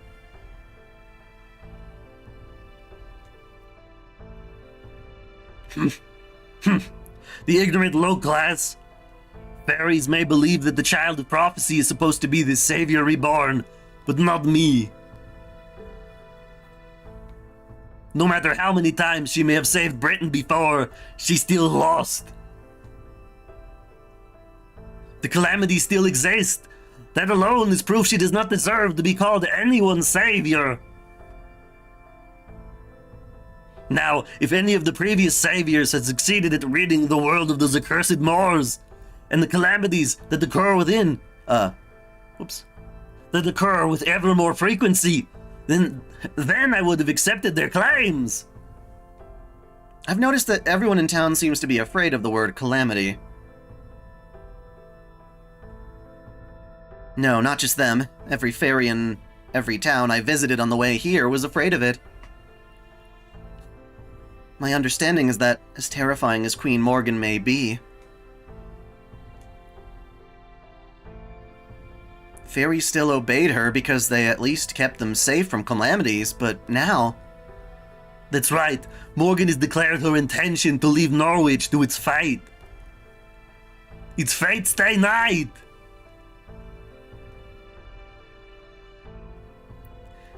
This was her second grave error, after appointing Tristan to Tamlin. I may never get such an opportunity again. Huh? You're happy about this, Lord Bogart? You can't rally soldiers without a cause for them to believe in. They need something greater than themselves. Dude, this was a bad idea making him have this voice. This Norwich situation is an unprecedented opportunity, Mashu. It's great I've been waiting for this it's the chance I've been waiting for to seize the throne. How am I doing? Tired reading this line.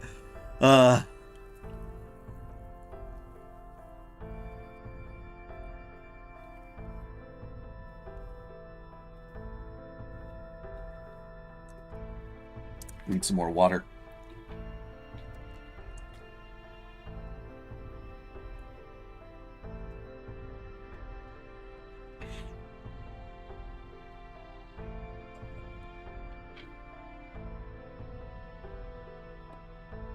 I have no intention of actually saving Norwich, but I will still use the situation.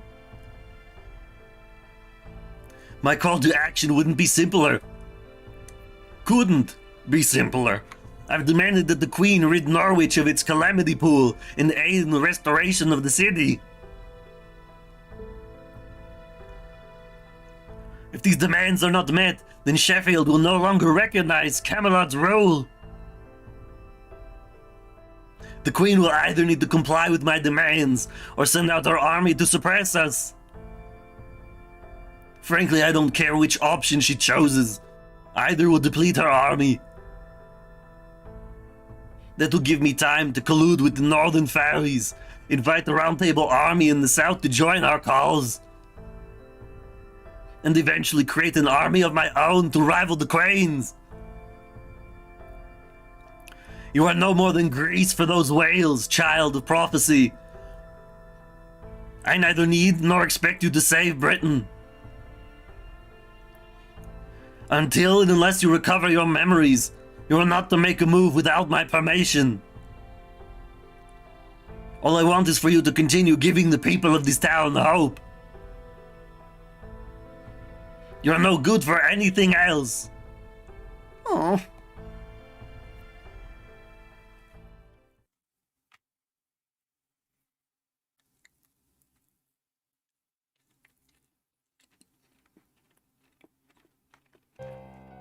Oh. Are you a spy? Dude, don't act like for a second we don't know who you are, dude. That's the whole situation in Sheffield. Bogart has 3,000 soldiers, 2,000 in his fairy militia, and 300 humans. He's also gathering more forces even as we speak, so you'll probably want to make your move soon. So it would seem. Gonna be getting off for the night. Hope you have a good time. Can't wait to see your new videos. Awesome! Thank you, Crunchy King.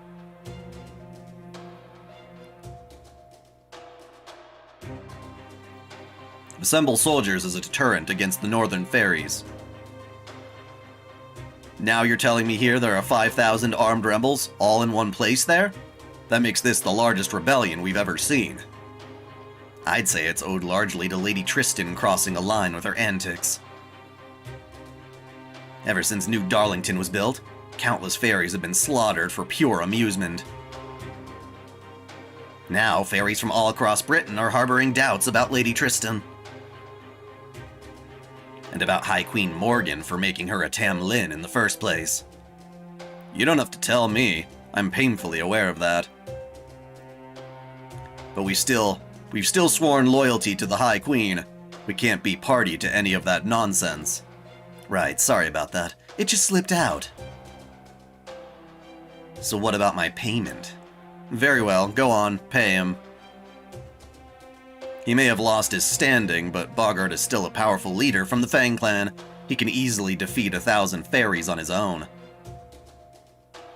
Send word to Camelot to have Lady Gawain dispatched here on the double. What about the Child of Prophecy? I'm pretty sure intel that valuable's worth something. That's a good one. They just captured another Child of Prophecy yesterday. This new one isn't even worth looking into. I'm sure Bogart just made her up. Oh, I wouldn't be so quick to dismiss it, officer. That fairy there was telling the truth. I especially enjoyed the description of this Child of Prophecy. Now that's a tough one. CC from Code Geass or Reen from Fate. C2. I'm gonna go with C2. It's a tricky call, but I'll go with C2. Which one would I rather stick with in the long run? Probably Reen, but I don't know.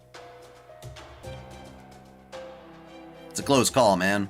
You're making me choose! How did it go again? Black iron armor, a huge shield, appears to be a girl of about 16, and a black iron cylinder that made you uneasy just to look at? Oh, you've definitely got my attention now, brother. Please tell me more. What's this girl's name? You do know her name, right? Honestly, I found it strange how you avoided mentioning just that part. even though you're here to sell us intel. I mean, don't you think it's suspicious? It almost makes me think you're not telling us on purpose. If that's how it sounded to you, sorry, but you're wrong. I didn't say it because I don't know it. Now, if you're not going to pay me anymore, I'll just be on my way. I want to get back to the south by tomorrow. Hey now, why the rush? You came all this way after all. Come on, chat a spell with us. Don't worry, Winky. I'm sure it'll all come back to you soon enough. It's written all over your face. Aw, shit. Aw, shit.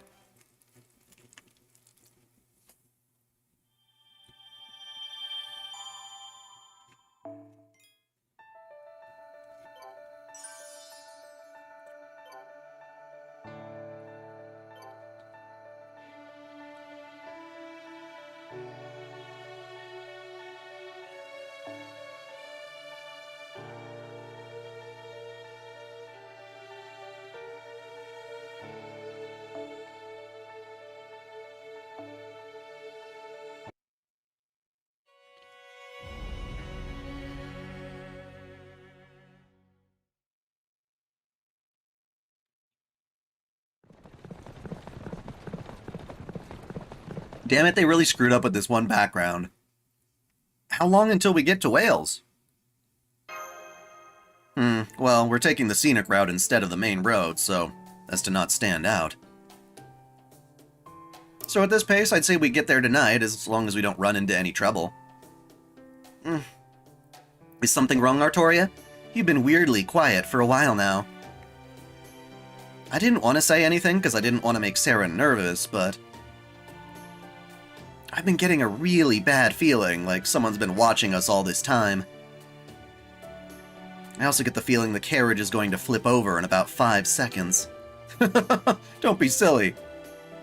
I'm Redra Bit, the most elegant wind-like fey horse around. I would never let a carriage I was drawing tip over, especially with passengers inside. What the snort? What is it? Are we under attack? Everyone get out of the carriage. Hang on, we ain't under attack. This carriage just ran over something is all. What do you think of Tanaka from Collide Liner? That girl that often spells the wrong Kanata. She's kind of boring to me, I guess.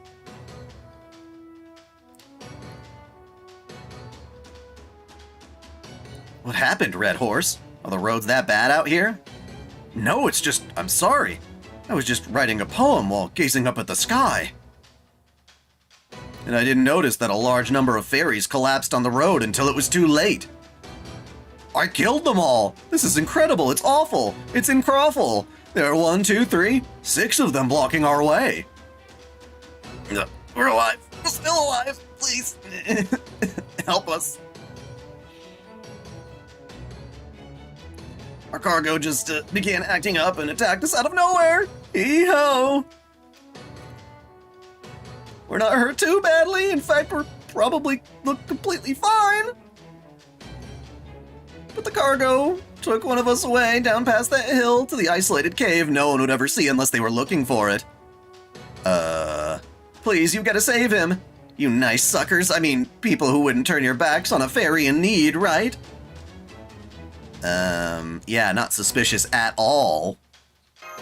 I'll go from Witch and the Holy Knight or Bazette Fraga. Damn, that's a good one. Both of them are like A tier. Shit, I don't know, man. I think they're about equal to me. Let's go with Bazette. That hill over there? Got it. Aw, damn it, Artoria. Come on, everyone, we need to hurry before it's too late. Wait, seriously? There's a fine line between being nice and being gullible, you know. You know, I'm actually kind of impressed she's managed to survive this long. Keep an eye on those fairies, Oberon. No problem. Good luck over there!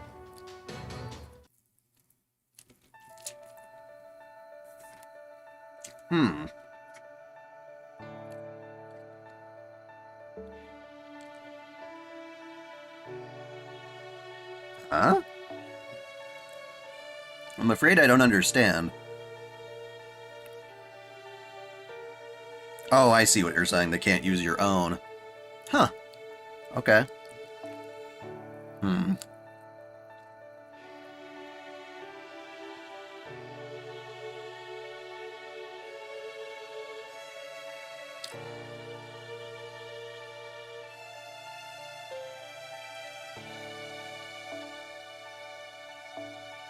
Yeah, why not?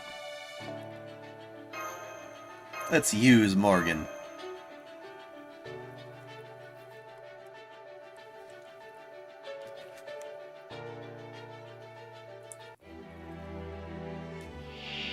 Oh. Oh, NFF services! Playing Skya, what are you up to?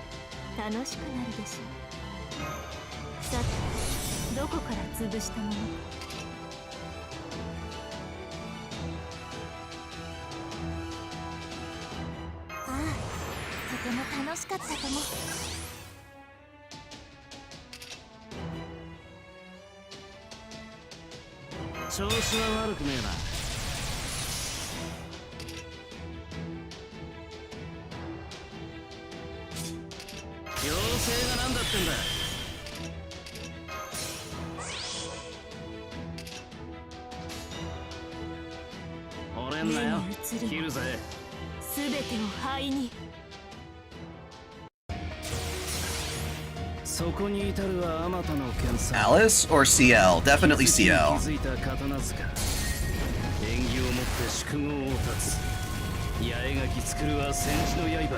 Are you kidding me? Okay.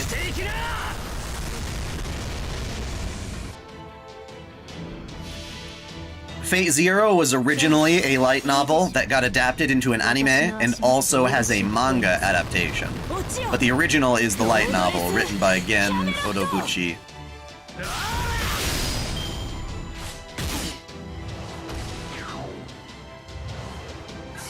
I wonder what we're supposed to do about that guy's invincibility.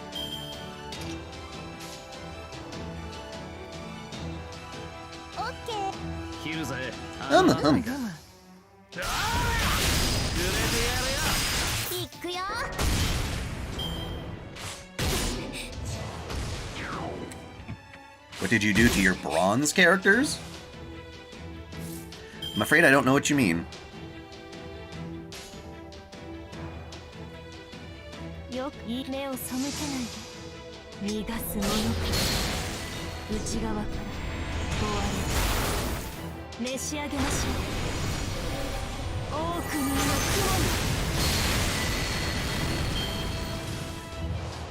Oh, now you die, you fucker. Okay.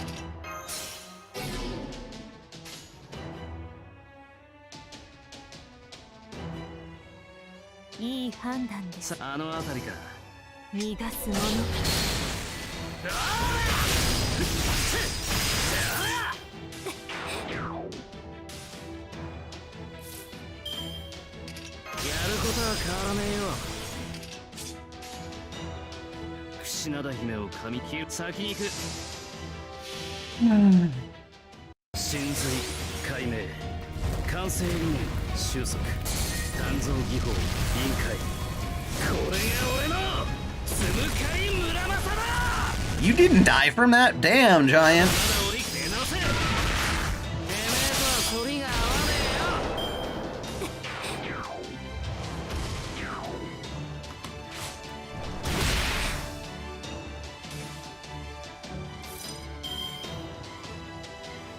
Can we run him over with the car?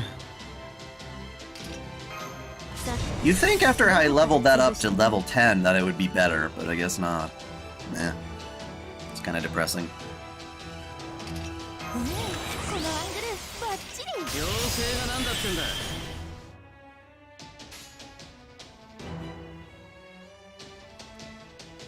任せて。よく言いました。せーの。分断する。内側から終わり。こんなところか。ま、神様がいなけりゃいねえで別になんともな。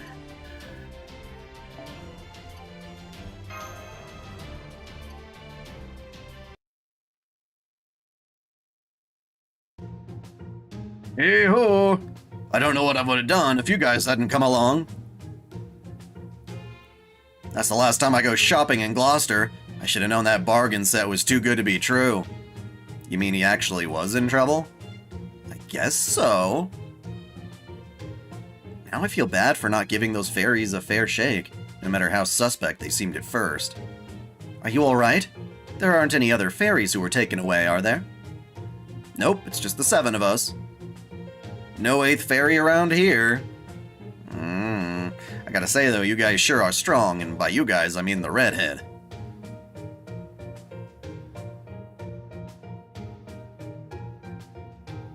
Probably Kohaku and Tsukihime.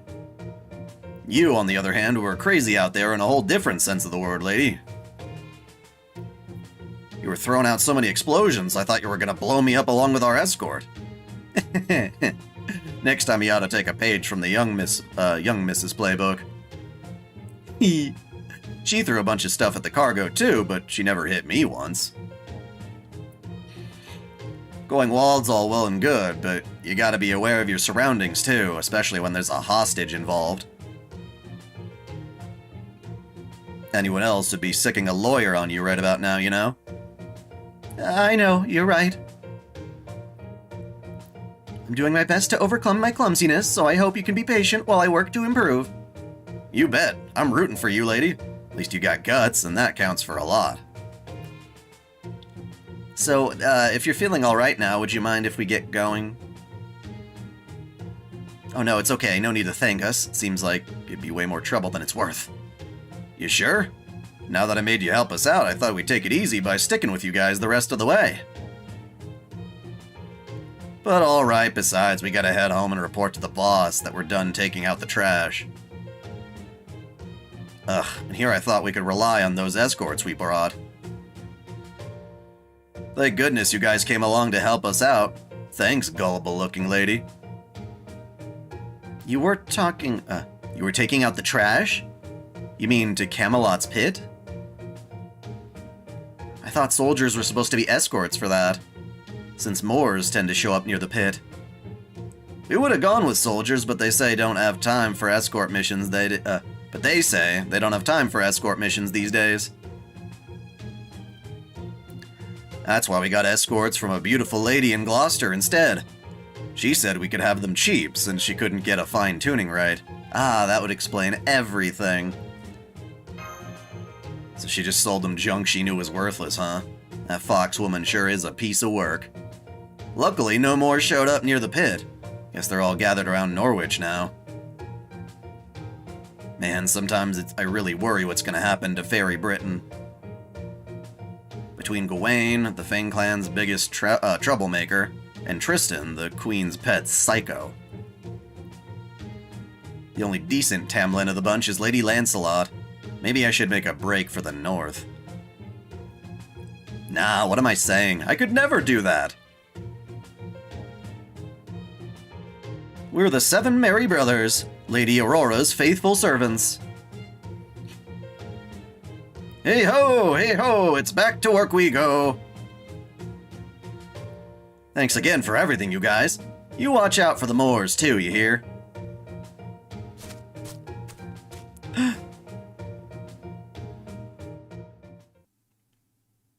I see! Who the hell's watching us?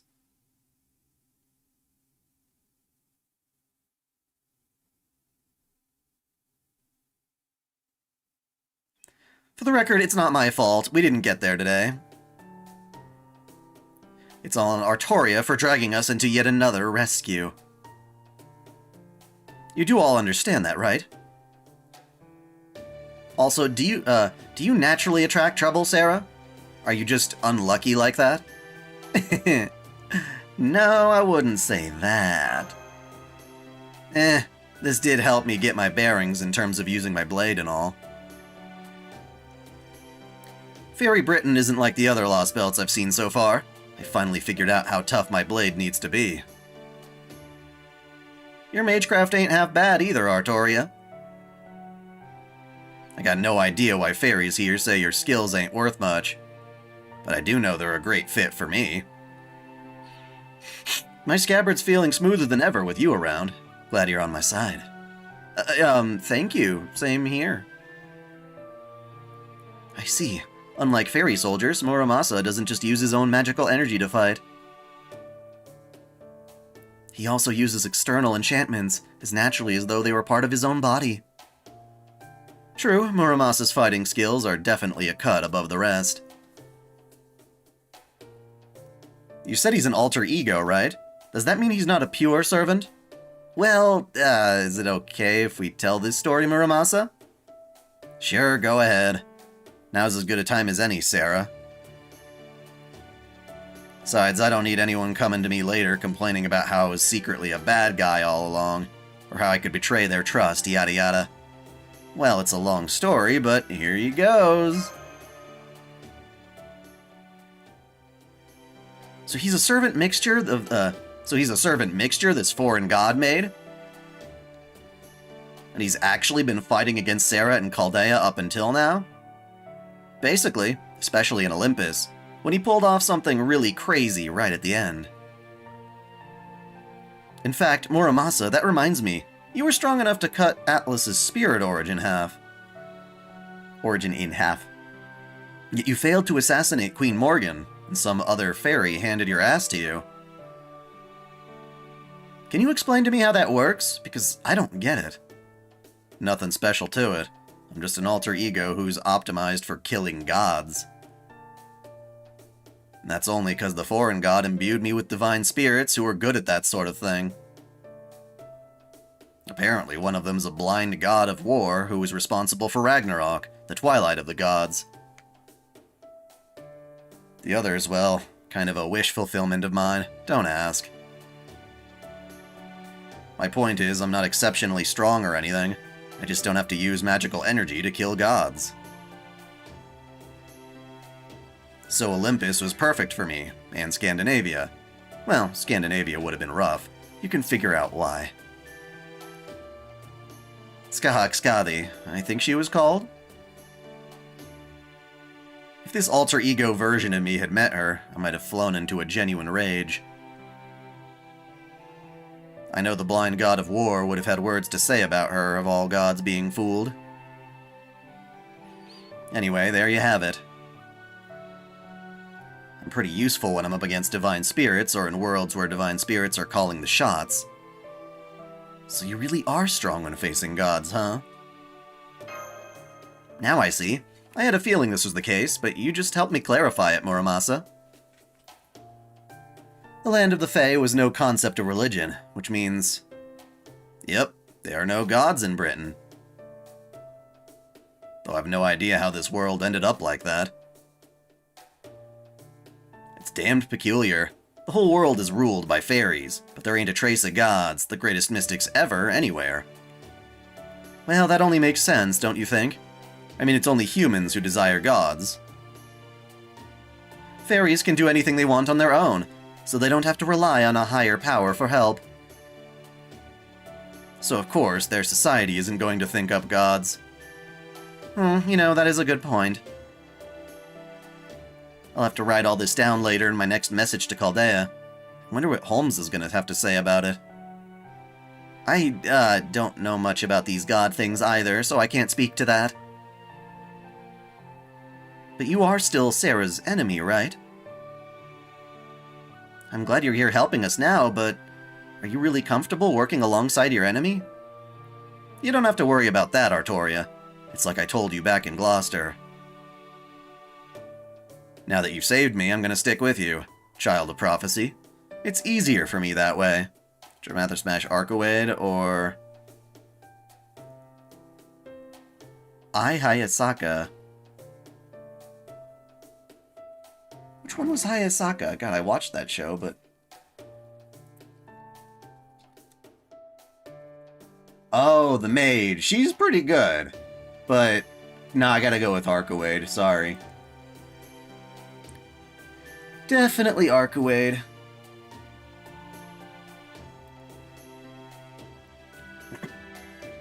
I ain't usually one to find fault with my own work, but at least this one's a job I can finally get behind. So you're not fully on board with this foreign god's job, then? Are you freaking kidding me? Hell no! Damn thing's a pain in the ass! Even now, I still have no idea what the hell the foreign god even is. She just summoned me without asking, mixed some divine spirits into me without asking, and forced a bunch of work I never asked to be a part of on me. I've always been a maker of weapons, so I know my hands weren't the cleanest to begin with. But at least when I was alive, I could swear on the Buddha that I never went down the wrong path. Of course, now that I've got some other things mixed in with me, I don't have a right or a wrong path anymore. So if nothing else, I'm gonna make sure I do good work on any job I take on. It's the least I can do as Muramasa. Does that mean you've now taken on the job of helping Artoria? Isn't that what I just said? What are you grinning about? You're more mean-spirited than I would have guessed. I see, in that case, we'll be happy to work with you. We could use all the help we can, especially with the heroic spirit we've already been acquainted with. Once again, even if it's only in this Lostbelt, I'm glad we're on the same side, Senji Muramasa. Thanks. Since I'm setting the price for this job myself, I'll be helping out any way I can. Anyway, on a different note, I don't really want to ask this, but as much as I disliked the guy, he was still a colleague, so... How did Limbo's final moments go?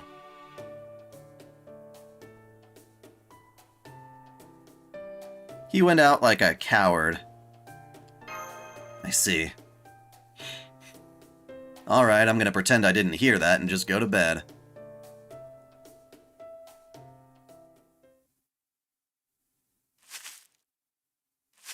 Is anyone awake? They're not, are they? No, they're all sleeping soundly. I'll take that as a good sign. I'm pretty sleepy too, but I have to stand guard. No shady-looking things nearby. Check. No mores nearby. Check. Don't you worry, everyone. I'll make sure. Artoria, stay safe.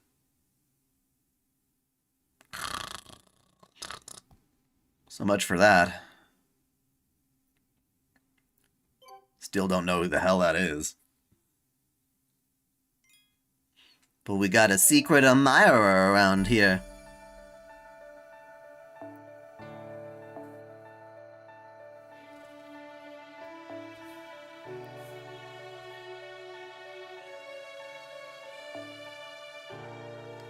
That'll do.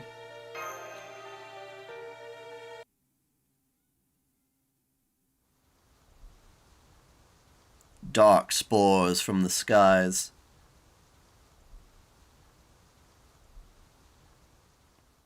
We're here. Welcome to my domain, the Autumn Woods of Wales. You can see where it gets its name. Warm-colored leaves everywhere. Should you rather smash Sumi from Rent a Girlfriend or Mashu from Fate? I'm gonna go with Mashu, duh. It's Oberon! Everyone come quick! Lord Oberon is returned! Please, Lord Oberon, please tell us about what you saw outside. Thank you for the warm welcome, everyone. As you can see, I brought guests with me today. This is Sarah. She watches over things just like I do. This is Da Vinci, the cutest genius you'll ever meet. This is Muramasa, who will probably be kind enough to make us all sorts of useful things. And this is Artoria, the Child of Prophecy. See, I told you the Child of Prophecy would be willing to come all this way to this isolated neck of the woods.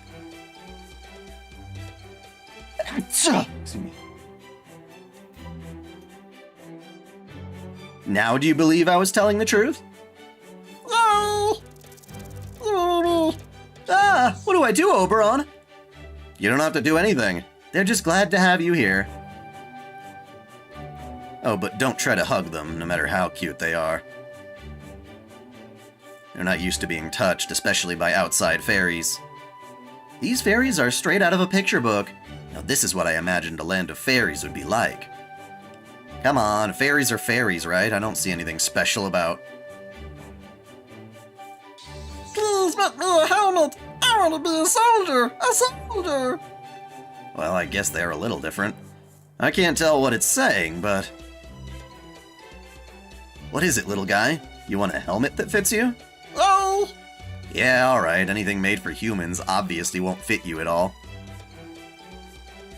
Hey, Oberon, mind if I set up a workbench somewhere? Be my guest. Oh, but just stick to leaves and twigs for your materials if you don't mind. They don't actually want to be soldiers, they just want to play pretend.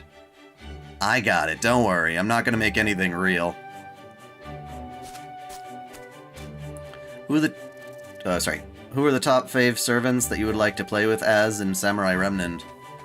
Dude, hack and slash as Mordred would be amazing. I'm pretty sure we're already gonna get to do Musashi.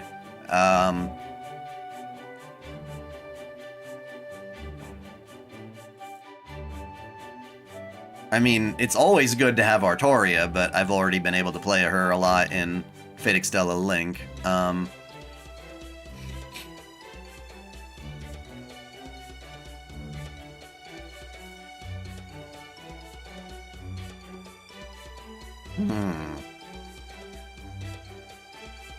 They're probably all going to be Japanese servants, but that doesn't mean I have to choose them.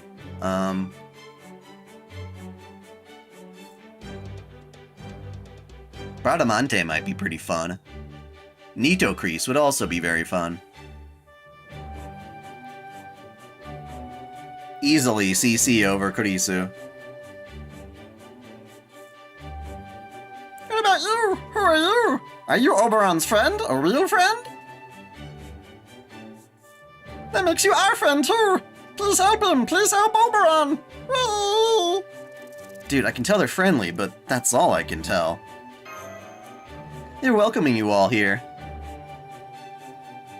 None of the fairies who end up in these woods understand suspicion. There are no imitations of human society here, but we can at least put you up in tents. Why don't you all kick back and relax while I go see what's happening outside? I'm counting on all of you to take care of our guests, okay? Don't worry, these people are all nice. None of them are going to hurt you. Okay, everyone, ta-ta for now. I'll be back tonight, so make sure to save some dinner for me. Hang on, Oberon. At least tell us how we can understand what they're saying. And he's gone. I mean, at least we can tell these fairies are being welcoming to us, but... Indeed, I have no idea what these Welsh fairies are saying either. I also noticed Lord Oberon didn't bother to introduce me. That hurts, honestly. I wonder why. Is he just absent-minded? I'm sure it just slipped his mind. Are you hungry? Are you hungry? If you're like Lord Oberon, you must get hungry too, right? We'll feed you, we'll feed you. Welsh chestnuts are yummy, yummy. You see, they're going to feed us. And with chestnuts, no less. That's amazing. Talk about a forbidden treat. You can almost never find sweets in the South thanks to the restrictions. But here we have a loophole. Forbidden? Oh yeah, Mike said that only upper-class fairies have access to confectionaries. Dude, these are nuts. These are not sweets. Since when are nuts sweets? Apparently the queen forbade processing fruits and sugar. Sorry, fruits and such, so sugar is hard to come by here. Lady Aurora once gave me a bite of some kind of dark-colored bar. But honestly, I prefer carrots. They have much more natural sweetness. This way, this way! Tell us about Oberon! Tell us about Oberon! Looks like the dining table's over that way. Still can't tell what they're saying, but if they're going to treat us, who are we to say no? Good point.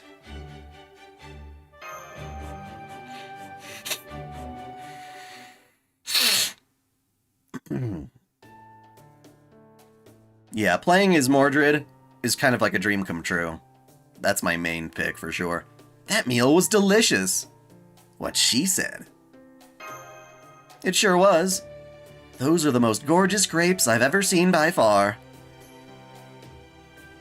And not only that, these fruits even have mystics in them. Really? That was a great way for servants to recover magical energy. Maybe I should take a few with us for the road, or send some to Holmes as a souvenir.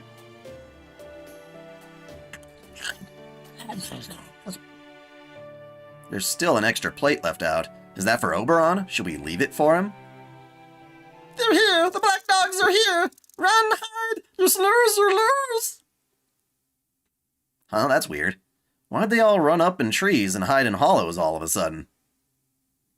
I see black dogs over there, so they're probably trying to hide.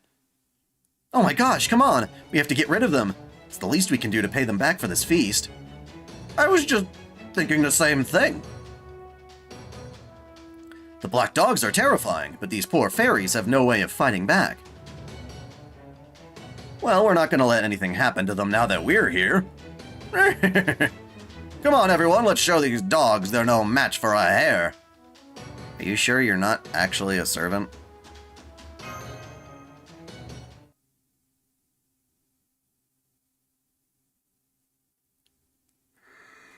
Ugh.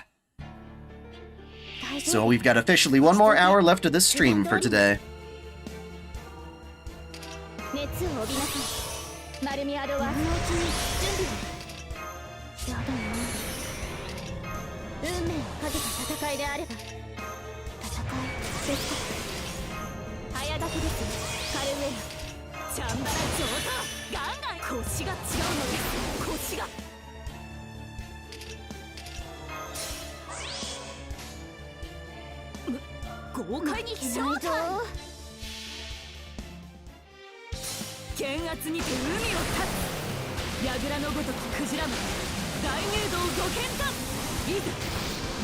Dude, I would rather smash Mordred from most waifu. CC's amazing, don't get me wrong. But we're talking about Mordred here, man. There ain't no contest.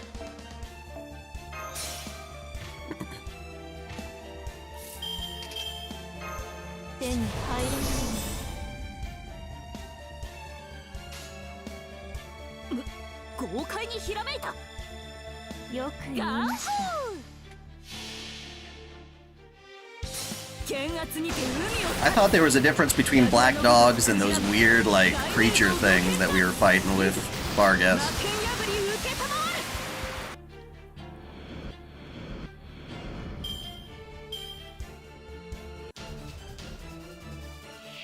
The fuck is that?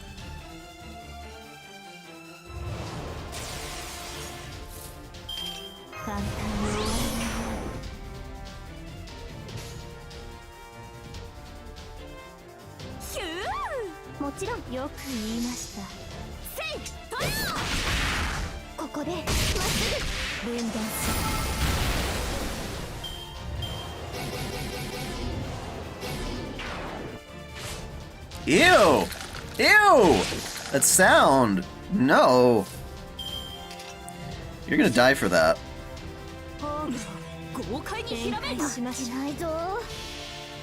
Would Barghest and Ku get along since both being dogs? Probably.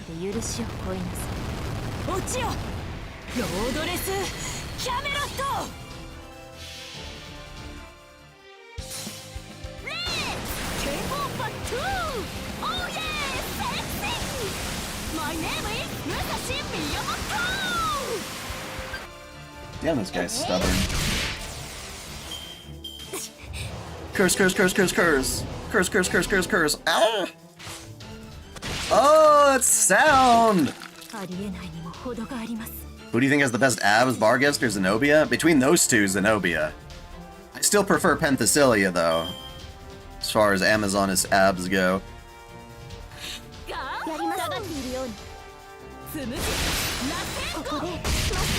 Damn, I didn't realize his freaking gut. Wait, how many layers of guts do you have, you turd?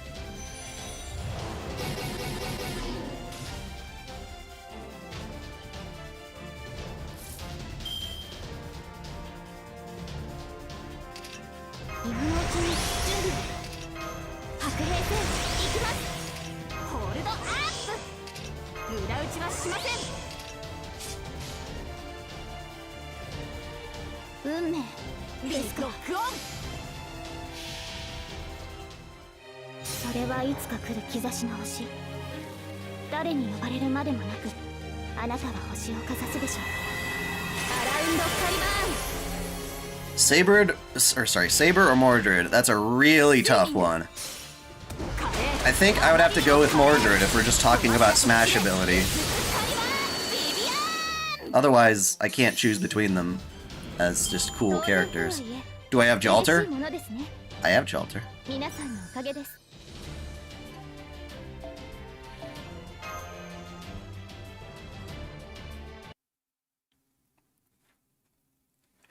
What was that incredibly powerful enemy doing mixed in with the black dogs?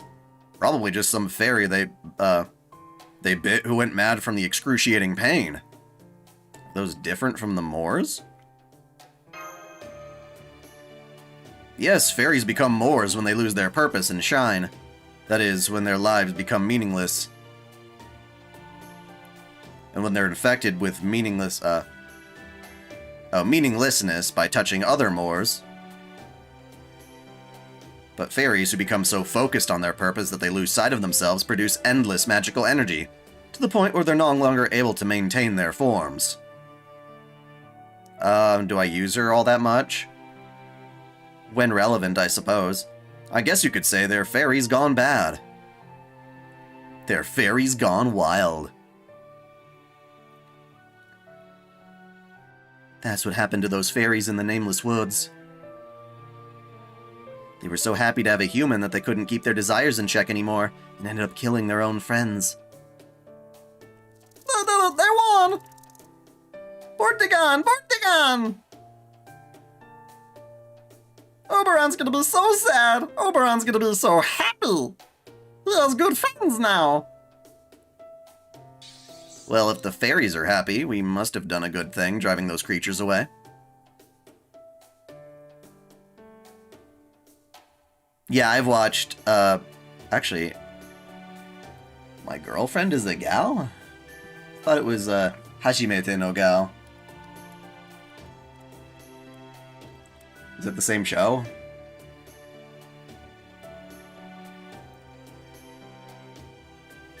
Yeah, it's Hajimete no Gyaru. That was an okay show. Had some nice waifu in it. Alright, since it looks like we're going to be staying here for at least a few days, why don't we set up camp? Especially since there's no point in worrying about what's going on outside now that we're here. So let's just relax and recuperate while we wait for Oberon to get back.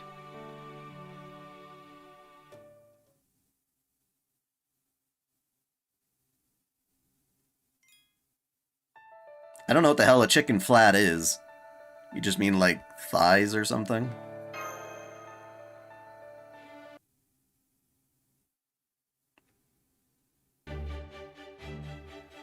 Happy times with fairies! Ooh.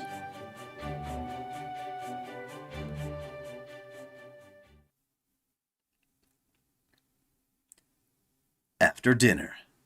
You know, there's something I've been wondering about for a while now. How do fairy families work?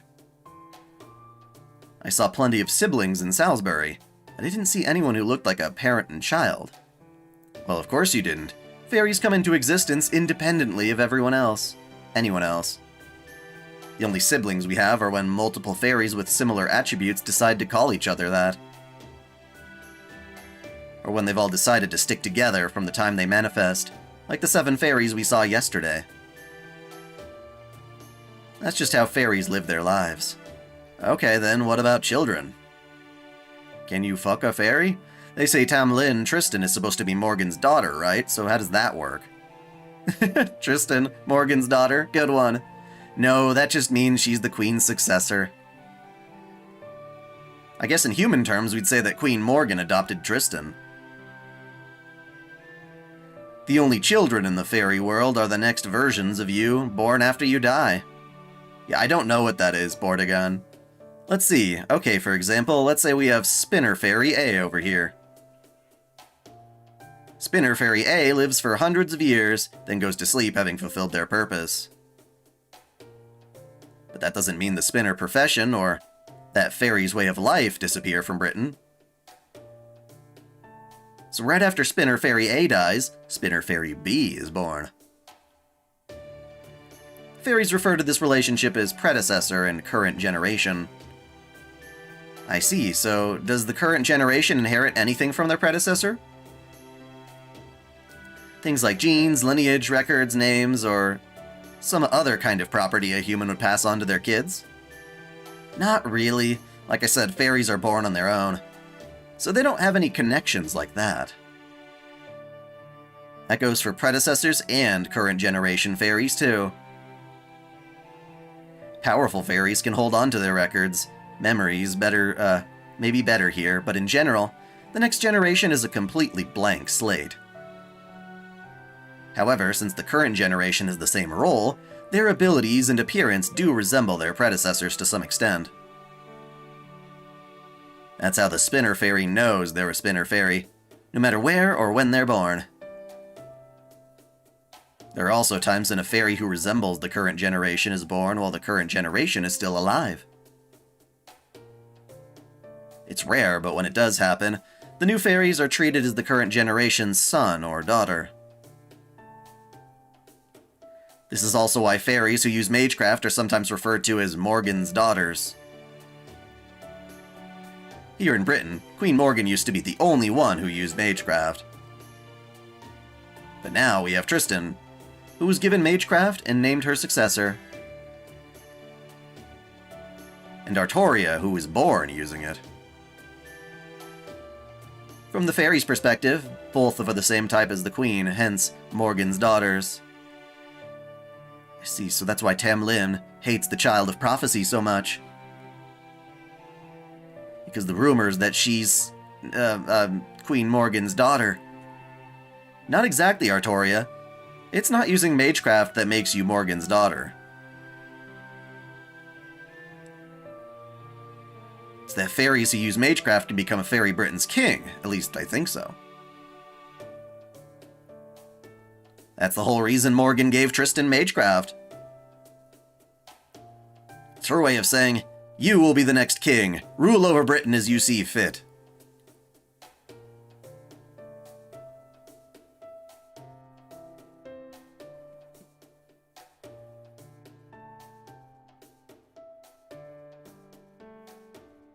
Your favorite girl in Hajimete no Gao is the black hair girl.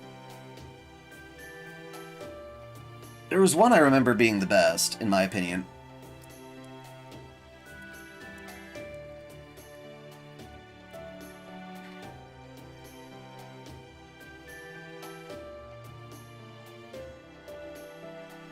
Oh, I liked Ranko Honjo.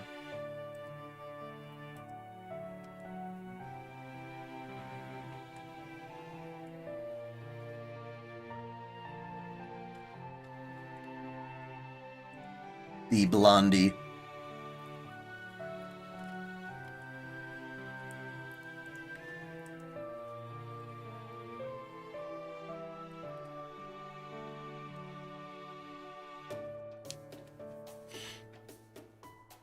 I expect that was her way of trying to derail the prophecy to make sure the child of prophecy wouldn't take her throne. But then, you and your natural Magecraft shows up, and now Morgan. Or rather, Tristan is all. What's the real one doing here?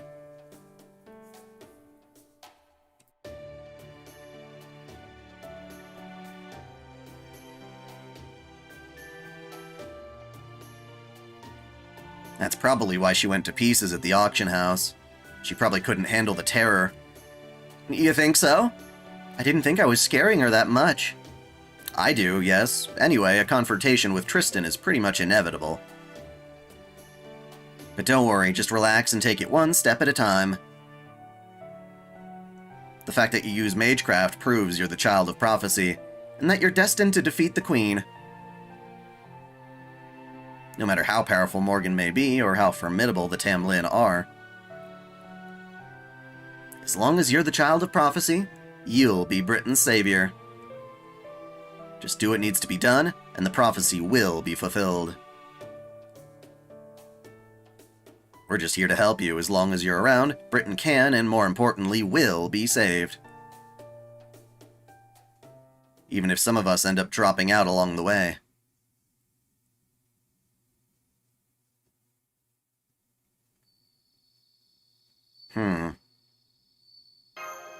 It's no use, I can't sleep.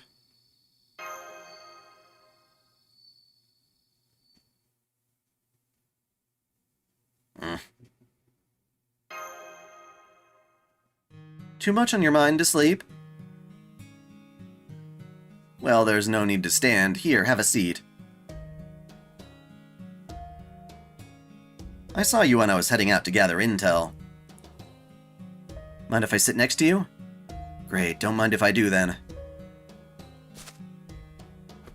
Hey, here's an idea. Maybe you'd feel better if you told me your story so far.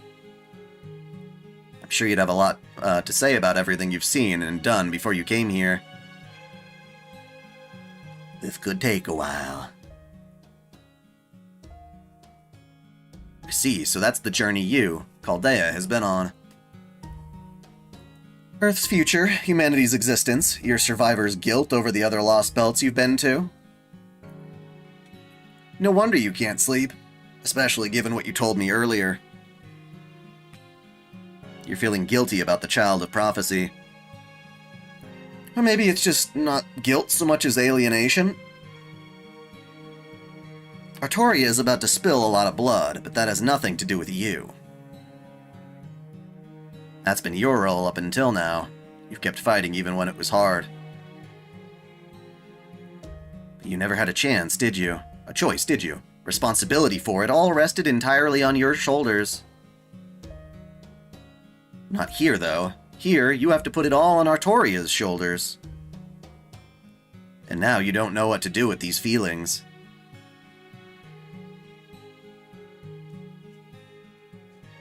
You might even be feeling like a coward here. Since you can't forget that you have no intention of saving Fairy Britain.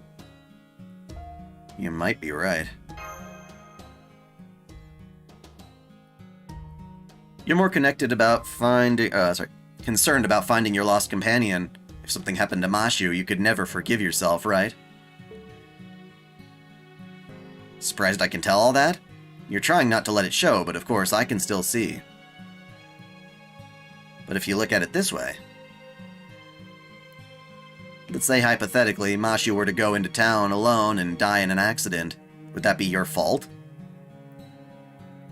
Is keeping her safe from all harm, all the time, your responsibility 24/7? No, of course not. That's no concern for a friend. That's more of a savior complex.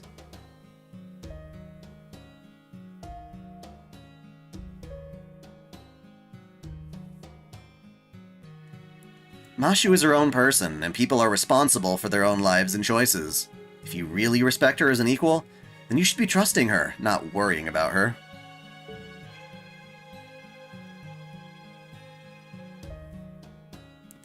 Piling more responsibility on your shoulders isn't going to help anyone, especially if you're so weighed down you can't act quite quickly when you need to.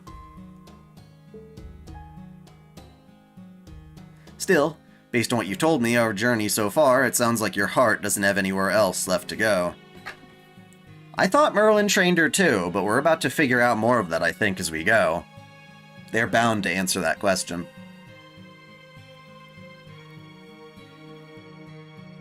I'm pretty sure you used to be a lot lighter on your feet.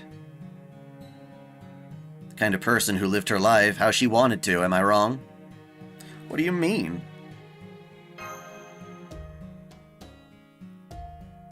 Well, I can tell you what I don't mean. I don't mean just doing whatever's easiest.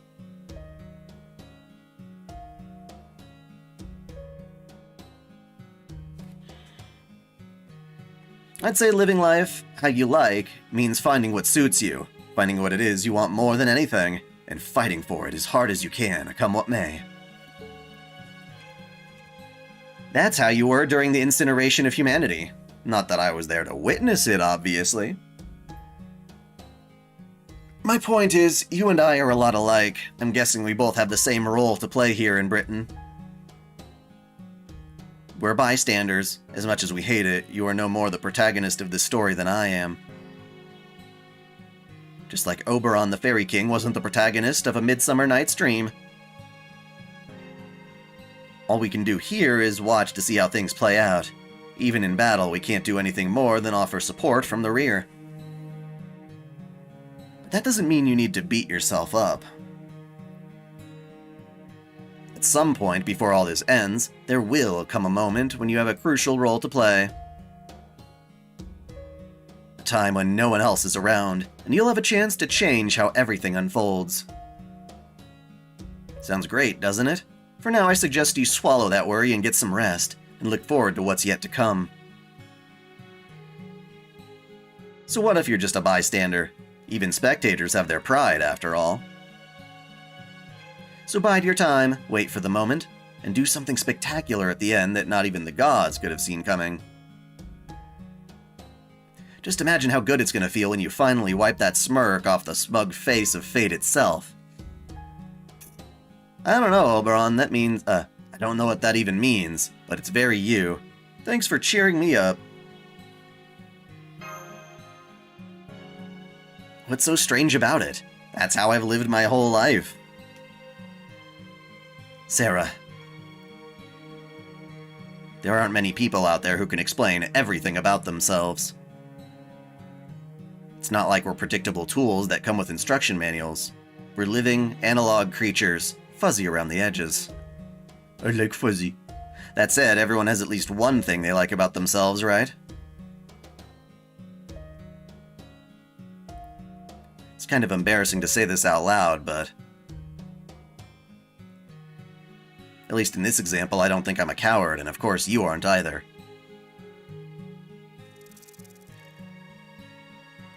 Oh, I'm sorry about that, Blanca. I didn't realize I've been talking so long.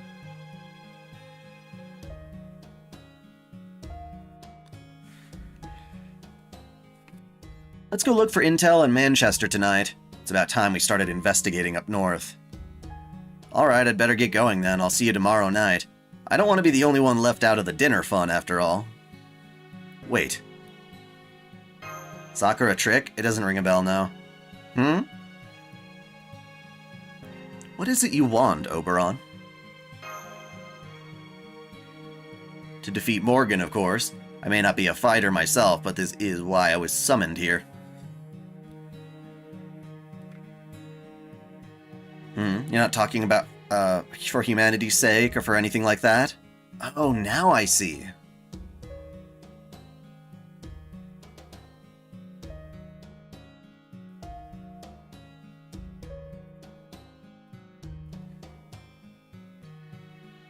Well, damn, this is kind of embarrassing, but I guess I can't dodge the question after the big speech I just gave. I'm looking for Titania. Makes sense. Remember, Oberon's queen from A Midsummer Night's Dream? Titania, the fairy queen. The only one that ever loved obstinate Oberon. I'm hoping to see her if I can. Though, of course, I know that's impossible. She's a fictional character. She doesn't exist in proper human history.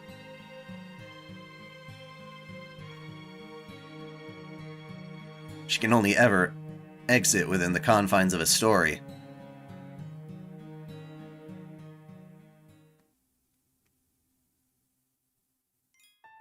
So that's weird.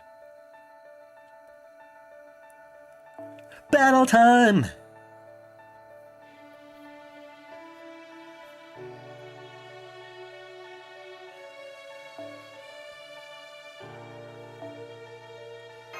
We're getting sleepy again.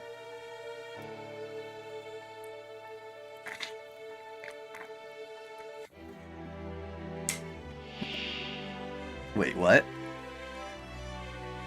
Are we just training? 黄金律にも種類があるのさ。やることは変わらねえよ。 Well, good luck, y'all. 運命 I'm gonna kill you. 早炊きですカルウェナ。早炊きですカルウェナ。早炊きですカルウェナ。早炊きですカルウェナ。熱を帯びなさい。マルミアドはチャンバラ上等。ガンガン行くわ。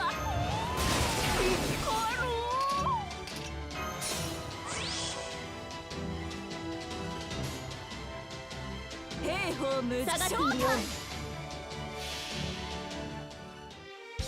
剣圧にて海を立つ。櫓のごとくクジラマン大入道ご剣断。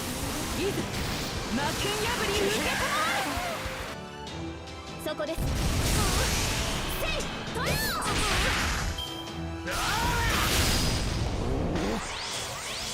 せーの。 You stunned me, you bastard! Oh shit. Well, I can make sure we survive this turn at least. ありえざる様子。 Round of Avalon! 最果ての島罪の都最後の竜は我がの念。集う円卓の守護者たちラウンド・オブ・アバロン。輝きをやっ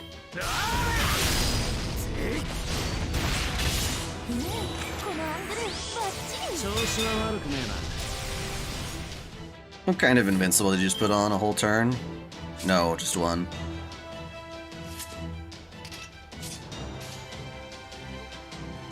対終末対粛清始める。最果ての島罪の都。 Sometimes fictional servants can become servants, though. 集う円卓の守護者たちラウンド・オブ・アバロン。スムーズにラテンゴ。まだまだ折り返しだ。若造妖精がなんだってんだ。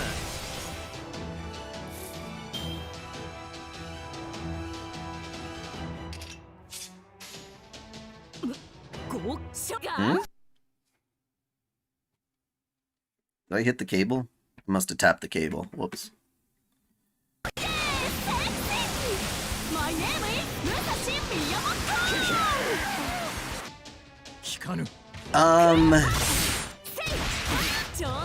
Yeah, a lot of crazy shit's been going... Oh, shit. A lot of crazy shit's been going on, honestly. Main thing is that we went to the market area, hearing that someone was trying to auction off what we thought was Mashu, only to find out it was actually Muramasa, of all people, who got sold off instead. He's here.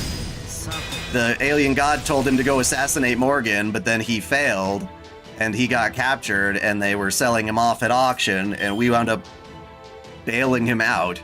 And so now he's helping us. He's a boss right now, but I guess we're just like sparring. You know what I mean? So there's that. Meanwhile, Mashu is actually over in the place where they're doing this giant rebellion against Morgan. And it's ruled by... fuck, I forget all the names. But this giant lion dude who wants to make Mashu his bride. He was almost going to have his way with her, but she instinctively, like, pushed him through the walls of the castle and over the ledge. So he's like, oh my god, no, I'm not going to try to sleep with you anymore. Jesus. And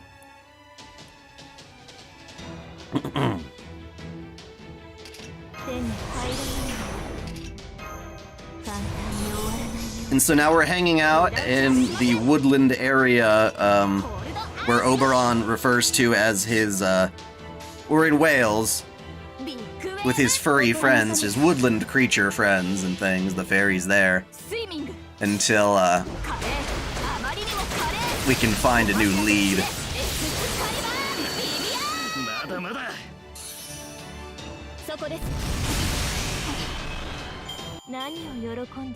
Yeah, so Mashu's kind of like this guy's husband, informally, I guess, at this point. He's trying to use her as... They've believed that she is one of the child of prophecies as well, or the child of prophecy, and are trying to tote her around as, kind of a morale boost to help their rebellion out against Morgan. Ow, ow, ow, ow, ow! Ugh. This is supposed to be a light practice bout, Muramasa. Why are you taking it so seriously? Are you a child or something? No, I'm an old man. It's my job to make sure youngsters like you get proper education at the School of Hard Knocks. What did I call him? I thought he said bride. Whatever. Yeah, they're informally married as a means of trying to bolster their morale. That doesn't go for Sarah, though. She seems like she's had more than her share of hardships. I gotta admit, Sarah, those quick combat summons of yours are really something. Makes me think I'd be better off keeping you safe instead of mixing it up myself. If you play your cards right, you might even be able to beat the Tamlin. School Days is a weird anime. I've talked about it in relative detail in my video on visual novel choices. You really think so? Bogart, that's what it is. The big lion man is Bogart. You bet, if you throw all the servants and magical energy you've got at them, you can definitely take them. You said one of them trounced you before? The next time it'll be your turn. Just make sure you got a good victory line locked and loaded. Something like, I ain't afraid of no Tamlin. Your weapons are made of iron, right, Muramasa? Could you let me have some of the material? Sorry, but I'm the only one who can work that. It's basically an advance I'm paying with magical energy. If you want to use them for yourself, I'd have to make something for you from scratch. Well, I played the visual novel of school. Well, yeah. I kind of did like a walkthrough of it to try and get a route where he's not a douchebag. And that means we'd have to get some iron from a mine. I think it was Norwich that controls the iron supply around here, right? I see, then I guess I'll just have to track some down somewhere. And after I came up with a plan to defeat Gawain, too. Oh? Am I seeing a mean streak in those eyes, girlie? If you've got something devious in mind, I'm game to help. No, thank you. I'll just keep laughing it up with Sarah and leave me alone, old-timer. Looks like someone's going through her rebellious phase. Or maybe she's just like that? I'm guessing she's actually just really competitive. No, I am not.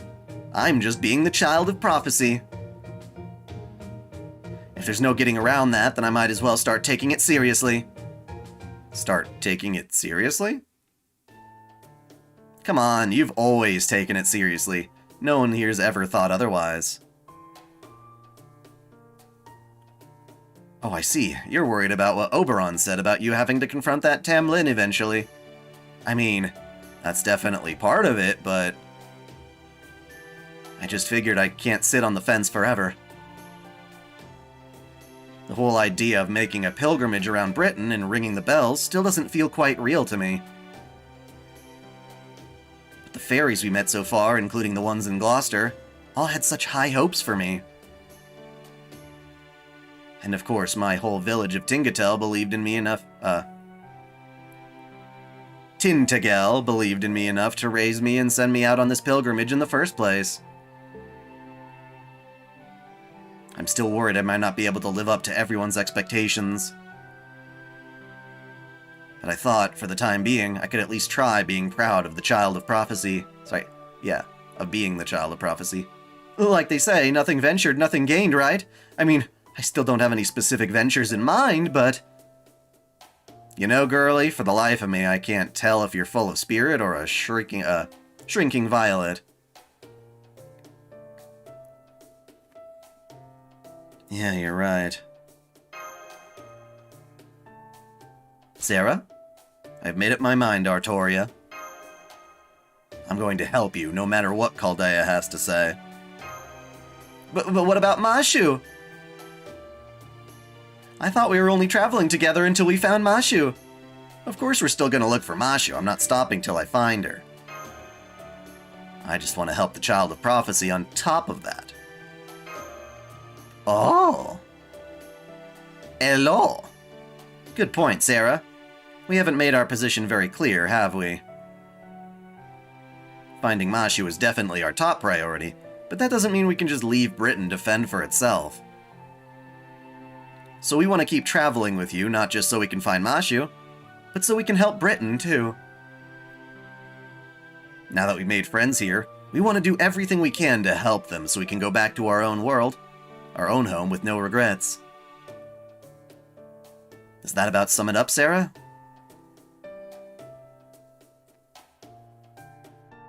Sure does. I just hope Director Gordolf's okay with it.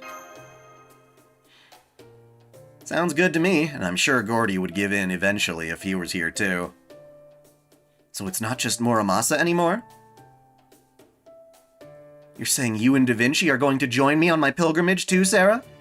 Yep, and I'm sure Oberon would say the same thing. Don't worry, we expect to be generously compensated once we've all saved the day. So how does that sound, future king? Of course, if you'd rather not have us hanging around, we can always go our separate ways. No, not at all. This is great. I never dreamed I would ever have this kind of help. I guess this is the Child of Prophecy's first proper alliance. Now I'm kind of starting to feel like a king. Yay! Well, you really are a king, so... Of course, none of this changes the fact that we still don't have any kind of plan. It's great that you're feeling motivated about being the Child of Prophecy now and all. But what do we, actually do about it? Way to bring me crashing back down to reality. Couldn't you let me be happy just for a little while, Muramasa? Ugh, that's your entire problem right there. Well, as the resident old man here, I kinda have to be a party pooper, right? I heard the whole thing, and I think I have an idea. It's Oberon? Is it? It's a little earlier than I'd planned, but the time is clearly right. I will tell you where the Child of Prophecy and you, her companions, need to go next. The crossroads of destiny, where the Child of Prophecy's rumors shall become reality. That's right, it's time for us to go save Norwich. I can hear him, but I can't see him. Is that really you, Oberon? Huh? What do you mean you can't see me? Oh, right, of course. Down here, everyone. What? Oh, flying long distance sure takes a lot out of you, but there's no substitute for seeing things yourself.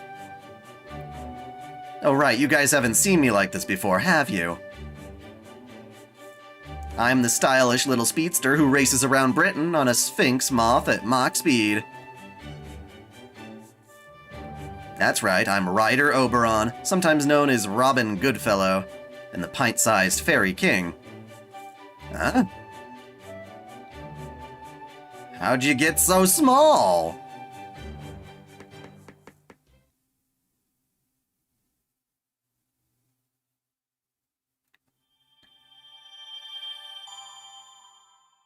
What do those small bells do? I keep forgetting. Smallberon. Fair enough.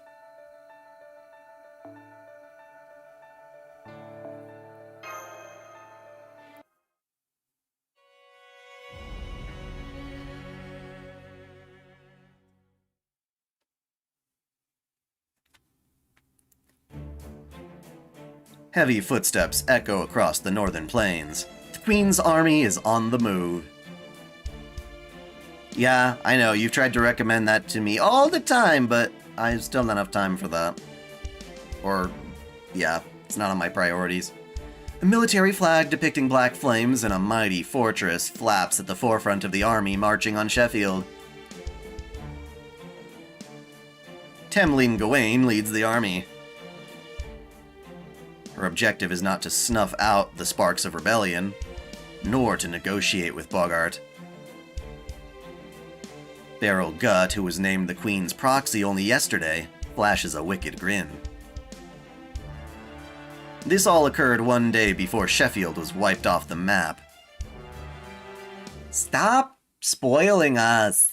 Stop spoiling us!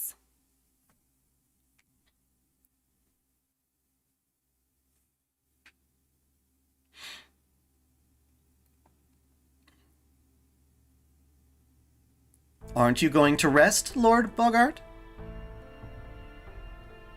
If there's something on your mind, I'd be happy to listen. Oh yeah, and Mashu's bridal wear is, like, absolutely adorable.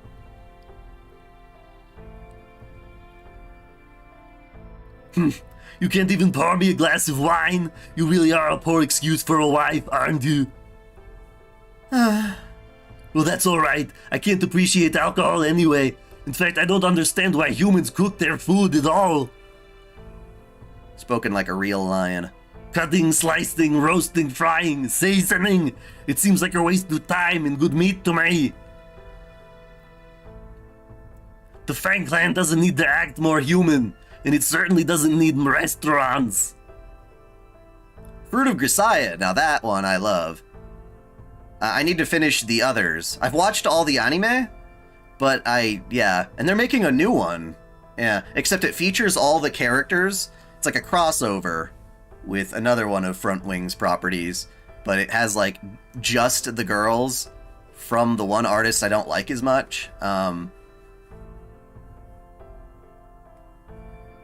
You know, I like Amane Suo and people made by that specific art style.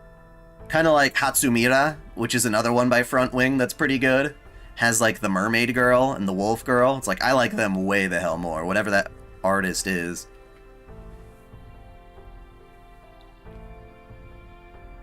Did you know that Oxford is practically full to bursting with restaurants these days? Everywhere you go, there's a Wood Roses on every corner. It's a sick joke, that's what it is. Is Wood Roses like a McDonald's? Can you even imagine if all the shops on Sheffield's main street were nothing but restaurants? It would be so absurd. No one would even know how to react. Yes, that's true. It would be a funny sight. Yes, if nothing else, those restaurants are good for a laugh. It would be fun to show you one. Never mind, I don't know why I said that. So, Child of Prophecy, I'm told you've been defeating Moors on behalf of the townspeople. I also know you've been fighting while wearing that armor of yours, even after I told you not to draw attention. Yes, I have. I'm sorry, Lord Bogart. I guess I'm just not fit to be your wife. Of course you aren't, you fool. You never were. And yet, even though you're capable of battling Mars, you're afraid to wield a weapon. He probably wouldn't have been able to appreciate having sex with Mashu anyway. You never came back from that iron cylinder. Oh, for that iron cylinder. Those merchants told me they found you in the cylinder together, and yet you've never even mentioned it. It's almost as though you would prefer to forget about it entirely. That cylinder rivals Morgan's sacred lance. Why would you run from such incredible firepower? I don't know, it's just something about that thing feels like it could hurt everyone. I think they're talking about the Black Barrel replica that we're using. Like it could hurt all, like it could even hurt all of Britain, and that scares me. No, you're not afraid of that cylinder. You're afraid of fighting itself. Never mind. Even if I did know your true feelings, I doubt I would understand them. All that matters are your records and accomplishments. Have you still not regained your memories?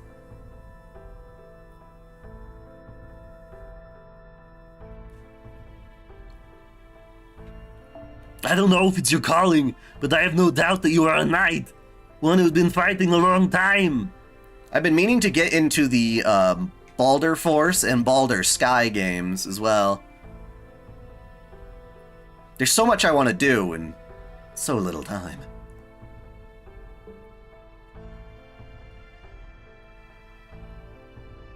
And yet I've never seen you in the Queen's army before. Nor have I heard the new Tamlin being appointed. In fact, I've never seen a fairy that looks like you anywhere. Where did you come from? Are you actually the child of prophecy who will save all of Britain? If you are, then you will be forced to fight whenever you go, for the child of prophecy's pilgrimage leads down a road of blood and war. Do you truly have what it takes? Can you not only defeat the Queen, but also unify the 6 clans and maintain your rule over them? I don't... Of course you can't. You simply aren't made for that, even if you were to regain your memories. No, I have not watched Across the Spider-Verse.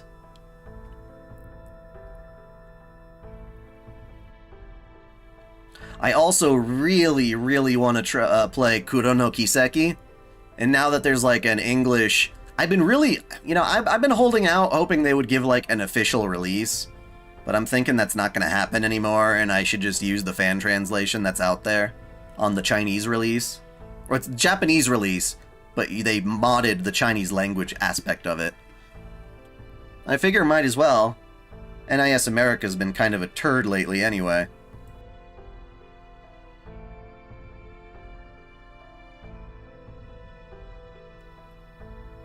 Although, as much as I'd like to stick it to the man, it's kind of weird that the Japanese version that's on Steam of Kuro no Kiseki would be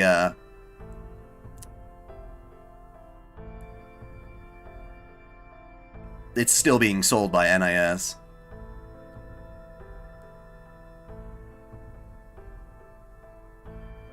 Yeah, Spike Chunsoft.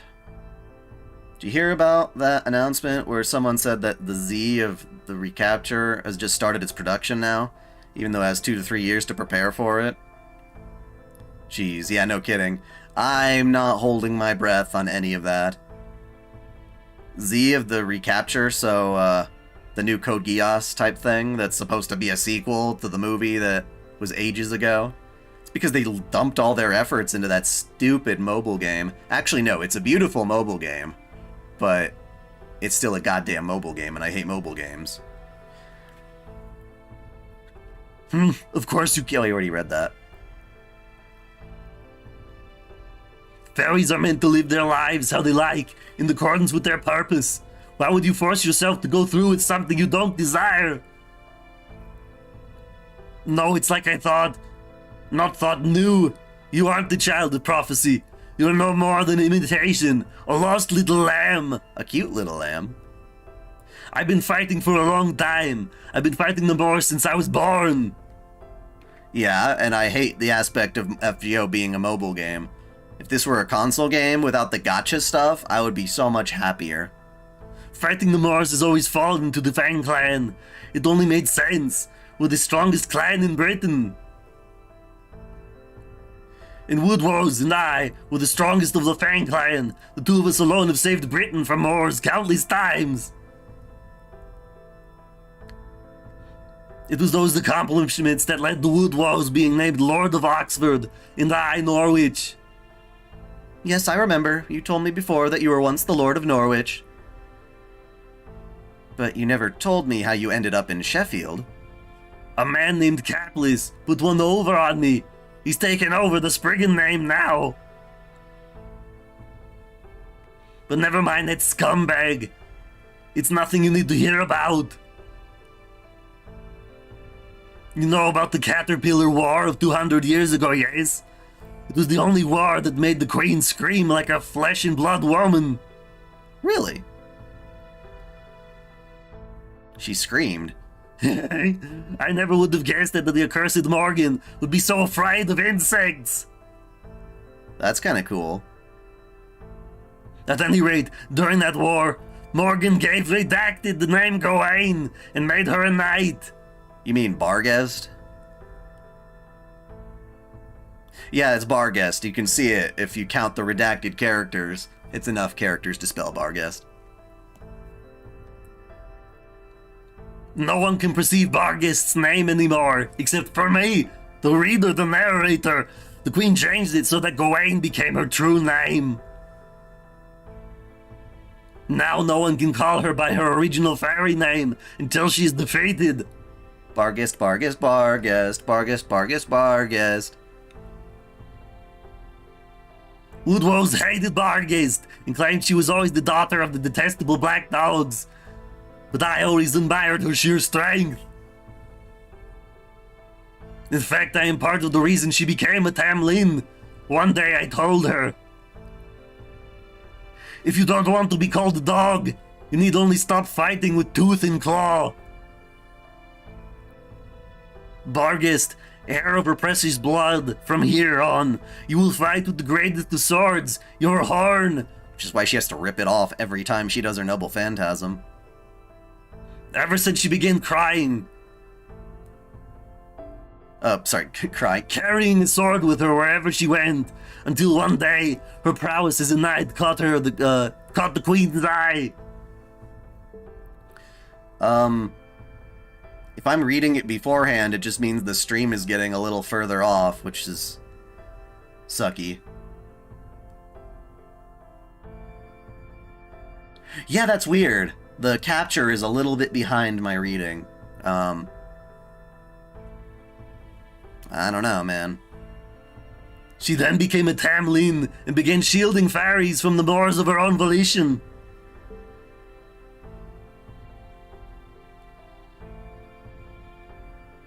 This is gonna be the last scene, and after this scene I'm gonna wrap up the stream and schedule it for tomorrow. I suspect that was because she had long been ostracized as a daughter of the Black Dogs. That allowed her to understand how the weak feel and made her demand responsibility from the strong.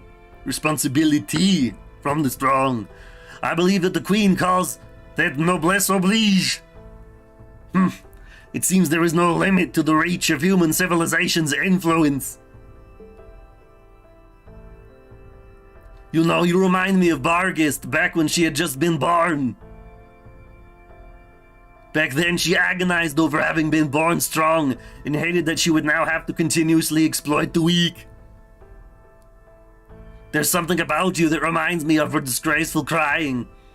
So they said that Barghest, her name is being redacted because ever since she was renamed Gawain, they're like forbidden to speak it. Which makes me wonder what the fuck this lion is saying in her place. It's probably like, redacted. Redacted is the name. And then she's like, what? I said redacted. I said redacted. I see. So you still care deeply for this Gawain person. Yeah, after this scene, I'm wrapping up the stream. Hardly. I stopped thinking about her 200 years ago when she became a Tamlin.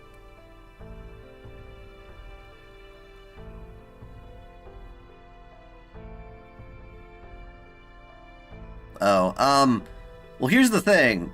I dabbled a tiny bit in the very first one, Trails in the Sky Part 1, but never played any of the others. I was hoping to just dive into Kuro no Kiseki, because I like the characters the most. I don't care for any of the other Trails up until then, at least not right now. The pole dance has won me over, y'all. Actually, no, it's not just that. Hardly. I stopped... Wait, where did you read that? What am I saying? Why am I sitting here telling you about my youth instead of my daring exploits? This was a waste of time. Forget tonight ever happened. Erase it from your memory. I'm going back to the tribunal. Okay, take care, Lord Bogart. And please, try not to stay up too late. No. That reminds me, why aren't you afraid of me?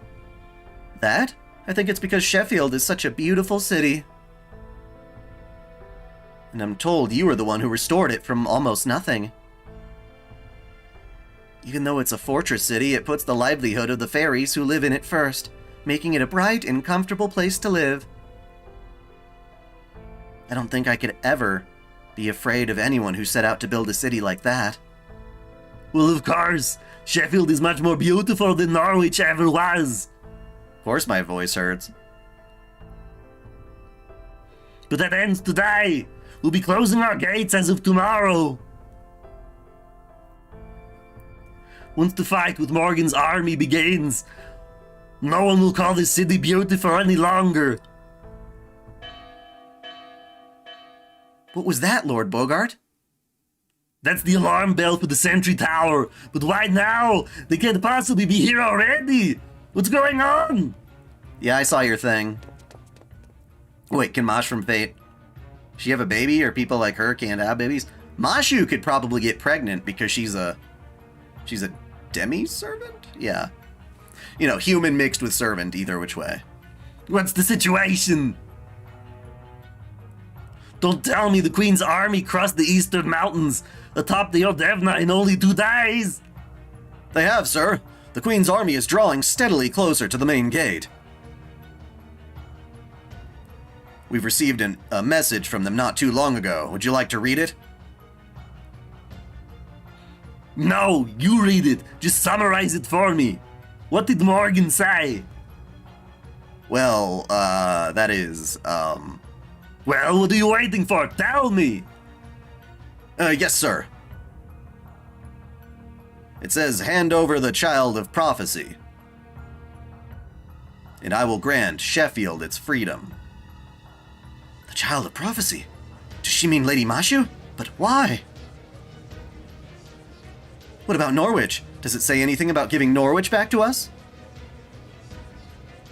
No, wait. What does she mean, grant us our freedom? Does that mean she doesn't care if Lord Bogart continues to grow his army?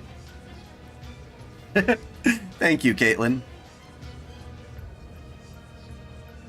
Ah! Ah! Is that what you think, Morgan? You think our rebellion poses no threat to you? How much must you humiliate the Fang Clan before you will be satisfied?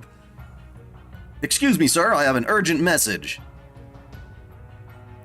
The sentry just confirmed that Gawain's flag is at the head of the Queen's army. Tamlin Gawain is leading the advance. Oh, is she now? Very tricky, Queen. She talks big, but she sees us as a threat just by sending who she did. The very fact that she would send her right-hand woman to deal with us is proof that she fears our army. She knows she can't possibly take down Sheffield when Knocknarea is sending out troops up north. So she chose to negotiate rather than try to put us down, which means the army out there is only for show. No wonder they got here so quick. They can't possibly be armed for battle. You forget she has Rungominiad. So which will it be? Will she give Norwich back to us? Or send enough troops to dispel the Calamity pool? So what are your next 2 videos this week, you mean? Well, this week is nothing but streaming. Next week is a video talking about the ethics of AI art and the lore of Grey. And stuff like that. I look forward to hearing which answer you choose, oh Queen of Britain. Lord Bogart? Isn't it just Gawain's flag? Tristan and Lancelot's flags have been spotted as well. Oh, it isn't then. All 3 of the Tamlin are headed this way. The most powerful forces in Fairy Britain are all bearing down us as we speak. What? All 3 of them? The lore of Grey.